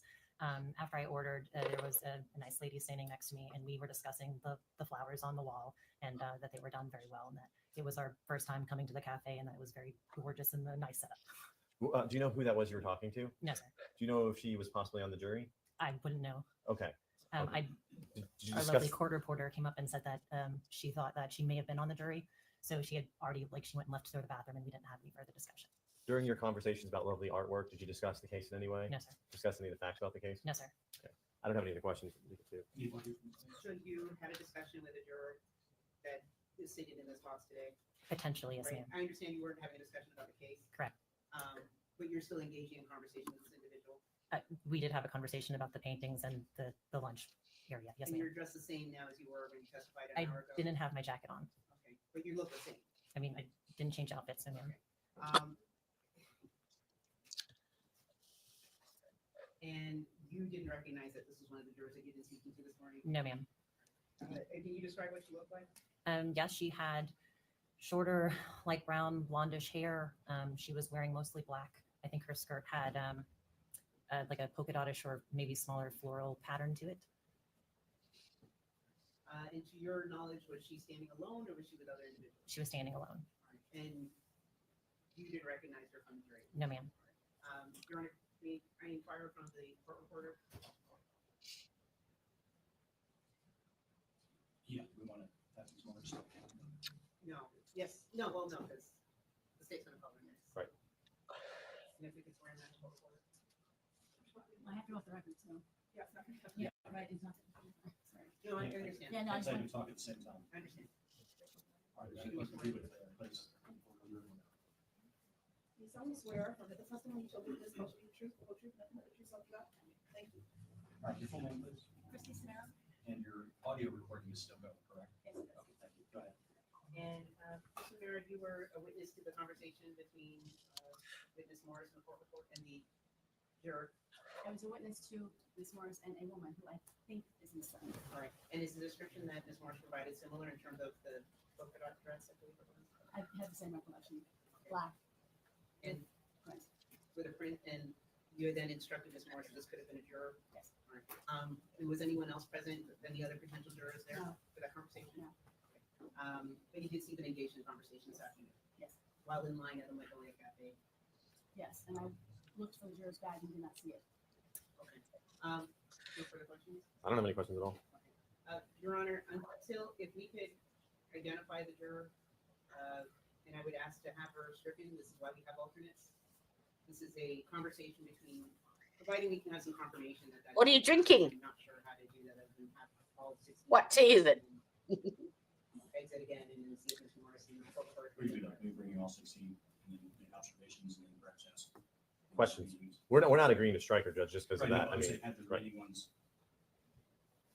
She hasn't been tainted. Don't worry about it. Get over yourselves. It's just my concern, Your Honor, is that this is a testifying witness speaking to a juror, and I do appreciate there was no conversation about the case. But even in that fleeting conversation. How is a testifying witness who's subpoenaed, so she can't be in the courtroom, so she doesn't know who the jurors are, happens to bump into someone in a coffee shop, lets the juror and talks about paintings. Don't really know what the issue is here. Oh look, L. Oh look, L seals the deal, doesn't it? Oh look, I think they've gotten over themselves now. The open camera was eventually located. That's correct. Yeah, but the juror didn't know she was testifying. She didn't know she was a witness either. I've never met before.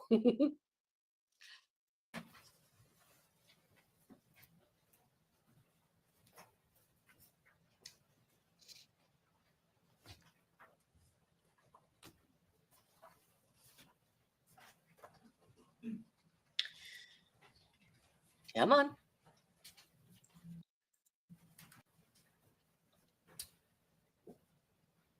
And space 12, if I can refer you, can you explain what 12A is, ma'am? This photograph is taken from the open front door of the residence into what we're calling the living room.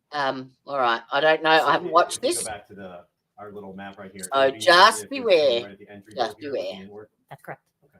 And when you look inward, can you just orient us a little bit about the directionality of the house, like where the pool room is located, and then what would be this direction, if you could? Absolutely. So again, we're looking from the front door into the living room of the residence.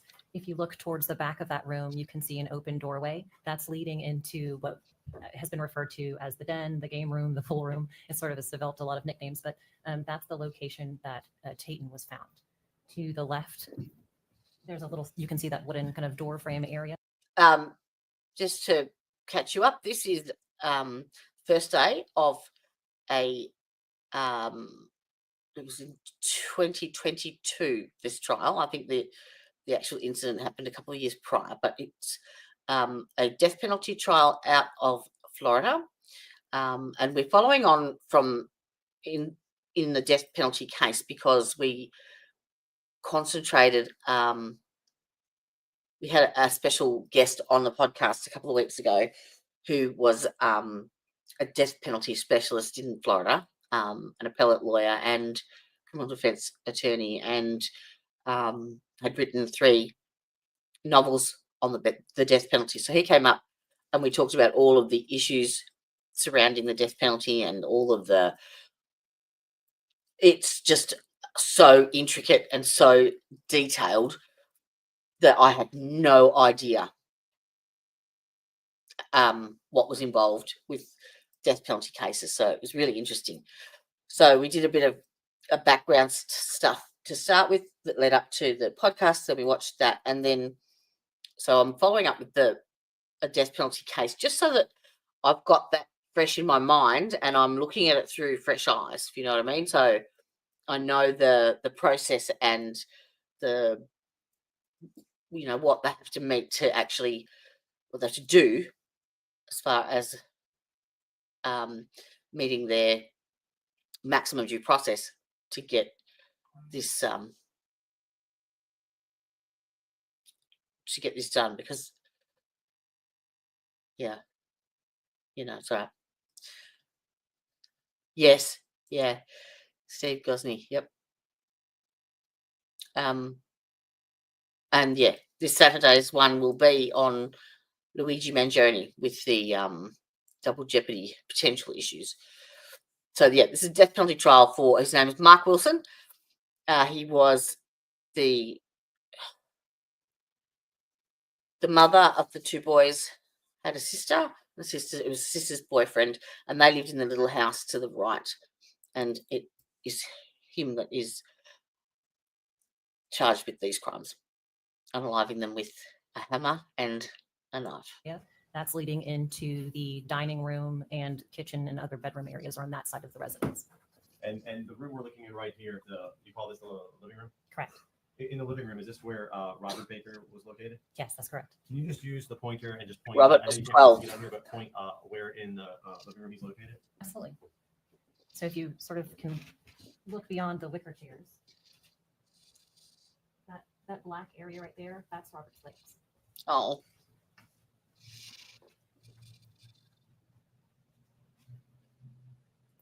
And this is 12B.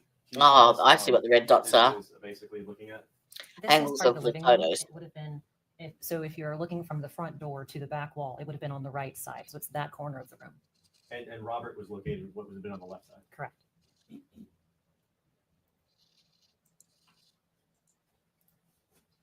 Sorry, wrong one. And if you can, for 12E, can you tell us what this is? Orient us. So this is a little bit farther into the living room from the front door. This is taking a photograph of the back area of the living room. So you can see that left rear and right rear corner of the living room, as well as into the den game room. So you can see both Robert here in the left corner of the living room and then Tayton underneath the pool table in the game room. Can you point to both of them so we can see their orientation to each other in distance? I can. This is Robert here in the corner of the living room.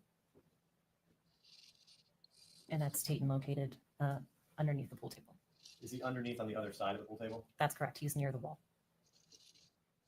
Apparently he was crawling under the pool table, trying to get to his phone. It was on charge. 12C, can you tell us what that is looking at? Against the wall. Yeah, so this is, again, that if you look sort of where this blue and white object is in the corner towards the top of the picture, that would be closer to the rear right of the living room if you're looking from the front door.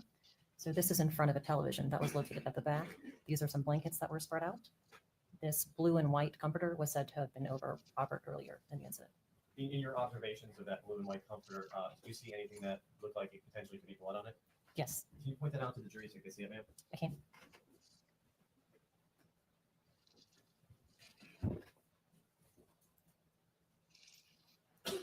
And now this is 12D. Is this a close-up of that blanket? It is, after our photo marker had been placed. And we can see the blood right above the number 2. That's correct.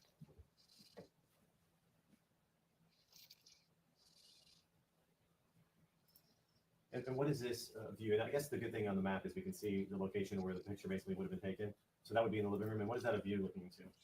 So this is a photograph from the living room taken towards more of the rear of the room. I'm sorry, Judge, that's 12F. So the photograph is at the rear of the living room and it's looking into the den or the game room. Where would Robert be located if the picture were to be extended? If you're looking at the lower left of the photograph, there's some DVD cases on the floor. Robert would have been kind of just below, more in the corner area of that photograph.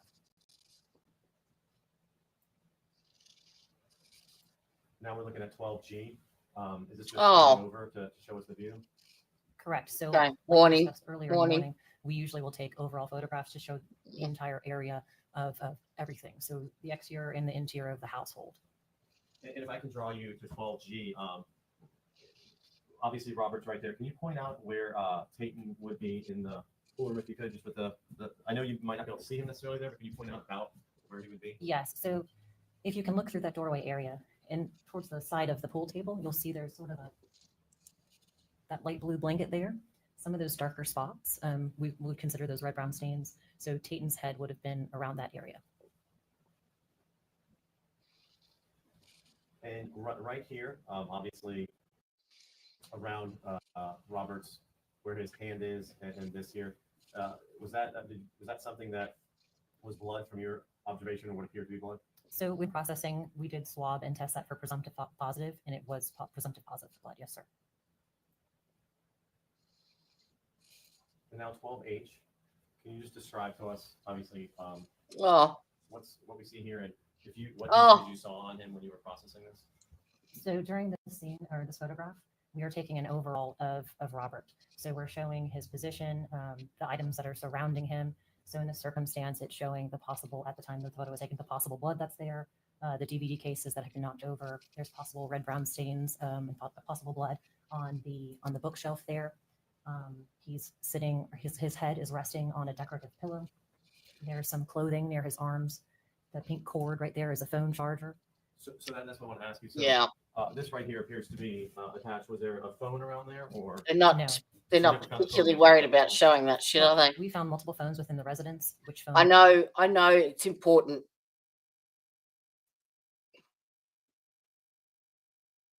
It is important to see the cruelty that humans can bloody do. But just be warned.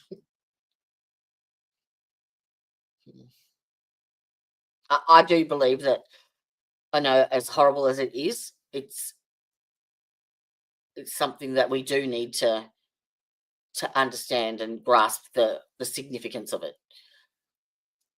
That's why I choose not to censor it. If you've got your warning there, you choose to turn it off, you choose to look away, totally your choice. May or may not have been attached to that specific charger. I wouldn't know. But there was no phone specifically around Robert during that process. No, it was Tatum that was going through his phone. Obviously, blood droplets or blood spatter on the bookshelf right behind him. Yeah. Yes. So. Right here. Yes. There's blood there on the bookshelf. We found areas that were possible blood on. This is reality, folks. Unfortunately, areas of possible blood on the wall behind him on that south wall. Now, do you have a presumptive positive test that you can utilize to see if that tests for presumptive positive for blood? Yes, we do. So the presumptive positive test for blood is called either Kaplan-Meier or phenolphthalein. Did you utilize the Kaplan-Meier or the phenolphthalein test to determine if it was presumptive positive for blood on the bookshelf? We did. And what was the result of that? It was positive. And did you also do that on the wall behind him? We did. That was also. Yeah. Especially the kids. Like, really? Did you want me to address the injuries? You've got to be you've got to be a special kind of fucked up, don't you? Injuries you observed yourself? Sure. So we also observed what appeared to be lacerations and other areas of trauma to his neck, specifically the throat area, and other areas to his head. The lacerations you saw to his throat, were you able to see any other blunt force injuries to his head? I couldn't specifically say if they were blunt force or not, but we did see injuries to his head. Yes. The medical examiner, that's going to be interesting.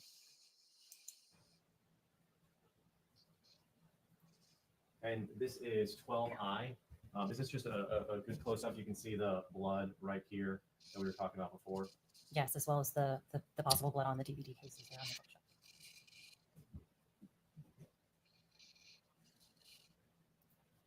So from that room, we'll call it the living room, and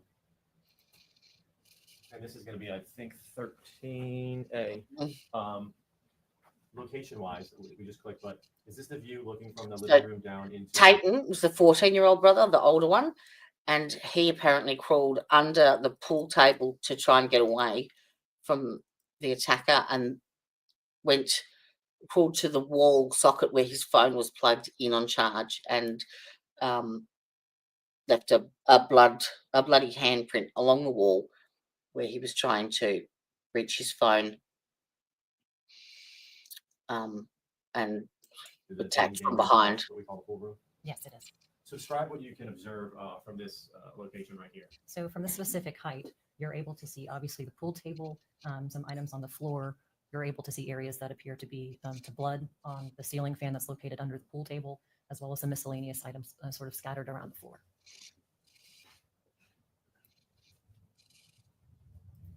Now, this is,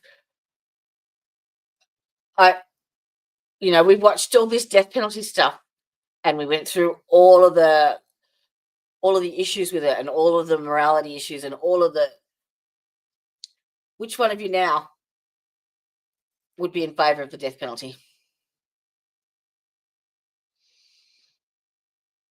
Because I know what I'd like to do with that knife right now.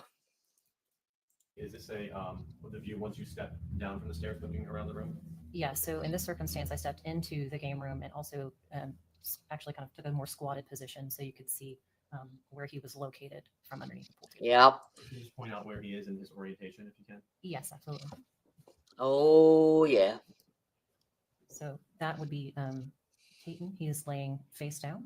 So his head, as mentioned And if we earlier, can is towards hasten the blue comforter that, blanket, and then his feet are towards hasten more that of the center of meeting. the pool table. He's on the opposite side of the pool table, close to the wall. You see his legs. Now, to the, looking at the photograph, if we were to look, if we have another one to the right, is that where the door is Just located? goes to show you, doesn't it, how subjective that is. Because we were all dead against it 2 weeks ago. Yeah, unfortunately, the wait is unavoidable because of all the mandated stuff that they have to do. They have to do it. Maximum due process. They can't get around it. That's why it takes so long and it's so goddamn expensive. But I reckon if you're going to do it, you do it the way that they did it. Yeah. So that's how he gets to go. No, nice, relaxed, enjoyable, no nothing. No, you go like that. Side to where we were talking about those outbuildings are? Yes, so the door is located, would be to the right of the photo. If they can do a 3D printer that makes guns, they can do an AI. They can create an AI generator that reenacts that scene right there. Exactly. Yep. Or towards what would be the entrance to the den. So this door right here, if we were to look at this view right here, tell us what this view is looking at, and if you could just tell us if that's the door we're talking about. So if you're looking from the entry into the den, which is that open door coming out of the living room, the photograph would have been taken from that corner, which would have been the rear wall to the left. So I'm standing in that corner, photographing the opposing corner to show the location of the entry into the den, as well as the location of the door on that wall. And this is the door we're talking about that goes out to the outside. Correct. That would have led into the walkway where the detached buildings were located. This is 13D. 13D. Yes, sir. And then in 13D, is this the location, if you were to go through this this door, you would find Robert to the right over here? That's correct. So that's leading into the living room. Through the doorway, you can see the bottom of the TV, the entertainment stand there, as well as some of the blankets that were on the ground in front of it.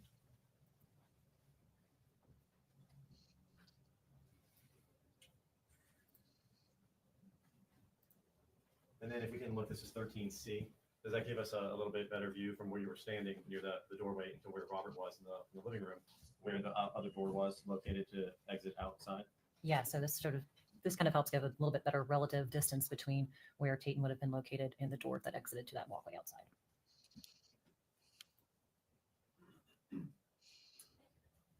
Now I'm going to show you 13E. And if we can just go back to, so 13E is basically, we know Tayton is right here. You can look where my cursor is. 13E is going to be a view right here. So it's on the other side, around the pool table on the other side. That's correct. Okay.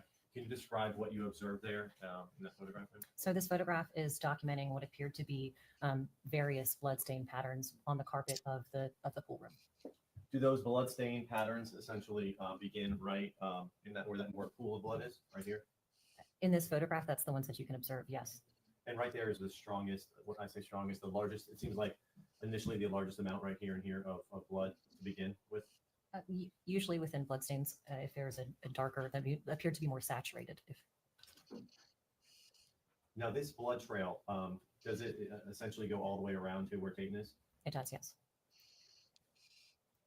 And in 13F, is this a closer up view where we can actually observe the close up of the actual blood markings? So this photograph is taken a little bit closer, but again, I came down a little bit so you could see additional areas of possible blood underneath the pool table. Can you point out what you're talking about, the areas of blood underneath the pool table? Yeah, so obviously on the left and You around. can stand up, just talk loud. Okay, thank you. Outside voice. And so what we're looking at here is the bloodstain patterns are going along the side of the pool table and they're going around towards the back. So in this instance, I bent down a little bit to show that there were additional bloodstains underneath the pool table on top of the ceiling fan.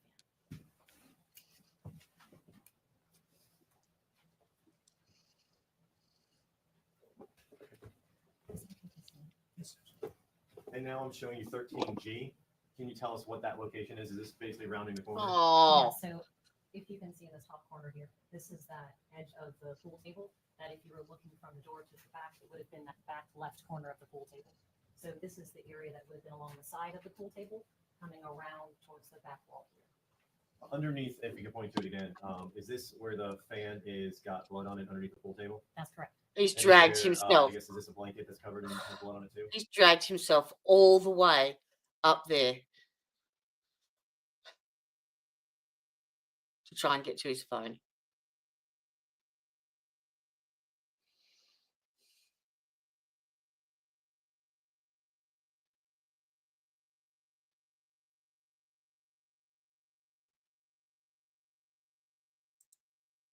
Well, this is a death penalty trial.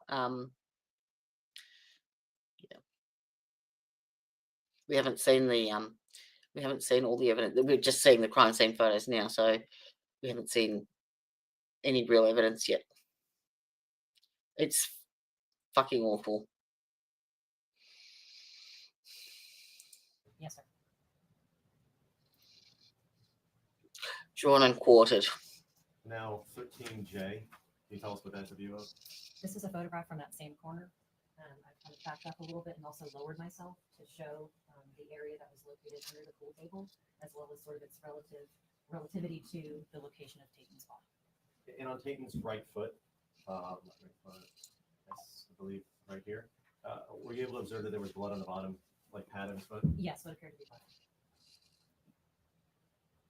Where is Tatum located in reference to the wall on the other side? And how pretty close to him? How come was the mother describing that scene? Like that would.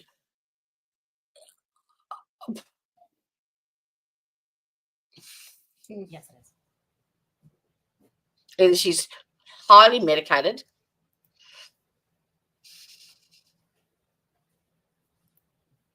And if we can look at 13K, is this a good view? She'd be in that courtroom too, wouldn't she? Yes, I took this photograph in order to show not only the stains on the ceiling fan and the blankets, but also to start interpreting the possible blood we observed on the wall. So in the fan, though, if you can describe to the jurors, that's basically underneath the pool table. So it's not like sitting to the side of it where someone might crawl on it. It's actually underneath the table. That's correct. So in order to make contact with the ceiling fan, you would have to be underneath the pool table.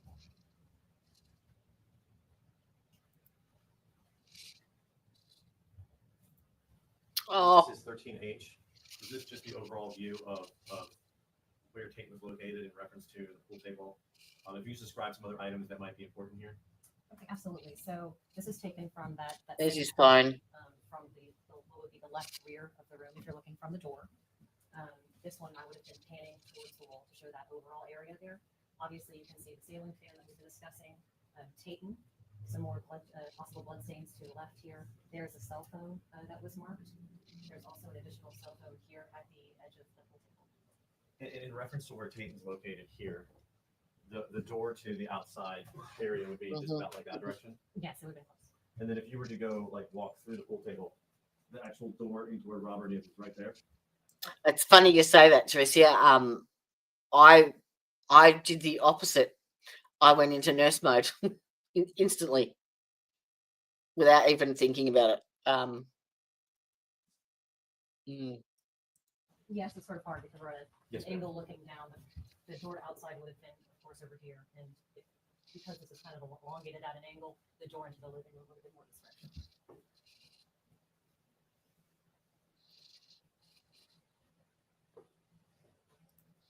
Can you describe what is 13I for us? So 13I is taking a photograph of Tatum's back and documenting the possible blood stains we observed there. if I can refer you to, and we'll have a better picture Oh. and orient ourselves in reference to where the cell phone is. Was this right here where I'm circling, was this an area of interest to you that you ultimately later developed? Yes, it was. What did you think that could be? Or what, I mean, based on your experience, what are you looking for and why did you think that's a piece of evidence? So when we're observing what may possibly be bloodstain patterns, we're looking for things that could give us potential detail, whether that's a shoe or tire tracks, or it may be what we call friction ridge, which would be your fingerprints or potentially the ridge detail within your feet. And in this circumstance, we observed an area that may have had friction ridge detail. Ultimately, though, you're not the one who makes that determination. You collect that, and we'll talk about how you do that later, and then you send that off to an expert in, I guess, friction ridge or lightning print identification. Correct. So we've been trying to identify what appears to be friction ridge detail. So in our circumstance, because the laboratory has analysts that are especially trained for friction ridge comparison and identification, we are then in charge of documenting and preserving that evidence and able to submit it to those experts for analysis.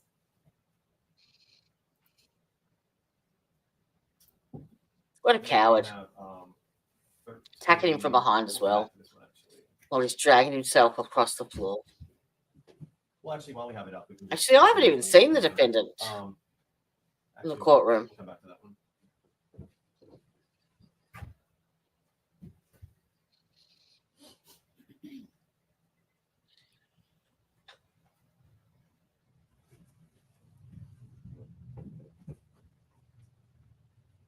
So after you processed or worked through here, did you ultimately photograph from the family room and then down the hallway into a bathroom? Yes, I believe so. So again, we take overall photographs of the entire residence. So I'm going to show you what is a stage 14, and they'll be numbered. And this is basically the view from the family room. And then before we change, it'll just be the view from the family room looking this direction. Just so you can describe it. So in 14A, is that what we were talking about? That's the view looking down that hallway where the bathroom is? That's correct. So this would be from basically the center of what I was calling the family room. You can see the dining room table here, and this is the entrance to the hallway.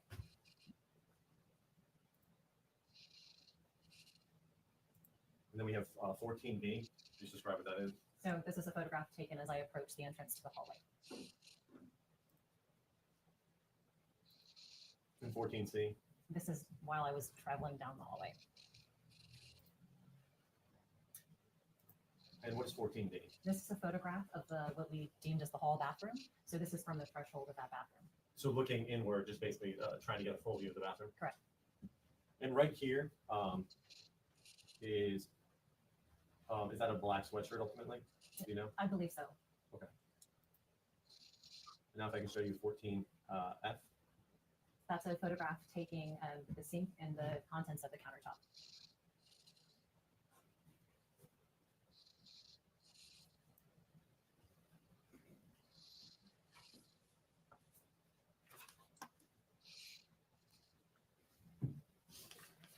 Is that 14F? It's a mistype. It should be 14E.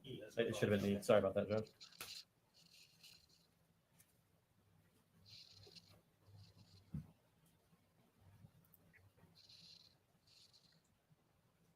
And now, we could talk about that wall a little bit in the room. This is going to be 17. I believe it's going to be 17A initially. So this right here is that 17A. Is this the view we were talking about before? And it included what could have been like friction ridge right there. Correct. So that's the area one of the areas within the residence that we believe may have friction ridge detail. We can see a little bit better there. Is that so? When you see that, what do you do to process something like that? What's the process you use? So in this circumstance, we would have photographed the area with what we call exam quality photographs. So the resolution and quality are very high. They can be produced at a 1-to-1 image for our analysts to compare with any standards we may collect. Because it's in blood, we can also do additional processing. So typically we'll use that Castlemeyer or that phenolphthalein, which is our presumptive positive. So we check it to ensure that it may be blood, and then we can do additional processing with the dye stain. In this circumstance, we used something called Amido Black, which can then be used to either enhance or further develop the area for friction ridge detail. We'll then photograph the area again. So if I can show you, that should be a B. So that should be 17B. Is that after you processed it with amino black? That's correct. And what we're looking at is just these items right here.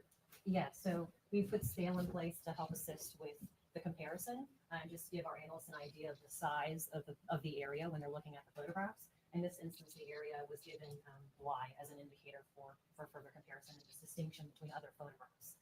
Once that was photographed, we then confirmed that it was possible blood with the phenolphthalein test. It reacted as a positive, so then I was able to apply the amino black and do the red solution, which is kind of what's giving it that bluish color. So the amino black, then as you can see, the areas where it would have had the possible blood's a little darker. That's why we use it. It gives us some more contrast. It brings out those details. And then sometimes the areas of blood, it's reacting with those proteins. So you're not always going to have an area that's necessarily dark red. There may be, if you've ever seen a cut, sometimes blood separates and there's a little bit of that clear serum. It also reacts with that. So if there's an area that maybe is not easily seen within that possible blood, the amino black will bring out that detail. So sometimes we have a little bit more for our analysts to compare with. So then we would have photographed that to send it off for comparison. If we can go back to 17A, the location of what you processed in comparison to where the phone is, how close is that thing, did you think? Not like exactly, was it pretty close proximity? Yes, it was in close proximity. Does it look like, and if we zoom in,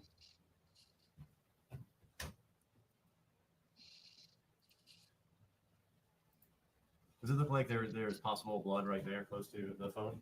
Yes, I believe there was. And you can also see some possible blood stains on the wall of it. And this is now 17C, is this just a close-up of the print? Basically, you can kind of see it right there. Or what, I'm sorry, is that the close-up of what possibly could be the print? Yes. Okay. So this is the area close-up part of it that we were able to photograph and send into our friction ridge section. And just showing the jury members. So when you're looking for stuff like this. This is the friction you're looking for, and some other friction in here. That's correct. So our analysts are going to be looking at things like ridge ends. Hey, guys, we are. That's observed within the flows. Within the what? The flows of the ridges. Yes, ma'am. So ultimately, did you guys process? You can sit down for just a minute, and then I'll get you back up. Was this a case where you were able to process the scene in one day, or did it take multiple days? No, sir. We were there for 2 days. So you initially started on August 26th? That's correct. And then you came back on August 27th? Yes, sir. When you came back on August 20, what time do you think you left around August 26th or maybe August 27th? I'm not sure what time you left. It was about 2 o'clock in the morning on the 27th. So we went through the night into the kind of early hours of the next day, returned back to the lab, and then returned that same day to continue processing. When you came back and processed, it was at the time where you started being asked to collect specific evidence in the case? So we had done some collection on the first day. The second day, we began doing a search of the detached buildings and the residents, and additional items were collected. So to show you.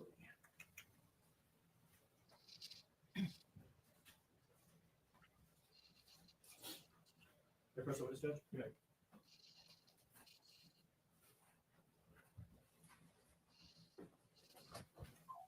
I'm going to approach and show you what's marked as GG 1 through 3. Can you take a moment and look at that, please, ma'am? Do you recognize those? I do. And what are those? These are photographs taken in one of the north detached building of a handwritten note that was found during the search.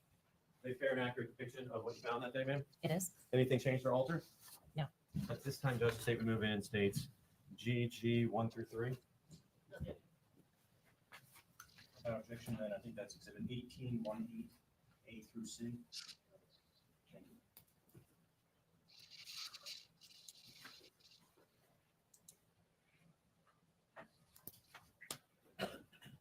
May I approach the witness, Judge? You may. I'm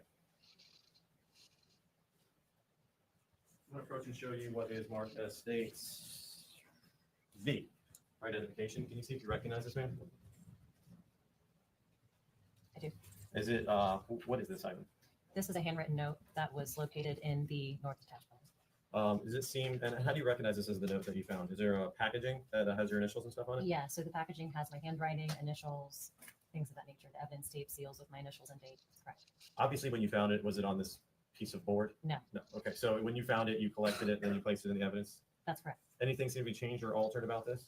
There are additional areas of crime scene tape or evidence sealing tape. That was not from me. And is that common? It will go to your lab and another discipline may open it to process that? That's correct. Just at this time, state would move in state's B. That's B as in Victor? B, yes, sir. Okay, thank you. So that'll be 19.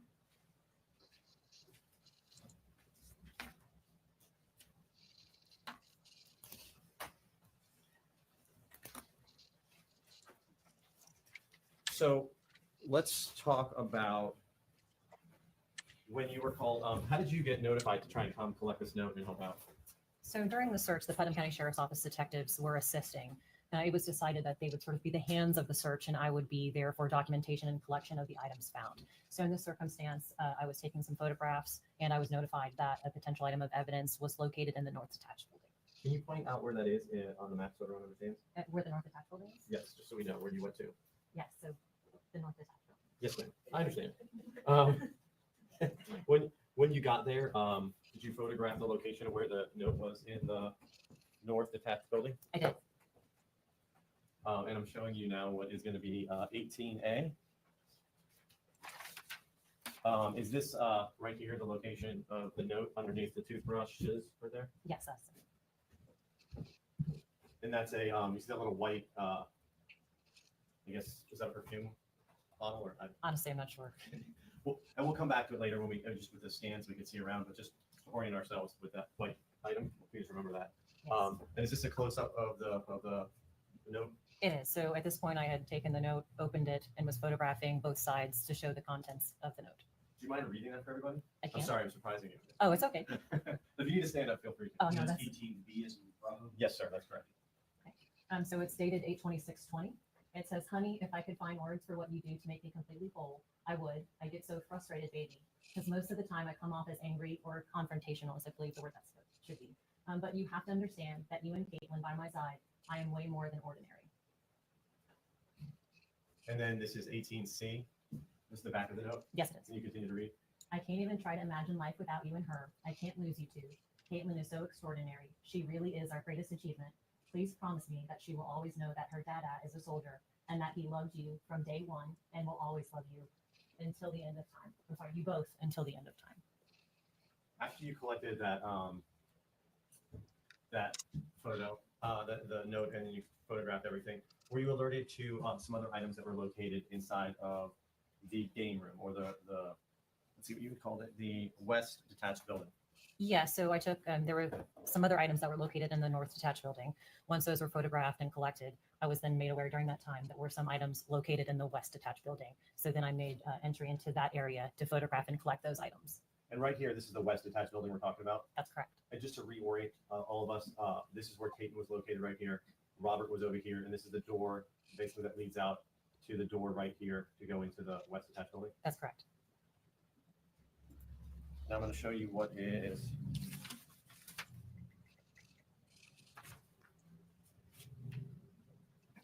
keep it back actually.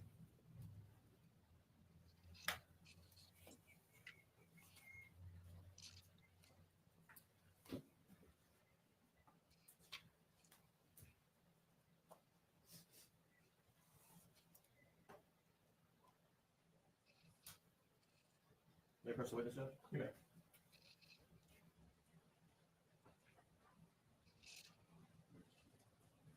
I'm going to approach him and show you what's marked as states N 1 through 18. Take a look at those.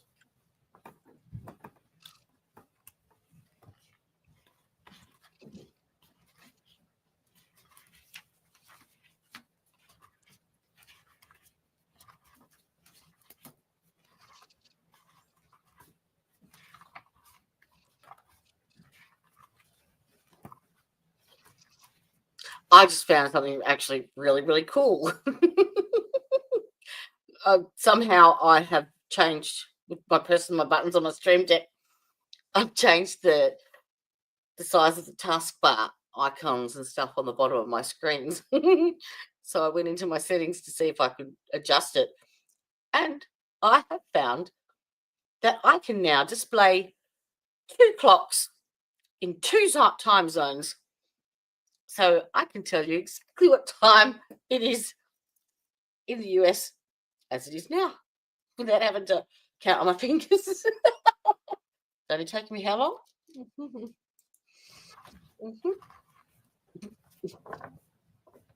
Yeah, yes, ma'am. Are those photographs of that west attached building? Yes. Are they fair and We're accurate? back outside again. All right. They are. Anything seem to be changed or altered about them? Judge, at this time, the statement move in states N 1-3-18. Garbage in the garbage outside. Yeah. So this would have been Okay. the top garbage. Well, there he is. There he is, the fucker. It's marked as states T. Can you take a moment, look at that, see if you recognize the van? And your initials are on them? Yes, they are. Outside of it being open, maybe by latent print to use for comparison, anything seem to be changed or altered? No. Judge, at this time, the state would move in states T. Objection 27.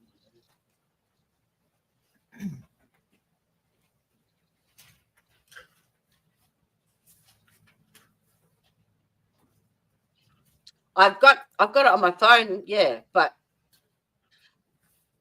now I can hover over my time and it tells me what the local time with me is. It's 4:07 a.m. and that it's 11:07 a.m. in the US. Because when I have to set the streams, I have to set them in my time and guess or work out when it's your time. And if I'm doing that and I'm setting up a stream for a collaboration where there's me in Melbourne, Steve in Virginia, and then someone else in Sweden or wherever, it is so friggin' hard to work out what time to put in it. It's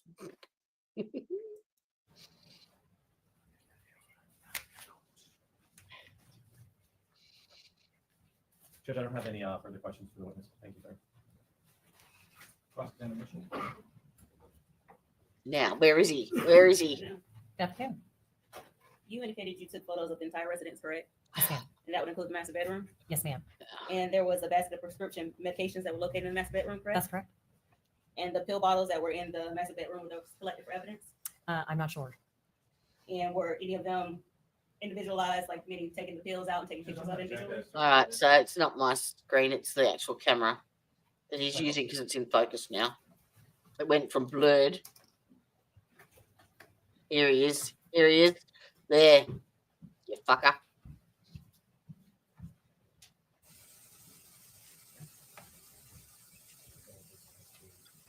Sidebar.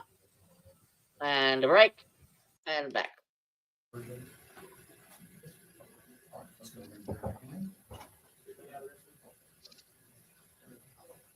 All rise, the jurors into the courtroom, please. May you call your next witness?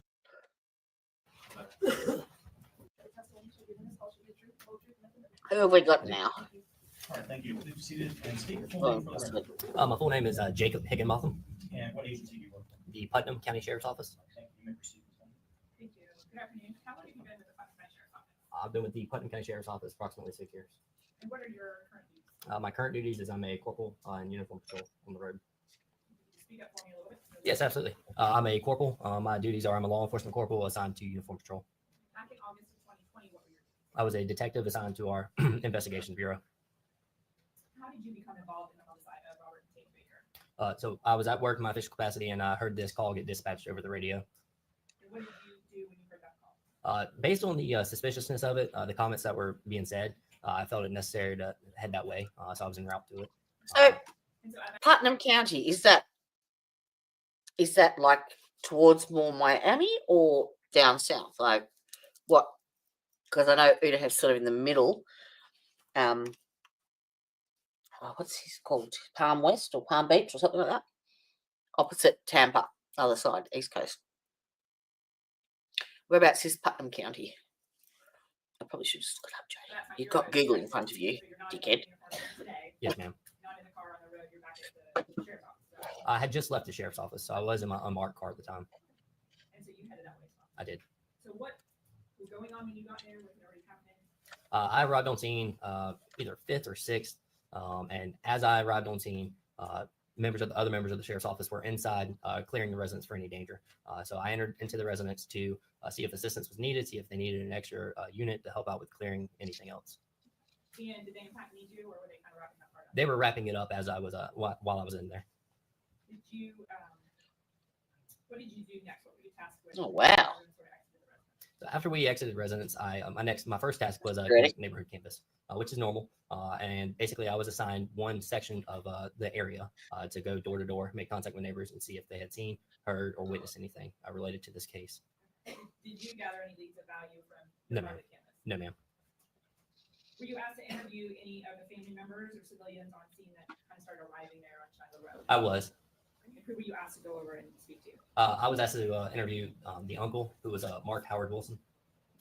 And so, did you know who that was? How did you go about doing that? No, I did not know who that was. I never had any interaction with him, and I just knew there was the family group was nearby. So basically, I approached the family group and just asked to speak with Mark Wilson. Did somebody step forward at that time? They did. And kind of describe, so the jurors understand they've heard about the house and the crime scene being established. Where would these people have been in relation to that going on? So if you're looking at the crime scene as a whole, we had an interior crime scene, which was basically our first yellow tape, and then we had an exterior crime scene, which was a second layer of yellow tape. The family members were right outside the second layer of yellow crime scene tape, where it was basically just a group of them. And do you see the person who came forward and identified themselves to you as Mark Wilson that day? Yes, ma'am. And can you identify him or point to him in the courtroom? Let us know what he's wearing. He's wearing a blue jacket with a white shirt. John, please let the record reflect the witnesses identify the defendant. Most reflect. And so, what did you say to this person, and how did he respond to you? I first off introduced myself as a Detective Higginbotham, and I asked him, told him that I wanted to speak with him about anything he had any information he had related to this investigation, which is what we normally did on these types of calls. Initial responding detectives interview all the witnesses or possible witnesses nearby, or anybody who's really on scene that has possibly anything to offer to the investigation. So Mr. Wilson and the process to that is it was hot. It was August. So we went to my vehicle where I had AC. That way we could be comfortable while we had our conversation. Okay. When you asked if he come speak to you, was he willing to do that? What he said? He said he was willing to speak to me. He was holding his daughter, and I asked him. I said, "Mr. Wilson, would you like to leave your daughter with somebody else? So that we could have this conversation because it could be kind of emotional." And at that time, he said no, that he wanted to spend as much time with her as he could.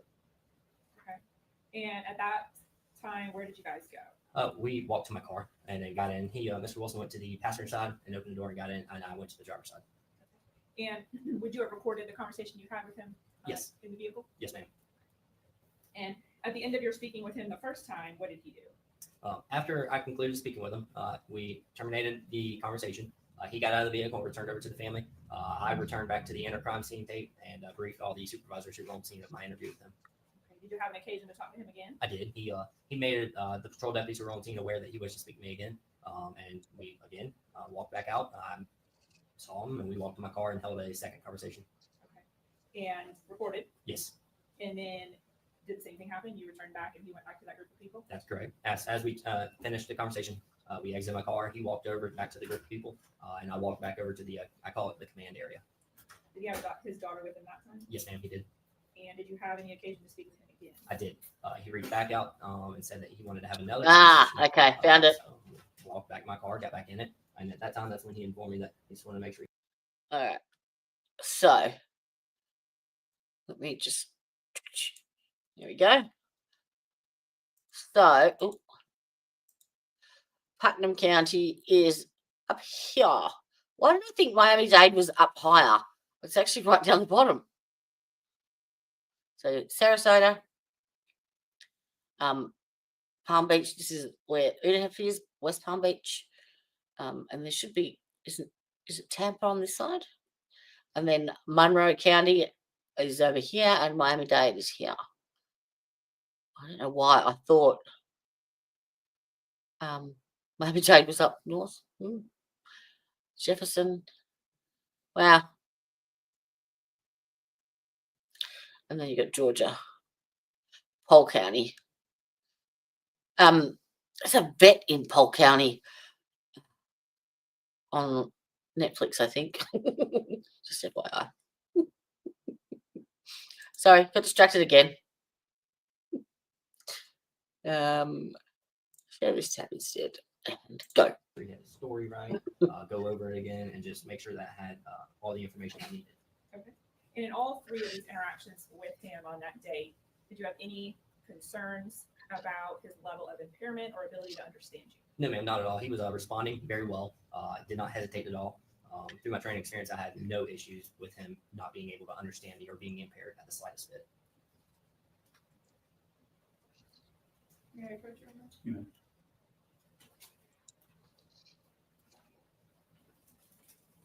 know, Corporal, is it? Yes. Corporal, okay. I'm gonna approach and show you what's been previously marked as state's EE for identification. Can you take a look at that disc and let me know if you recognize it? Yes, ma'am, I signed this. Okay, what was on that disc when you reviewed it? My 3 conversations I had with Mr. Wilson, And they were true, accurate recordings that haven't been altered or edited. they were true and accurate. Your Honor, at this time, the state removing state's EE and permission to publish. Objection.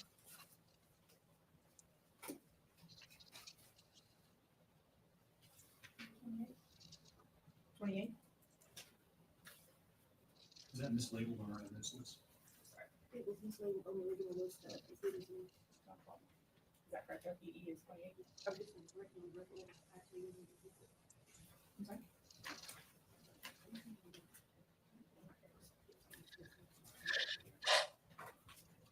Relabeled it. Yes. Okay.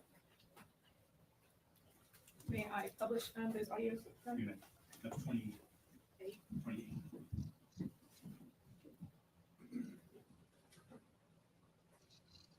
For the record, there's 3 audios, and I'm gonna publish the one ending in numeral 1. Okay, so.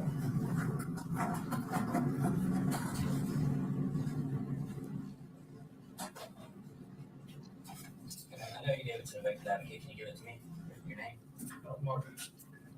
A-R-K. A-R-K. W-I-O-S-O-N. W-I-S. W-I-O-S-O-N. W-I-L. S-O-N. Initial H. How? What's your date of birth? Sam Jr. Your junior? Yes, sir. Date of birth? 6/19/1990. Mark, what's your phone number for you? 352-872-4550. Where do you live at? We're renting the side room. You're renting the side room? Yes, sir. Of that house? Yes. When's the last time you've been This one. there? You were there this morning? Yes, sir. When you were there this morning, was anything out of the ordinary? No. Everything was fine? Yeah. Okay, and what time was that? That was at about 6:37 o'clock. Somewhere around that time, like we went to the store and got coffee. Picked up coffee for Sarah, and I picked up a few snacks for her, like pancake donuts, and I think a hot tart or something else. Oh, yeah. And we came back here, and then my fiance had she's pregnant. She had an appointment in the hospital, so we left back out for the appointment in the hospital. When we left, but So what time did you leave for the appointment? we left the appointment around 9. I don't know. I say it was around 9.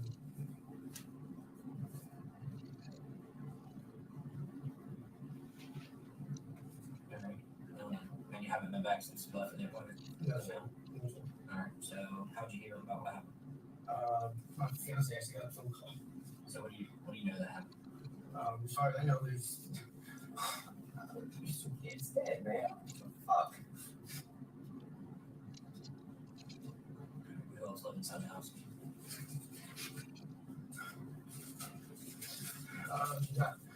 You got Sarah, Chad, and then Sid. And Brandon got me.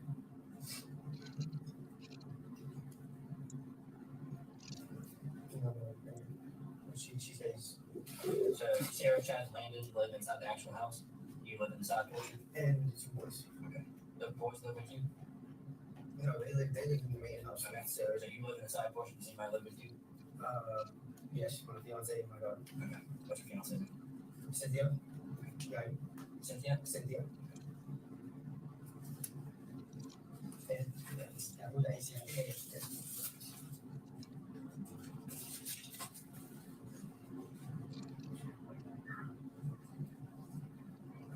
What's Sarah's name? Is Sarah mom? Yes, sir. What's her last name? It's not my mother. Yeah, but the kid's mom? Yes, sir. Alright, so what's her last name? Benson. Or Baker, I'm not sure Benson. What's Chad's last name? Baker. What's William's last name? I'm not sure. But Baker and Nash.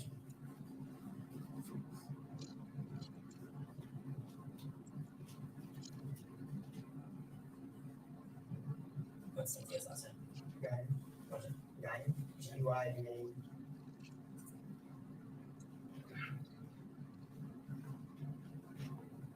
How old is he? William is 4. How old's Chad? Chad is he's I'm not really sure. Can't take a guess. And I'd say his 40s. I don't want to. Yeah, you're good. How old would you say Sarah was? Probably 30s.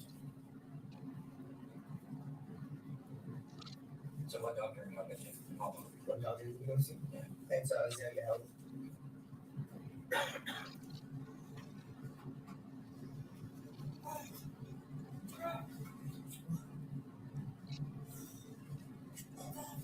going to just see a specific doctor? Well, she's pregnant, so we're going to get. Okay. Do you know anybody that would want to hurt kids? No, not personally. Was there anybody else here besides the people you told me when you left? No, sir. Did the kids ever fight with each other or anything? Yeah, they were very much just kids. Like, I already think.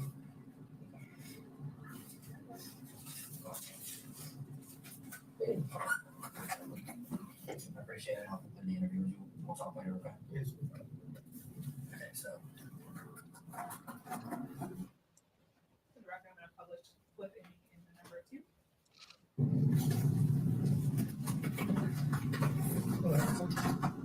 No, you can't have them.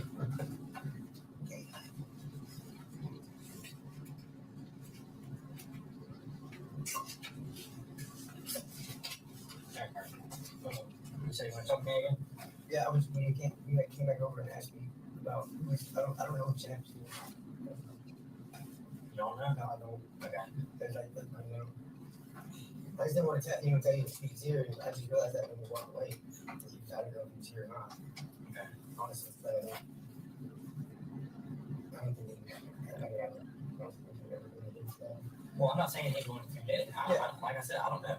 All I did was ask was who was here. You said everybody was there. So. Yeah, well, I didn't know. I honestly don't know if he's here. You know.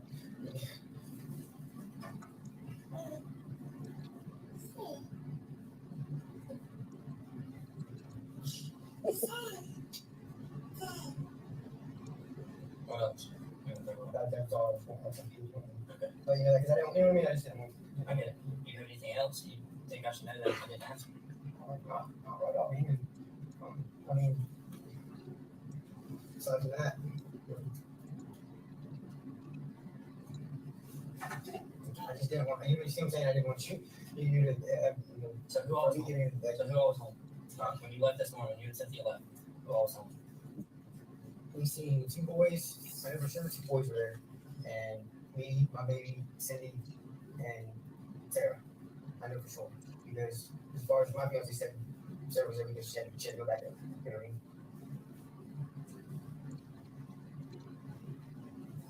So you didn't see anybody outside? No. And you just. That's what I'm saying. I didn't physically see each other. I really physically didn't see each other. That's what I'm saying. Okay, stop. All right. You don't have anything else you want to talk about? That was all. Okay.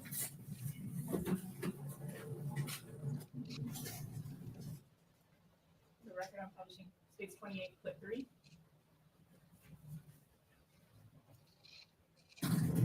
So, a couple things. What time was the doctor's appointment? I believe it was. Yeah, you have to ask for that now, but for a certain time. Okay. It was around 9. I believe. Supposed to be there. That's because she's pregnant? Yes. Fair enough. Where, I might have already asked this, I'm not positive. Where'd y'all go for it? In Hawthorne? Yes, sir. What, the Affiliate Health or something? Yes, sir. Okay, all right. Sorry, I probably already asked that like crap, but there's a lot of stuff going on. Yeah. And I forget some stuff. Okay. Whose car did y'all take? I'm not sure. Your truck? What kind of truck is it? is a red Chevy Blazer. Okay. And y'all took that one, I said y'all got back here too? Yes. Is it the one right back there? Yes. Okay, all right. Fair enough. I think that's it, bro. I just wanted to basically make sure I had those accurate. All right. Yes, sir. Anything else that you can remember? There was, yeah, I was gonna listen to that earlier. There's like a Mustang down. It's been, I can't tell exactly how many days off the top of my head here. They're about a week. He's always breaking down in front of that. I broke down right in front of our house. You know what I mean? I walked out and I'm like, what are you doing? He's like, oh, I ran out of gas. I got really that. Okay. So, all right. And you always down the road and shit too. Yeah. All right. So, a couple things. What time was the doctor's appointment this morning? I believe it was, yeah, you have to ask her that now, but for a certain time. For the record, the audio started over again. So, Corporal, did you continue to stay involved in the investigation until the next day? Yes.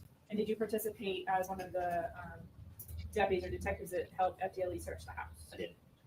And were you present that next day when anything of value was located? Yes, ma'am. And what do you recall of value that was located? While assisting searching the residence, I recall a note being located. I recall a handgun being located. If I remember correctly, I think it was a Glock 380 caliber. And then I also remember the murder weapons being located. When you say murder weapons, you mean a hammer and a knife that was found? Yes. Under a sink? Yes. Okay. And at the time, do you recall if your agency seized the firearm to see if it would be evidence or not? We did take the firearm. It's common practice. We didn't want to just leave a firearm sitting around left unattended. So we did seize the firearm for safekeeping because at the time we weren't sure if it was related to this case or not. Okay. And that was eventually returned to the homeowner? It was. Okay. And Mayor British Judge? You may. I'm going to publish what's already been introduced as State 5 and just ask you recall this room. Yes. And that Glock box and ammunition is something you observed when you're in the home. Yes, ma'am. And this is in one of the outer buildings? This is the room that we refer to as the side room or game room. Okay. All right. All right. I don't have any other questions, John. Cross-examination.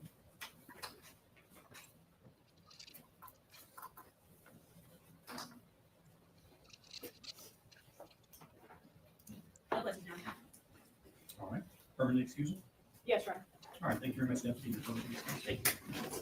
Next witness in the state. Judge, the state will call Dr. James Fulcher.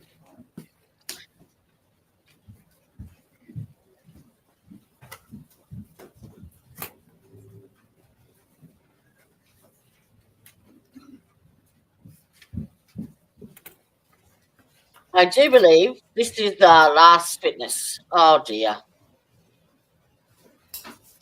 Okay. All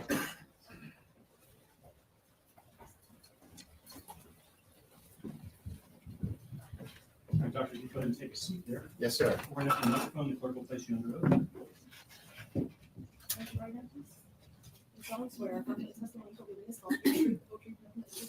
Yes. Thank you. Thank you. If you would go ahead and state your full name for the record. Dr. James William Fulcher, Go ahead. Fulcher. Speak up. What agency are you employed by? I am the Chief Medical Examiner of Florida District 7, All right. Volusia County, Florida. This All right, you ready to proceed, Mr. Lewis? Yes, sir. Judge, I was just going to ask if we could approach real quick. Sure. they're up to the medical examiner already. Mm.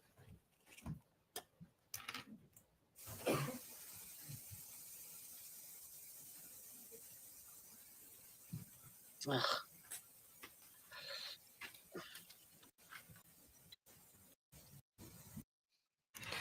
Okay. Good afternoon, Dr. Fulcher. Hello. Could you please tell us, you're the chief medical examiner. Yes. Some folks don't know what a medical examiner is. Could you explain what your job is? Sure. I'm a board certified forensic pathologist. I'm in charge of all autopsy work for Florida District 7, Volusia County. I have 2 associate medical examiners that help me, plus an additional 11 employees, including autopsy techs, investigators, and clerical staff. I own the company that services the entire county. And what does a medical examiner technically do? Not the chief medical examiner, but what does a medical examiner do? A medical examiner is a pathologist who's a type of doctor, a medical doctor, who's specially trained to do autopsies, to do an internal and external evaluation of a body to determine the cause and manner of death. Tell us a little bit about your background. I assume you went to college and. Yes, I'm from Virginia. I graduated from the University of Virginia. I went to medical college at the Medical College of Virginia. I did a dual residency in anatomic and clinical pathology. I then did a one-year fellowship at the Chief Medical Examiner's Office in Richmond, Virginia, in forensic pathology. I'm triple board certified in anatomic pathology, clinical pathology, and as it pertains to this case, forensic pathology. I practiced for 10 years in Greenville County, South Carolina, as their chief deputy medical examiner, and I'm currently the chief medical examiner in Volusia County for the past 3 years. Do you hold any professional, I guess, doctor licenses in any states? Yes, I'm licensed to practice medicine in the state of Florida and South Carolina currently. During the course of your career in Greenville, South Carolina, approximately how many autopsies have you done when you were, and not specifically when you were there, but approximately how many did you do when you were there? So total is a little over 4,000. In Greenville is a little over 3,000. Let me ask you, you use big fancy words like forensic pathology. I know you know what it is and I do, but could you explain that to the jury, please? Sure. Forensic pathology is a subspecialization of pathology that is particularly geared towards investigation of fatalities. Taking a body, evaluating the scene, looking at the body, drawing toxicology specimens, if necessary, taking histologic sections and looking at them under a microscope, actually the microscopic evaluation of organs, and then putting that all together to basically say one thing, why that person died. And then also to give it a medical legal descriptor of manner, which I'm sure we'll talk about later. So pathology itself is the study, is that like diseases or? Yeah, pathology is defined as the study of disease in the human body. During the course of your career in Greenville, and then since you've been in Volusia County, have you had to testify as an expert in cause and manner of death in court before? Yes. Approximately how many times have you testified as an expert? It's probably close to 130 by now.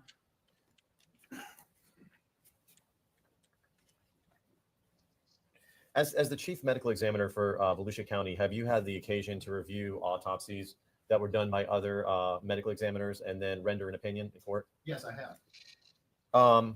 In this case, you were asked, or to review the files for Robert Bayer and Peyton Baker.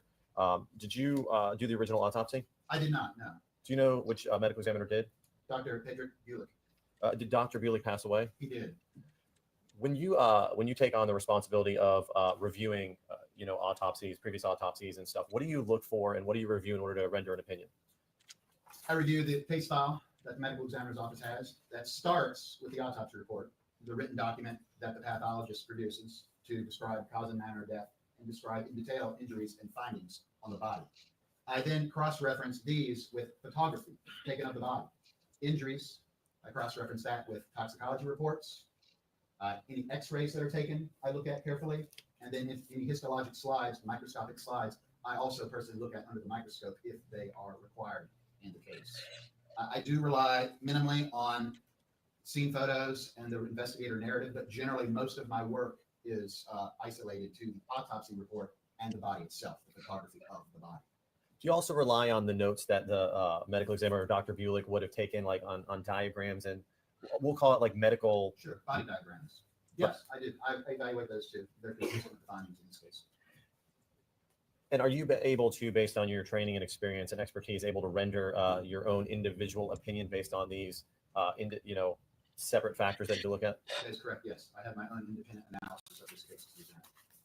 And I guess the biggest question is you have enough expertise where if you look at photographs and have some context, you can see the injuries that occur there and make a professional opinion about those? Yes.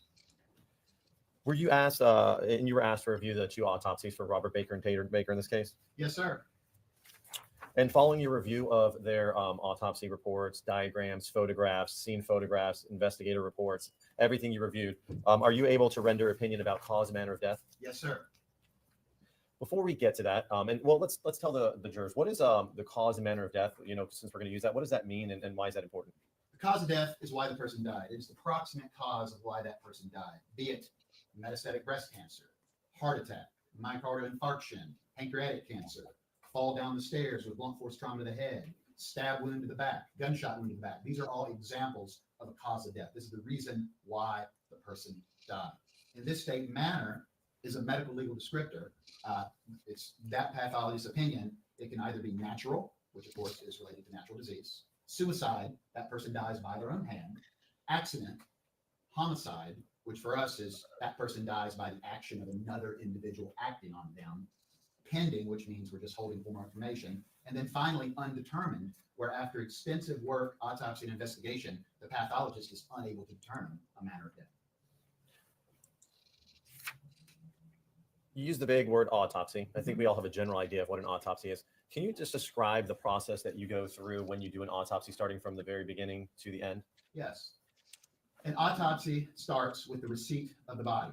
The body will be in a body bag with a clip that's locked with a unique number on it. That's removed. Photographs are taken of the body as it's received without any cleanup.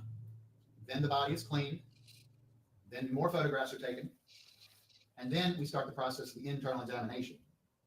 In a case with an open wound or trauma, we'll be looking inside that wound, evaluating what internal structures are injured. We will then continue to open up the body, removing organs and examining them for disease. That could be heart disease, an unknown cancer, emphysema, lymphoma. All those are things we make diagnoses of. We then take all that information and consolidate it into our autopsy report, taking photographs along the way. During the course of an autopsy, that's the initial phase, but do you also subsequently send off body fluids for toxicology? Yes, we draw body fluids for toxicology and send them to National Medical Services, which is a reference lab near Philadelphia, Pennsylvania, and they do all the testing for us. There's a chain of custody, goes out in a box and comes back. We get the reports. And sometimes in cases where you can't see a specific cause of death, you would wait for, of course, to make your opinion until after you receive the toxicology back. Is there times, though, when you see specific injuries where you can make a determination before even receiving toxicology back? That is correct, yes, sir. So, for example, if you have a gunshot wound, you can use your expertise to determine that before you even get toxicology back? Yeah, certainly if there's a very significantly fatal injury as a result of accident, suicide, or homicide, we don't need to wait for toxicology. We will still include it in our report, mind you, but the death certificate. May I approach the witness, Judge? You may.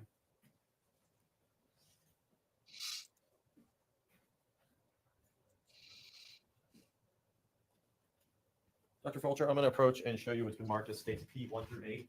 Take a moment and see if you recognize these as photographs that were taken of the autopsy of Robert Baker.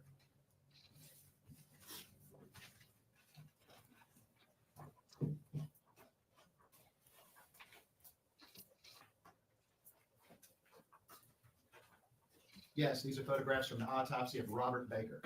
Anything seem to be altered or changed about him? No.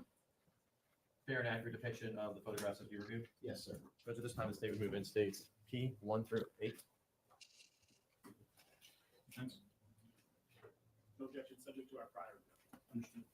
Subject to prior objection. I wonder if we'll get to see this.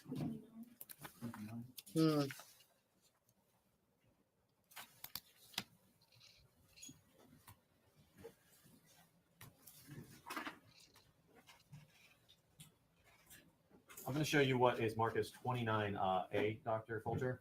Can you describe what we're looking at and explain to the jurors how that arrives, where it's placed initially, and then why it's important for that little blue marking to have, that blue little lock to have there? Would the court like me to move to another position? Or is this appropriate? It's easier for you to testify. All right, can we go?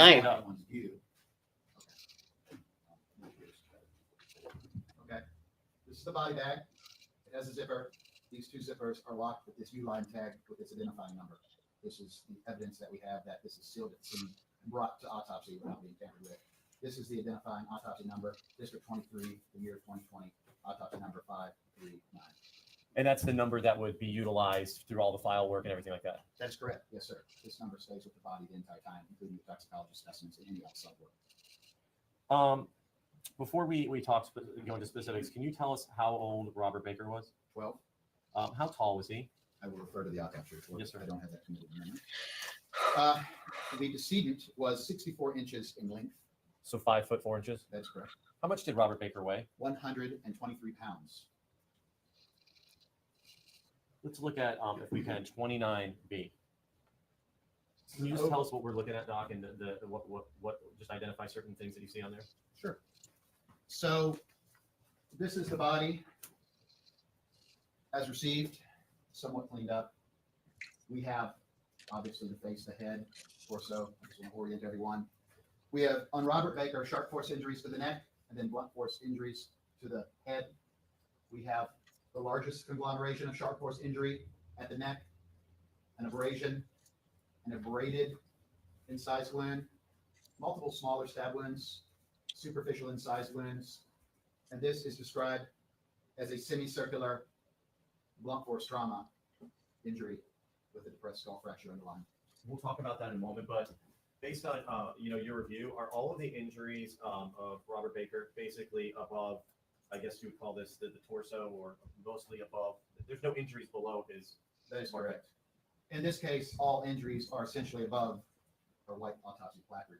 We have a few superficial injuries above the clavicle here. Everything else is about the head and neck. Let's talk about what the difference between a sharp force injury is, and then. Can I take a hammer to his head? Sure. Sharp force Defender? injuries are caused by sharp objects, an ice pick, a knife, a hatchet, machete, hammer. something like that. It has to have a cutting edge. It doesn't have to be an extremely sharp cutting edge, Oh. but it needs to have some degree Sharp. of cutting edge. Pathologists generally describe two types of sharp force injuries: a stab wound, which is deeper than it is long, and an incised wound, which is longer than it Or is a punctate The wound. majority of injuries here are incised wounds, meaning they are long wounds that are not as deep as they are long. Blunt force trauma is impact to the human skin with a blunt object, meaning it does not have a sharp edge. Examples of items that might cause blunt force trauma include pool cues, clubs, bowling ball pins, obviously tools, implements, shovels, anything like that. Would a hammer qualify as a blunt force object? Of course. We can talk. We're going to go injury by injury and have you describe what they are. But we'll start. This is 29C. If you can explain this injury, this we'll call it injury 1, going across the neck, and what actually the incised wound of the neck did to Robert. Sure. I will start with the smaller wounds directly under the tag and then get to the larger wound, if that is okay. We do note a blunt force injury to the chin. This is an abrasion on the inferior aspect of the chin and jaw. This is just a superficial removal of skin due to a blunt object. This injury has no significant internal findings. It doesn't create a fatal injury. Can I stop you for a moment? Yes. So this injury was not caused by a knife wound. Correct. This is the one area of blunt trauma in this case. Okay, sorry. So there's a mix of blunt force trauma and sharp force trauma injuries in just this section right here. Yes. Okay. I'm sorry to interrupt. If you can go on to the other problem. small. So this is a slightly abraded incised wound to the chin, the lower chin. This affects only soft tissue, skin and subcutaneous tissue. This has a depth of 1.2 centimeters. So this is really just into the subcutaneous fat of the chin. No vital structures would be injured here or here. This larger gaping wound with these additional satellite incised wounds is one of the more significant fatal injuries. This is described as a large gaping wound on the anterior surface of the neck. I'll point to my own neck. You fucker. That's 14 centimeters long Oh. and 5 centimeters wide Oh. by 4 centimeters deep. Oh. This wound Fuck. is explored and is noted Fuck. to sever the larynx, the voice box. How thick do you think a 12-year-old's neck actually is? Really? 4 centimeters deep.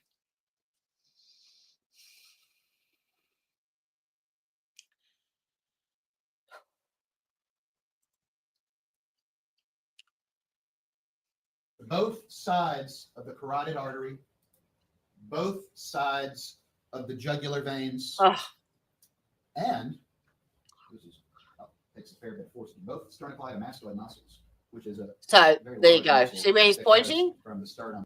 Those mastoid muscles there. He's max a third. He's 2/3 of the way through A fucking decapitation. You piece of shit. Up to the base of the skull. One can feel it in their neck. So all that is transected. What is transected mean? Is that Cut just in half, I'm sorry. Yeah. I'm sorry, Don. Yeah, everything's transected and cut in Yeah. half. There are other photos, but we see the exposure of all these tissues. Both. Looking at the bottom of the lens. Both of the major arteries, one going up, one going down, so the jugular and the carotid on both sides, as well as the mastoid muscles, the larynx and the esophagus.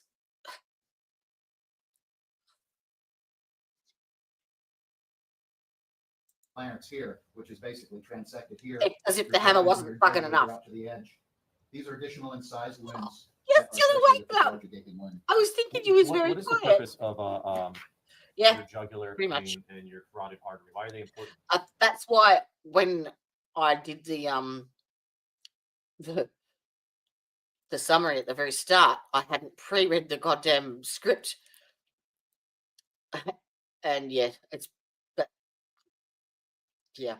The carotid artery is the artery that takes blood from the torso to the brain, and the jugular is the vein that brings blood back down to the body from the brain. And what I heard you explaining is humans have jugular vein and carotid artery on the left and right side. Yes. And in Robert's case, they were both transected or cut in half. They are, yes, sir. You're looking at the bottom of the larynx here, which is basically transected here. Your carotids and your jugulars are out to the edge. These are additional incised wounds that are associated with this larger gaping wound.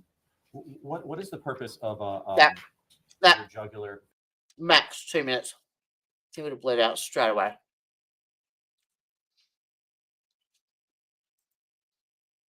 No, sorry.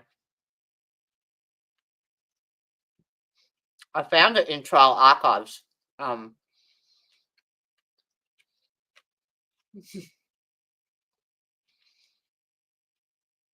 About 4 or 5 months ago, and I've been sitting on it, waiting for the right time, but I didn't realize how graphic it was.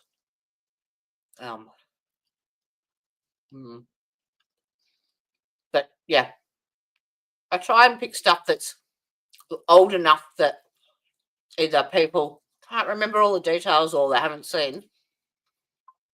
If I'm going to cover something that's older, because everyone streams, the current stuff that's, and yeah, I'm happy to do that as well, but I like to throw in some older stuff as well, just to be different, because I can. Good. I know you're waiting for Molly Tibbetts. She's there too. I've got all these playlists saved and hidden, like they're on my YouTube, ready to go, but they're hidden from you. So I just unhide them when I'm ready.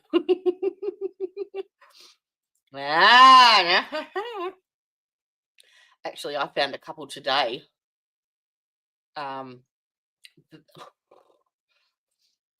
That have just happened, because I've got them all. I find them and I hide them in a little thing by myself, and then I go through them later when I've got time and see if they're any good or not.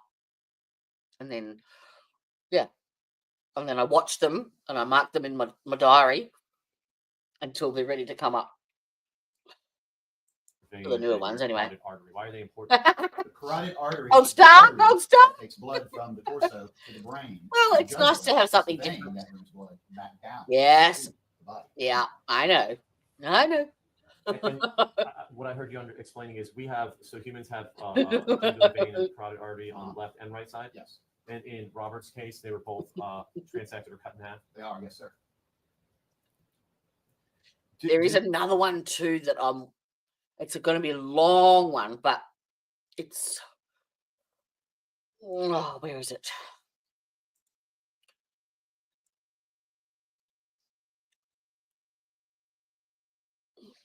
Come on, where is it? Jodie and Tanya's secret trial list. Ooh, you can't see that one. Suffer into jocks. The Dipshit Files, that's one of my favourites. Where is it?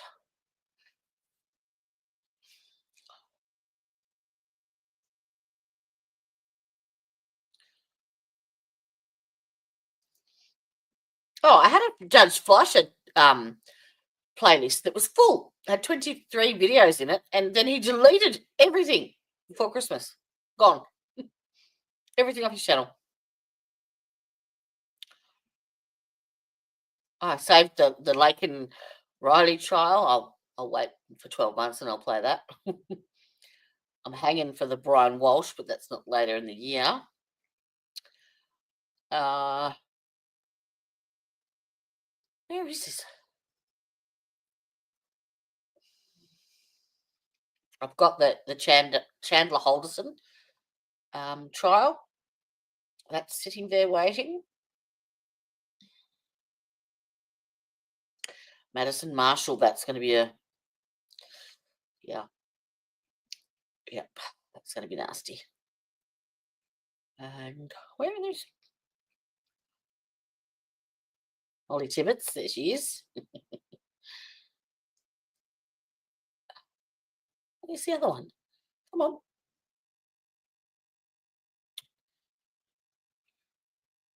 Small Town Secrets Murder. That one is, I think it's a 13-day trial. Yep. But looks good. Sounds good. That's terrible, isn't it? Sorry. That's awful phrasing. Let me see if I've got a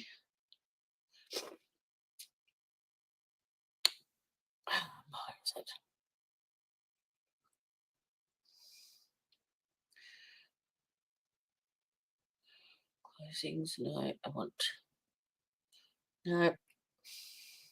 Where is it?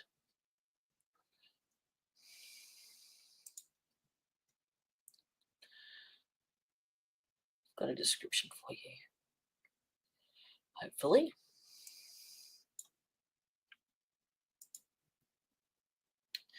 All right. In New Hampshire, Timothy Verrill is accused of brutally murdering 2 women, one of whom he worked for as part of a drug operation. Police found Christine Sullivan, 48, and Jenna Pellegrini, 32, dead on January the 27th, 2017, after they responded to a 911 call from a home in Farmington. There, police said that the homeowners, Dean Smoronk, reported finding the bodies. Smoronk and Sullivan lived in the home, and Pellegrini was a guest. Both Sullivan and Pellegrini had been stabbed, whilst Sullivan also suffered blunt force injuries. Their bodies were found beneath the porch of the home, wrapped in tarps, trash bags, and other coverings. Now, this is in New Hampshire. It's a new one, New Hampshire.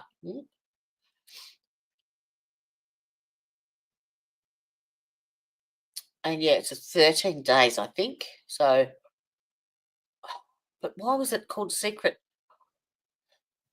There was a better description than that. Small Town Secrets Murder. And I can't remember why. Why? Why, I tell you.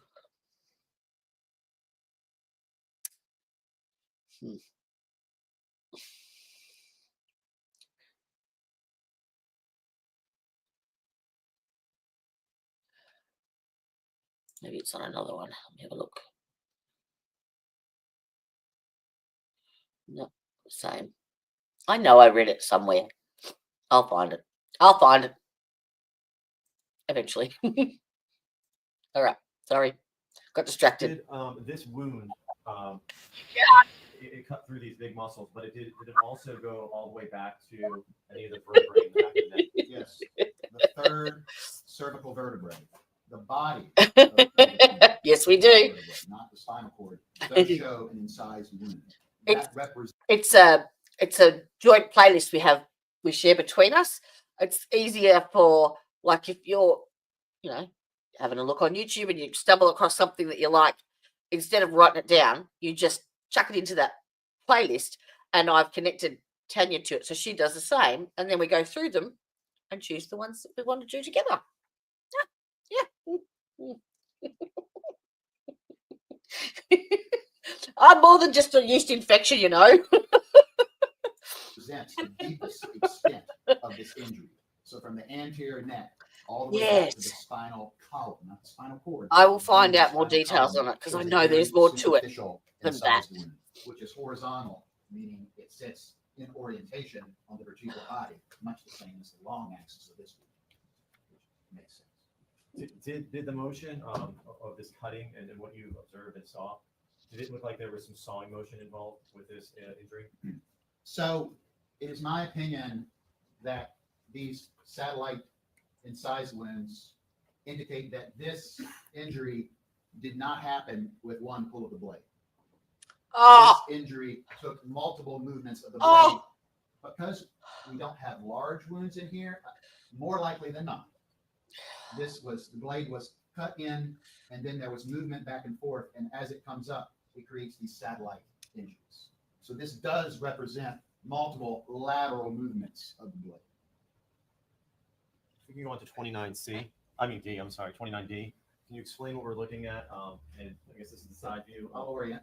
And then we'll talk about all those stab wounds, the little baby stab wounds. Yes. So this is the left side of Mr. Robert Baker. We have, for orientation, this is hair. This is the ear. So we're looking at this side of the neck, below the ear. This is the left edge of the stab wound that was just shown. You see the larynx. This is not the ideal photo to show the internal damage, but there are several important findings in association with this photograph. At the far tip, left tip of this injury, we will see very focal, but clearly obvious superficial incised wounds. Just hitting the skin. No significant damage except perhaps that one. But once again, if this was made by one clean pull through, we would not expect to have 1, 2, 3, 4, 5, potentially 6 small incised wounds on the tip.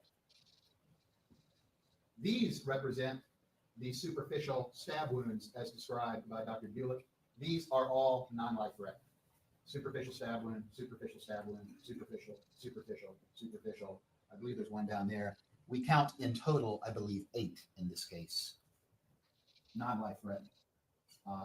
The most important thing here on this photograph, though, for my analysis, are these little superficial abrasions on the tip, or sorry, incised wounds, not abrasions. So let me ask you, Dr. Fulcher, each one of these stab wounds, they would require 5 of those. I'm sorry. That's okay. Not 8, my apologies. Each one of those would have required the knife tip to be inserted into the flesh of Yes. Robert for that to happen. That is correct, yes. And it would require, because there's no connectivity with them, it would have required a pulling out and putting back in for each of them. Yes, that is correct. We have 1, 2, 3, 4, 5 stab wounds, and then the larger incised wound. Now we move on to 29E.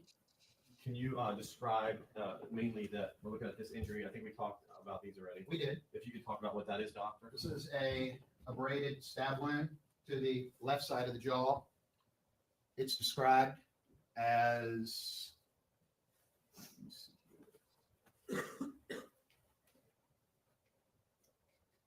2 by 0.6 left side upper neck just under the jaw, downward direction, soft tissue 1.5 centimeters deep.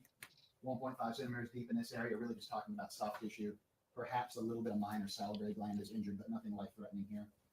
For my analysis on this, I am impressed by the shape of this wound. It is almost like a fishtail, if you think of a forked fishtail.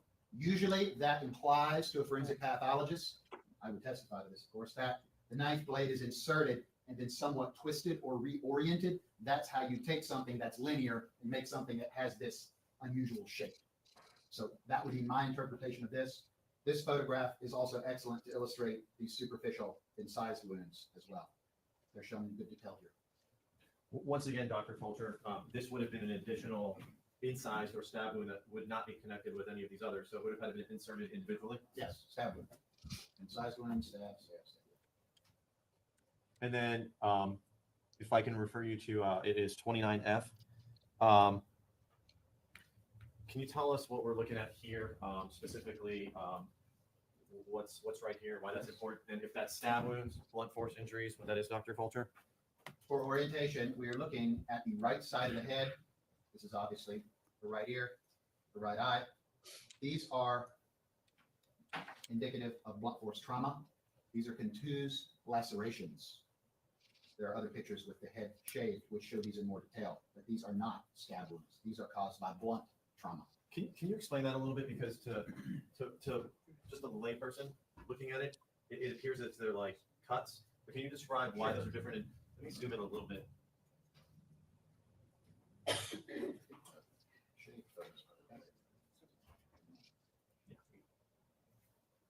Okay, so I can't get it to zoom in, but if you can just explain why, how you know in your expertise that is. While this is a linear defect in the skin, when I'm examining it and I pull it apart, the tissue bridges or connects together with the edges. If something is cut, it's a clean edge on each side of the wound. In blunt force trauma, little vessels and pieces of tissue will bridge the edges. We have tissue bridging, in fact, well illustrated on this smaller one, and it's definitely there deeper on this larger laceration. And when I use the word laceration, that means a splitting of the skin surface due to blunt trauma. For a forensic pathologist, laceration is by definition blunt trauma, not sharp trauma. That gets misused a lot, but we are very particular about that terminology. So this is a blunt force trauma laceration to the right side of the head above the ear. And Dr. Fulcher, what is this that we're seeing above his right eye? This is a large semicircular lacerated wound with surrounding contusion and abrasion, also related to blunt force trauma. So that was not caused by a knife? No. Now, if we could go to, we're going to go to 29G. Okay. Can you describe what we're looking at and why this is important, what to illustrate and if we, let me just go back to 29F. What would have caused this? Would this be consistent, those injuries, with being smashed in the head with a hammer? Yes, that is a possibility. Let's go to 29G. Can you describe what we're looking at and explain why it's important for the jury? I'll orient the jury first. This is the skull. This is the top of the head. This is the back of the head. Autopsy procedure requires us to remove the scalp. We do that by making, on a coronal plane, a linear incision behind the ears, and we reflect the scalp both forwards and backwards. As we do that, we expose the skull. In this case, we have a depressed skull fracture and a subgaleal hematoma, with basically a scalp hemorrhage, the membrane covering the skull, the membrane, but also a scalp hemorrhage too, here. So this represents deep bleeding under the skin surface, and this area on the right side, which of course corresponds to our impacts near the ear, is going, actually, I'm sorry, this is going to be up here. It corresponds to our blunt force trauma. There are better pictures of it, but this is a depressed skull fracture. So just so we're crystal clear, the cause of this, though, is through someone, Robert, being struck by an object on his head. Yes, that's correct. Could these injuries and would these injuries be consistent with being hit by a hammer? Yes. And 29H, if you can explain what we're looking at and then help us understand, based on this injury, what you can tell by that, how that helps you. And then Right. So this is the contusion. We were just looking at it. This is the depressed skull fracture, underlying that large laceration on the forehead. This is described as a 3.5 by 3 centimeter right-sided forehead semicircular laceration. The underlying frontal bone has a depressed ovoid fracture measuring 3.5 by 2.3 centimeters with underlying beveling of the bone. As he specified, internal beveling of the bone with bone fragments pushed inward. Not surprisingly, as impact occurs, bony fragments are pushed inward due to the force. One can make out the semicircular nature of this impact. The inward beveling implies that directionality of the blow, as it should be, is from outside to in. That seems silly with a hammer, but when we're talking about bullets, of course, that's important. But that inward beveling is indicative of impact coming from outside into the skull. So looking at 29H, this photograph, you can actually see a semicircular area that's right there. Yes. That helps you even further identify that it's consistent with the hammer? Certainly it could be, yes. It is a round, hard object. I'm going to approach and show you what's in evidence as states 21. Mhm. If you don't mind stepping in front of Dr. Coulter, I'll just go down a little bit right here. And this is the hammer that was located by the police. Is this hammer look like it's consistent with being able to be utilized there? I'm not saying this is the exact hammer, but I'm asking you, is it consistent based on your... Certainly this hammer is consistent with those images, yes. Thank you, sir. And looking at this knife here, Yes. this is probably the first time you've seen the knife, right? Yes. So looking at I this had knife, many is this knife objections. consistent with what could have caused all the injuries to Robert Baker? Yes. Touch wood. It's actually been quite a smooth trial. Take note, Beverly. So if you can, just so we understand, how many blows, minimum to possibly maximum blows to the head, did Robert Baker sustain that you guys could identify? So semicircular laceration to the scalp is certainly at least one. I would probably suggest there were more given the irregularity of this fracture pattern. This is not cleanly punched out. That could represent several. The two crescent-shaped lacerations on the scalp, on the ear, are certainly two. So that's three in total. Those do have, now those have a very nice circular punched out lesion, which likely represents one blood. One can compare that hole with this hole and understand that perhaps this is more than one blood. So that's at least three, plus the small thing on the chin, which would be at least four, probably more given the severity of the forehead injury. Ultimately, Dr. Fulcher, for Robert Baker, what did you determine his cause of death to be? Both sharp force injuries to the Blunt neck force. and blunt force trauma to the head. So, in your opinion, ultimately, either of those injuries could have killed him, independent of the other? Yes, the head injuries and the neck injuries are sufficient enough to cause death in and of themselves. Did you see any defensive wounds on Robert Baker? Not on Robert, no. So you're unable to make any sort of opinion as to whether or not Robert Baker was awake during the attack? That's correct. Yeah, I was going to say, are you talking conscious, alive, or awake? I would say conscious. So I cannot tell you whether or not he was conscious in this particular case. I can tell you Doubt his it. heart was beating. He was alive. Yeah, he was bleeding. The blood and the contusion, that this would not occur. Yeah. This scalp hematoma would not occur if he were dead. Mm-mm. You still have fracture, but you're not going to have blood because there's no confusion. There's also pictures of the brain which show contusion.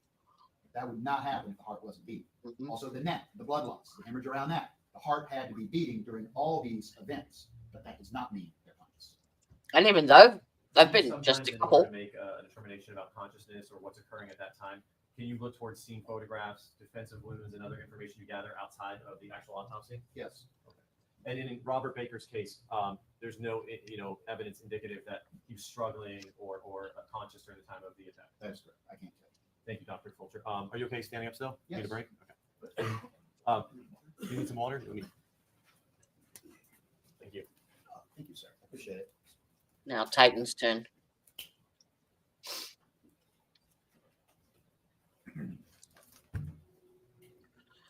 When was Robert Baker's autopsy done? Do you remember? Yes. I have to look. It was performed 8/27/2020 at 1300 hours. And the wait, I'm sorry. That's state. I'm sorry. It was performed at the same day, but at 10:10 hours. My apologies. And the date of death that you determined or that could be determined was August 26th, 2020? That's correct. Yes, sir. Is it common for an autopsy to be done the next day, not the same day? It is. It's very common. The scene has to be evaluated. The body has to be removed. So usually autopsies occur the next day. That's more or less standard practice. And just so the jurors understand, the body just doesn't come to your office, you throw it in a closet. Do you put it in refrigeration, keep it appropriately preserved? Of course, yes. We have refrigeration and security. Hello, baby. So if we move on to Tayton Baker's autopsy, you had mentioned that was performed also on August 27th, 2020. Yes. His was just done later in the day. That is correct, yes. Can you tell us, we'll start here. We've already went through what this is, but can you identify the number for Tate Baker? Sure. Which photo is this? This is going to be, I'm sorry, I need to move these in. I'm sorry. Oh, yeah.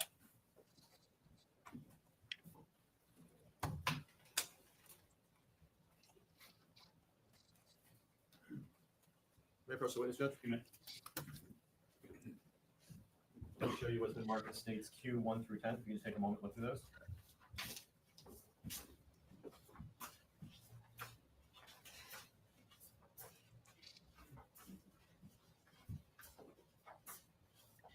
Very good, yes. Are those fair and accurate depictions of autopsy photographs that were in that you reviewed? Yes, they are. And these are located in the file of the medical examiner? Yes, they are, sir. Judge, at this time, the state would move in Q 1 through 10. Our objection. No. All right, so those will be admitted in as exhibit 30, 30, yeah, alpha through 30. So I'm going to show you 30A. If you can look at that, just identify Tate Baker's number. Yes, this is the autopsy number, Peyton Baker, 2020, District 23, autopsy 540. Can you tell us biographically, how old was Tate Baker? 14 years of age. What was his height? His height was 69 inches. So is that 5 foot 9 inches? It is, yes, sir. And what was Taten's weight? 191 pounds. So I assume you reviewed the entire file for Mr. Baker too, or Tate? Yes, the same as Robert Baker. If we can start with 30B. Yes. Can you tell us what this is a picture of? And can you explain the hair? Is that how he was when he was found? No, he had hair which was brown enough to 20 centimeters in length. So in a case like this, with the head trauma, the medical examiner is obligated to shave the head to evaluate for trauma. We cannot leave the hair on the body, unfortunately. So we have shaved the head to show injuries. Can you describe just our overview injuries? We can see quick, briefly, and then we'll individually. And once again, outside of an injury on one of his fingers, is there any injury below Tate Baker's torso? No. Okay, if you could just overview, tell us what we see there, and then we'll go injury by injury, Doc. Yes. We have a large conglomeration, 3 separate, which may represent more than 3 injuries, obviously, but 3 large wounds, incised wounds to the neck. They're better illustrated. We see additional smaller abraded stab wounds on the torso here. But basically, we have this large incised wound on the neck, which you'll see as the neck is reflected up in more detail. And these are stab wounds, like individual stab wounds for Tate? Yes, they're described as small stab wounds. I believe this was the one where we had multiple small ones. Superficial stab wounds of the neck, yeah. There should be 8. Yep. Additionally, at least 8 small superficial stab wounds are present on the anterior base of the neck and over the left collarbone. So that would mean they had to be individually done, like each would be a separate stab wound? Yes, 8 times there. As we're looking at the overview of Tate right here, do you see these scratching marks?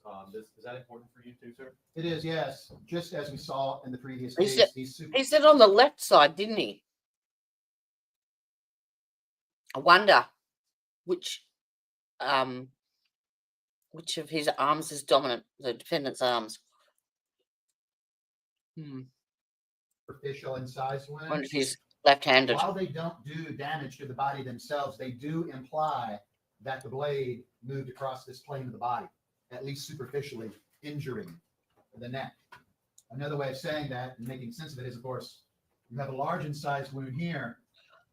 If the blades move through once, there has to be a separate movement to create this lower one. And I'm showing you 30C. Yes. Can you describe what we see here? And I know it's terrible to look at, but it just cover all the major Yes, injuries. of course. And you can, sir. Thank you. Very good. Okay. Here we have the large conglomeration of the 3 incised wounds. Roughly V-shaped 1, 2, connecting at this side of the neck, and then separate from those, this additional wound. So essentially V-shaped here, and then an additional more directly horizontal wound here. Once again, I point out the superficial incised wounds. This one actually penetrates deep enough to expose some of the dermis. That white tissue you see there represents the underlying structure of the skin. This one is more shallow. This one's oriented that way. These smaller incised wounds also represent either pulling back of the blade, a slight twist at this level, or a separately injured or separate wound. I could not tell you that. This is too subtle to do that with. But once again, at a minimum, 1, 2, 3. But you've got these guys. 1, 2, 3, 4. That's 5, 6, 7, 8, 9, 10, 11. And I think you have to count this because there's separation there. So we're getting into the low teens. Can we take each cut by itself, the major 3 injuries? So can you tell us what the size of the first one on the top is, sir? Sure. The anterior neck has 3 large separate, they're described as slashes, I would call them incised wounds. The largest gaping wound, which is here, that measures 17 centimeters long by 3 to 5 centimeters deep. I'm sorry, 3 to 5 centimeters wide by 5 centimeters deep. This also is deep to the 3rd cervical vertebrae, causing a similar injury as we previously described in Robert Baker. So all the way through to the spine, pretty much.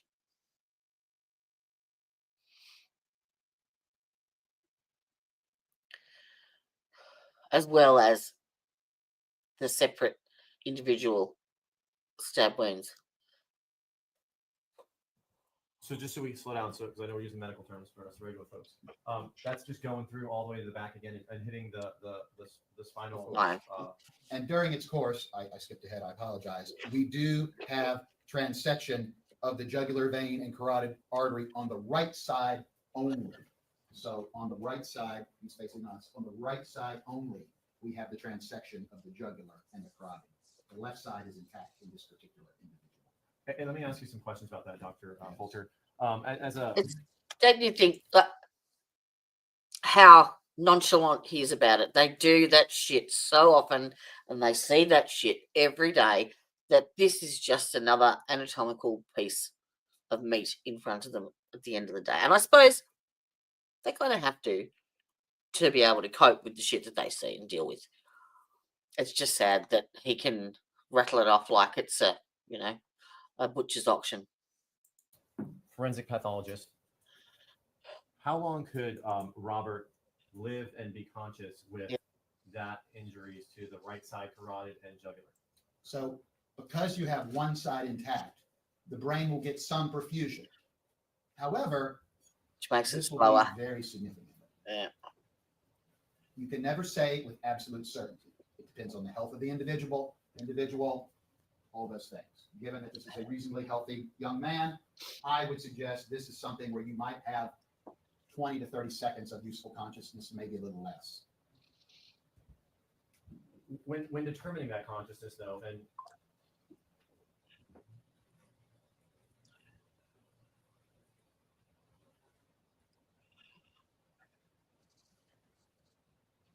do you take into consideration, and I'm showing you 13F. Yes. There's no way that child crawled all the way under that pool table and dragged himself to the wall socket in that amount of time. So he's obviously injured him with the stabbings initially so that it's incapacitated him, but not to the point where he's unconscious or anything. He can still obviously move, which makes it even fucking worse. You know, that poor child suffered for how long?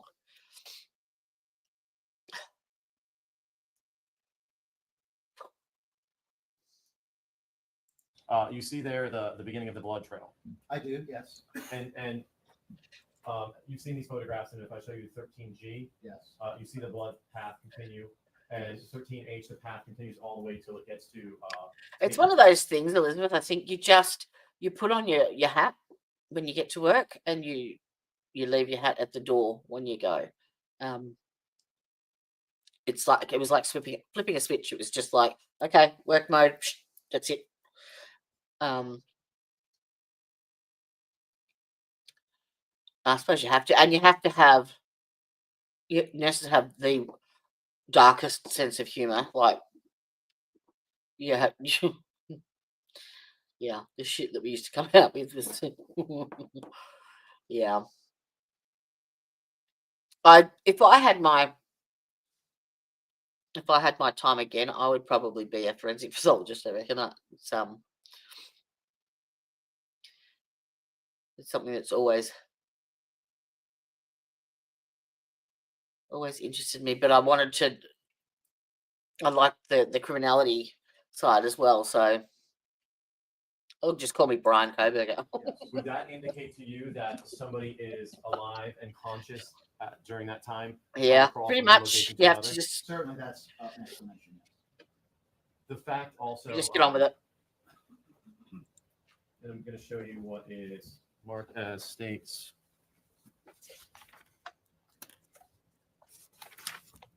That's why we buy shit like this. 17. This is going to be 17A. And this. Right here. And I'm not All right. asking you to say if it's a finger. I have got some water here. But So if that is a handprint I will test it.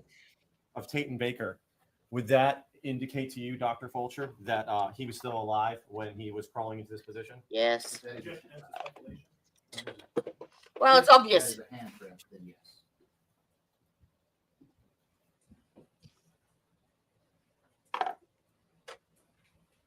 I'm going to put this on my phone. So Don't be a cunt. let's move on to the incised wound 2. You can tell us its size, sir. This is the separate size wound on the right side of the neck. It starts from the prior wound and extends downward to the left. It Ta-da. measures 13 centimeters long by 2 to 3 centimeters wide by 4 centimeters deep. We also have additional transection of the muscles and major blood vessels of the right side of the neck. It's on my So, phone. There's transection of the vessels both with this injury and with this injury. This Anyway. one, this does not wound the cervical spine, only the top. That would be a serious injury, though. Of course, yes. Either one of these is fatal. Okay. What about the third incised wound? The third in the middle measures 10 centimeters long by 2.5 centimeters wide with a greatest depth of 2.5 centimeters. This wound is deep to cartilage of the neck, the voice box only. So no vital structures are injured here. This is superficial, where these two, of course, injured vital structures with the incisions and transections of the vessels. So if Peyton had only received this injury, he might have been able to live? Yes. And basically looking at 30C, Dr. Fulcher, I think you already indicated it, but you counted these ones. But when you count all of the incised wounds with the extra, I guess, linear abrasions. small incisions, incised wounds. How many you counted into We the got up to 12, and then of course you have our stab wounds as well, which I didn't count there. So those stab wounds we're looking at in 30C, those are the stab wounds that are included in the 8 additional stab wounds. Correct. So if you add them all together, you can close to 20. What about this specific stab wound? Can you explain why it looks like a half triangle? Yeah, once again, this is a fishtail injury. So the weapon, the tip of the blade is inserted and then twisted to some degree. So essentially there's a cutting edge and a dull edge on the blade. The blade is put in and then twisted. So you cut, turn, and then cut another little angle. So you make an angle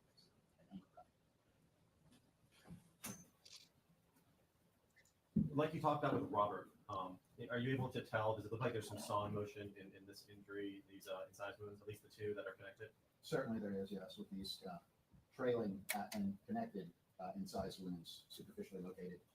I would suggest the same mechanism of action.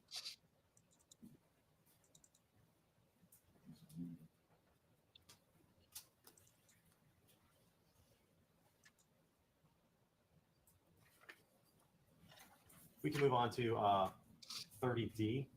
Yes. Can you describe what this is on the lip and how you believe that would have occurred? This is the upper lip, the mammalian border, or the border between the mucosa and the skins here.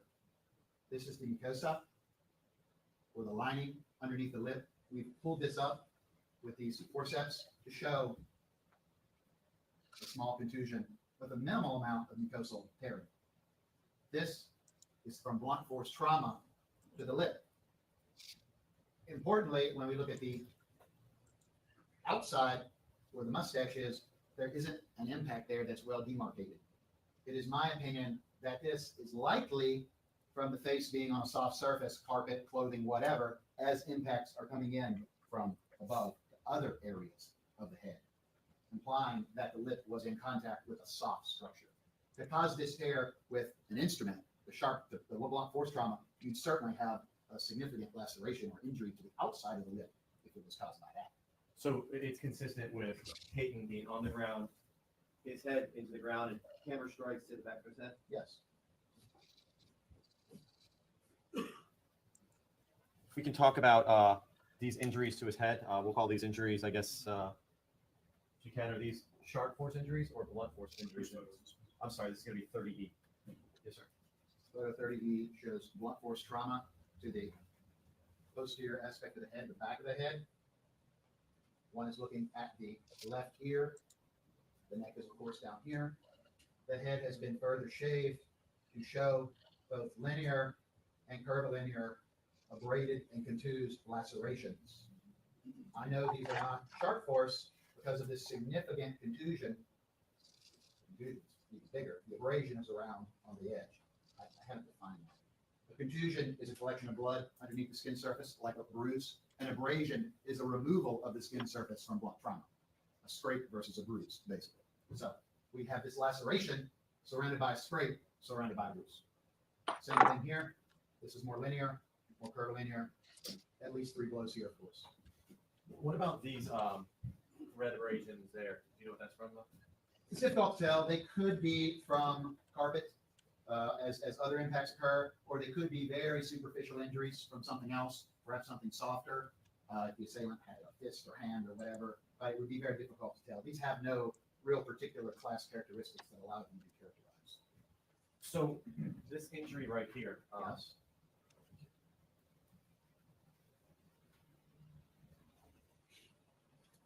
We zoom in.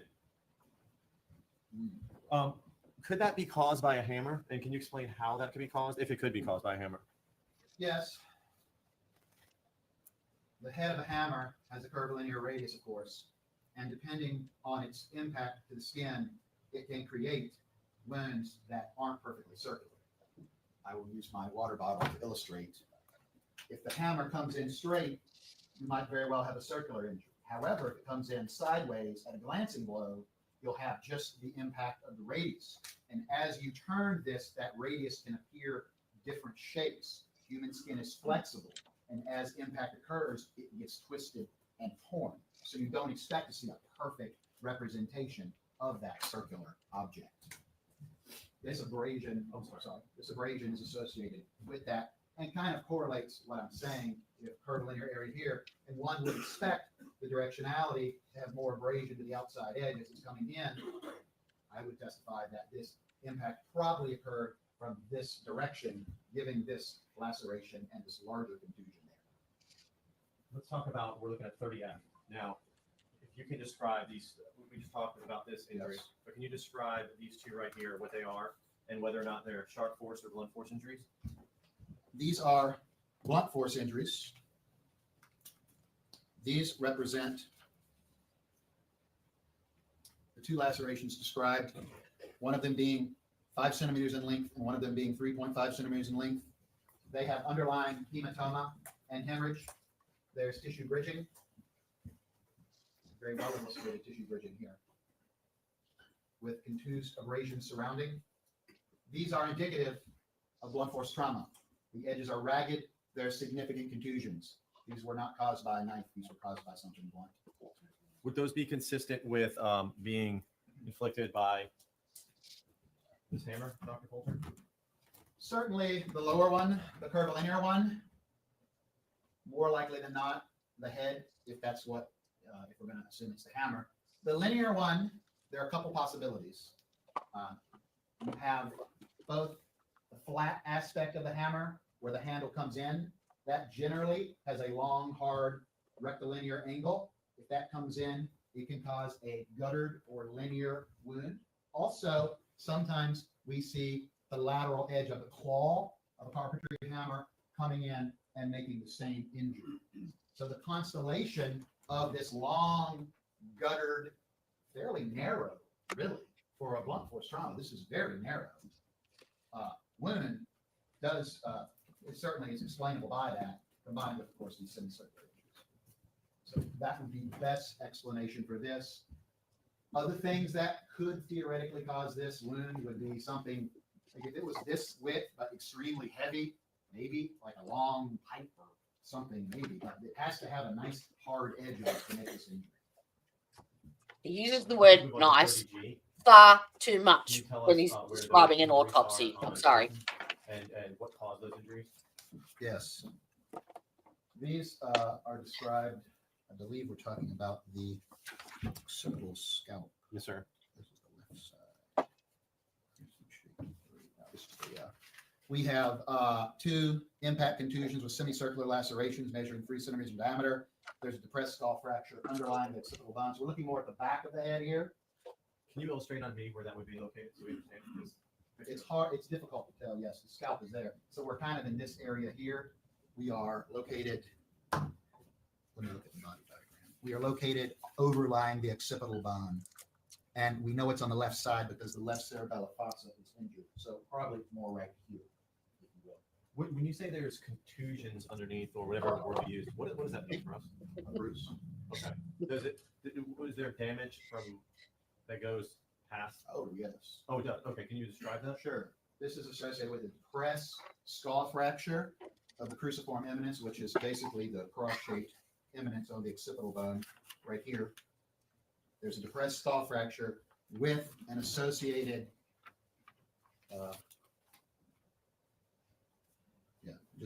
he does not describe, there is no description of injury to the brain at that site. I'm sorry, there's a fracture. The others do have some injury, but not this particular one. So if we go back to 30F, are you was there injuries consistent with this going deeper? Yes. Depressed circular fracture of the parietal bone. That circular bone fragment is displaced inward, which implies the direction out, of course, from outside in.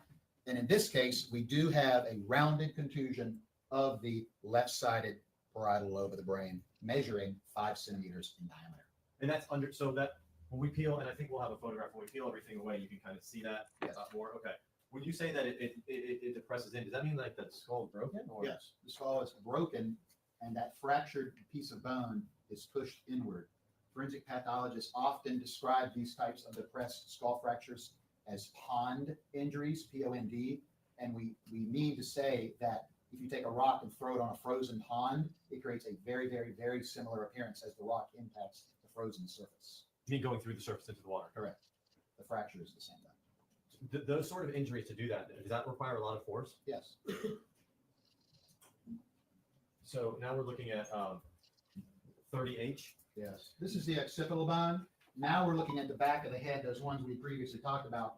And we have this linear, almost kind of angled, depressed skull fracture overlying the occipital bone right there. And then if we can look at 30, the number, it would be 30I. Yes, this is that depressed rounded fracture. I would make a comparison to this to some of the previous more irregular depressed fractures. In this case, I would suggest this could be caused by one impact. It's very well rounded with a very cleanly punched out effect. Dr. Fulcher, if we can look at states 21. Yes. Would that circular, I guess, smashing through the skull, would that be consistent with hammerhead? Yes.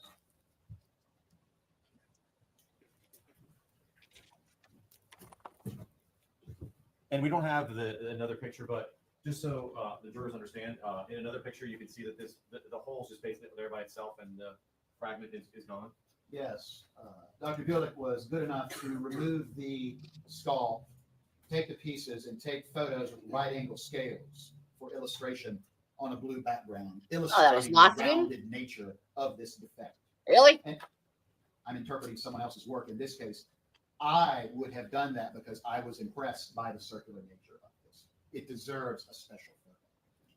You were And that's impressed. for your work, right? Yes, Like- for my like- work. right. For my work, this deserve for a good autopsy, it needs to have its own photo with scale.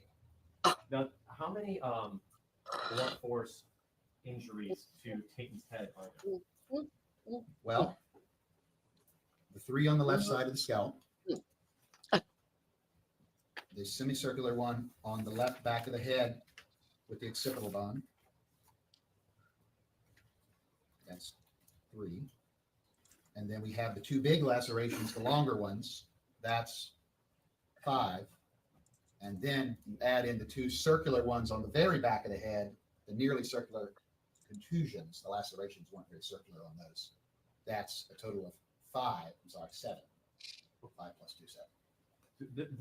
And I don't want to sound naive, but these injuries to Tatum's head from these blunt force instruments, are those serious injuries? Yes, sir.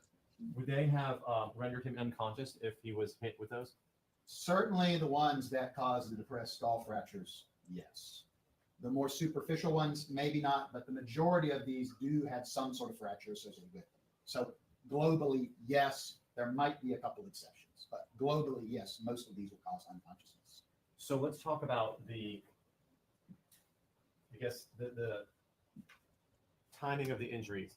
If you're saying that these blunt force injuries to the head would render him unconscious, yes, are you able to make a professional opinion or an expert opinion about what occurred first, whether or not it was the sharp force injuries of the neck or the blunt force injuries of the head? And in combination, and what we're going to get to, we'll come back to that question in a second. Let's look at, this is going to be 30J. Yes. Can you explain what we have there and why this is important to that determination I just asked you? Yes. This is an incised wound. I do have a correction. This is on the right hand. It is incorrectly described in the original autopsy report as the left hand. There's a typographical error in the original autopsy report. But clearly, this is the right hand.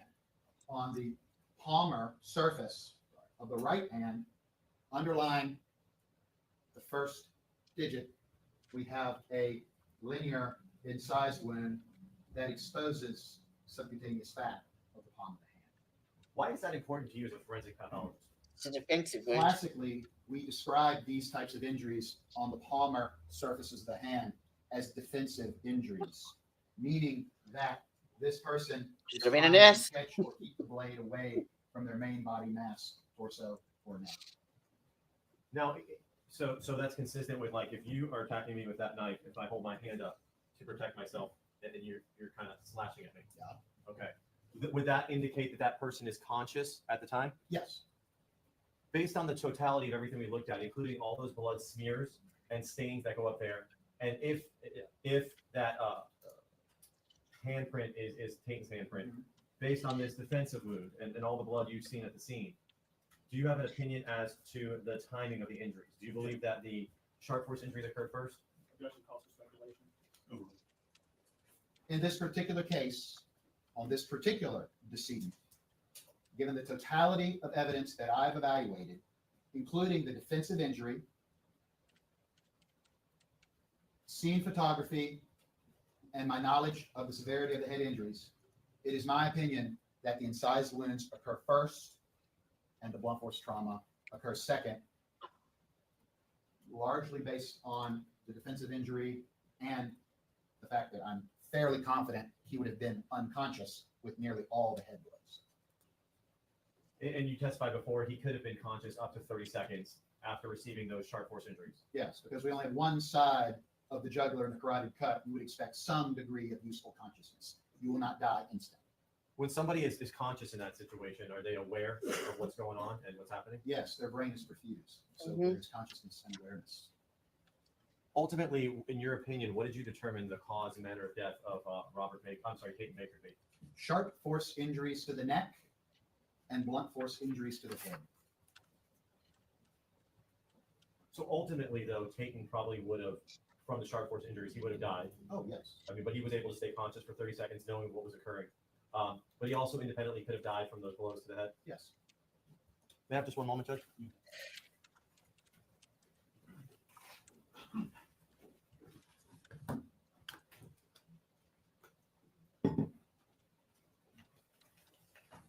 No further questions at this moment, Judge. Cross-examination? No questions. Affirmative, excuse me. Yes, Well, sir. All right, thank you, Doctor. You are affirmatively. That sounds like it's the end of it then, doesn't it? Thank you. All right, members of the jury, that takes us right about to the 5 o'clock hour, so we will go ahead and take a recess for the evening. Let me give you an instruction for overnight. As I mentioned yesterday, you should not form any definite or fixed opinions on the merits of the case until you've heard all of the evidence, the argument by the lawyers, and the instructions on the law and application. Until that time, you should not discuss the case among yourselves. You must also not discuss the case with anyone else, nor permit anyone to say anything to you or in your presence about the case during this overnight recess. If anyone attempts to say anything to you or in your presence about the case, tell him or her that you are on the jury trying the case and ask that person to stop. If they persist, leave them at once and immediately report the matter to the bailiff who will advise me. Jurors must also not have discussions of any sort with friends or family members about the case or people and places involved. Don't even let your closest family members make comments to you or ask questions about the trial. And in this age of electronic communications, I want to stress again that just as you must not talk about the case face to face, you must not talk about the case by using an electronic device. You must not use your phones, computers, or other devices to communicate or do any research on the case or on the law applicable to the case. Do not send or accept any messages relating to the case or your jury service. Don't discuss the case or ask for advice by any means at all, including posting information. Give me one moment.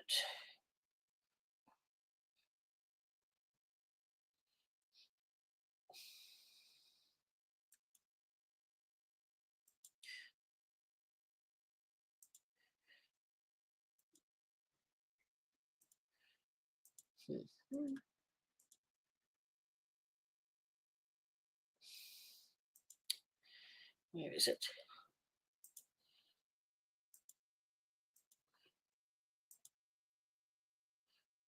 Is that it? You have a large incised wound here. If the blades move through once, there has to be a separate movement. And these are stab Yes.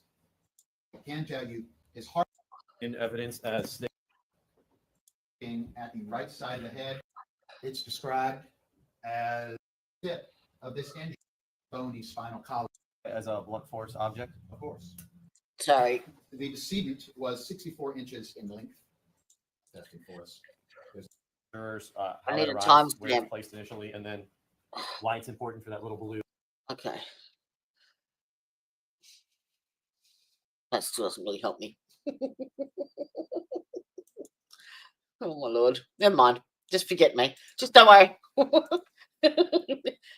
Ah, hello. How you doing? Of course she is. She has to. She has to. She couldn't not. Look, you can't. Hang on, let me get this shit down.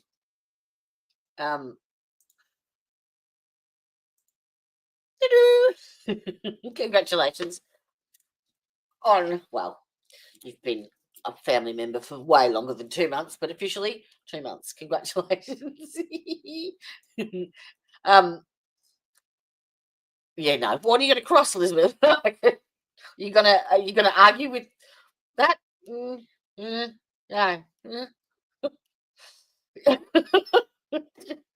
No. I'm going to give Bri a little a little taste of my. Oh, do you like my headwear? You like my hat? Yeah, this was the Temu purchase that we made when I allowed people in chat to choose a gift for me.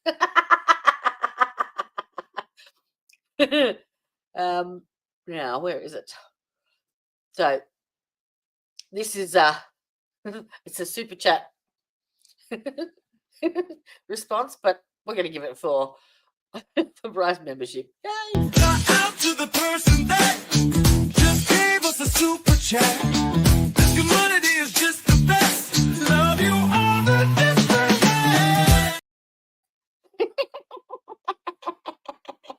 Yep, even wrote the song. Oh, well, that was a bit hard, that last bit, I must say.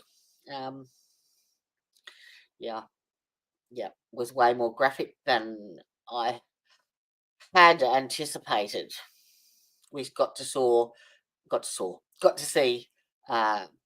crime scene photos of the two dead brothers. It's awful. Yeah, not nice. It pretty much decapitated almost. Well, if it weren't for the spine, he would have. 12 and 14. A-hole. So that was day one. It's a death penalty trial in Florida. Actually, for day one, are they up to the ME already? I was sure this went for longer than that. Let me just go back to my playlist for this one because, hello, baby. I'm coming to bed. All right. I'm coming. The only man that nags me to come to bed.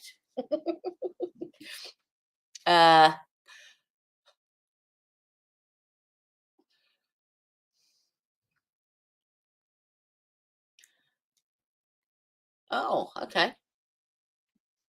Maybe I'm wrong. Maybe it'll just go for this week. All right. That's all right. That works for me. Works for me. Oh, no, I know why. Because I think there is three days of sentencing. Yeah, that's why. Yes. Yeah, it has. But yeah, now I realise why I thought it was longer, because it's 3 days of sentencing.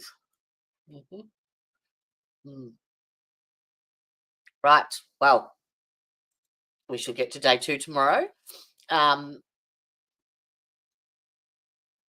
What else? All right. Just the GoFundMe link for Ty.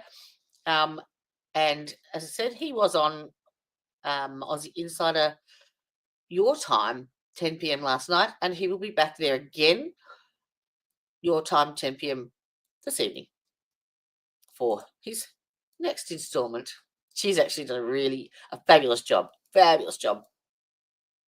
of getting all of the information in a chronological order and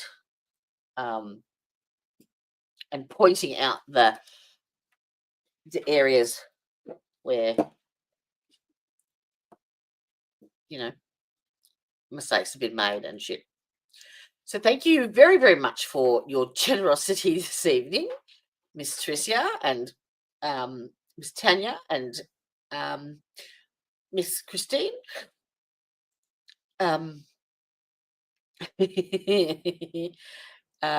What else? Podcast set day. I can't think of anything else. I think I've pretty much covered it. You've come in at the tail end again, Mr. Brybear. I hope you had a great day at work. Get rid of that. Okay. What else? What else do I need to tell you? Oh, I was going to do the I was going to do the test of water on the new bath mat. This was another a gift.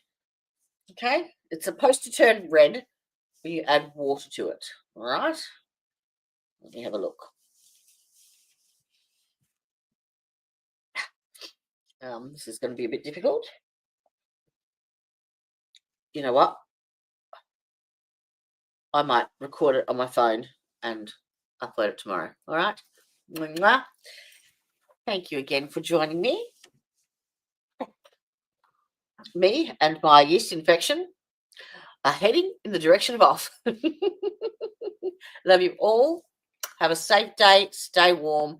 And see you when I'm looking at you. Bye-bye. Justice served in an honest fight. True crime tales till the verdict's right. Solving more than just trivial quests, where sentences rule at the defense rests.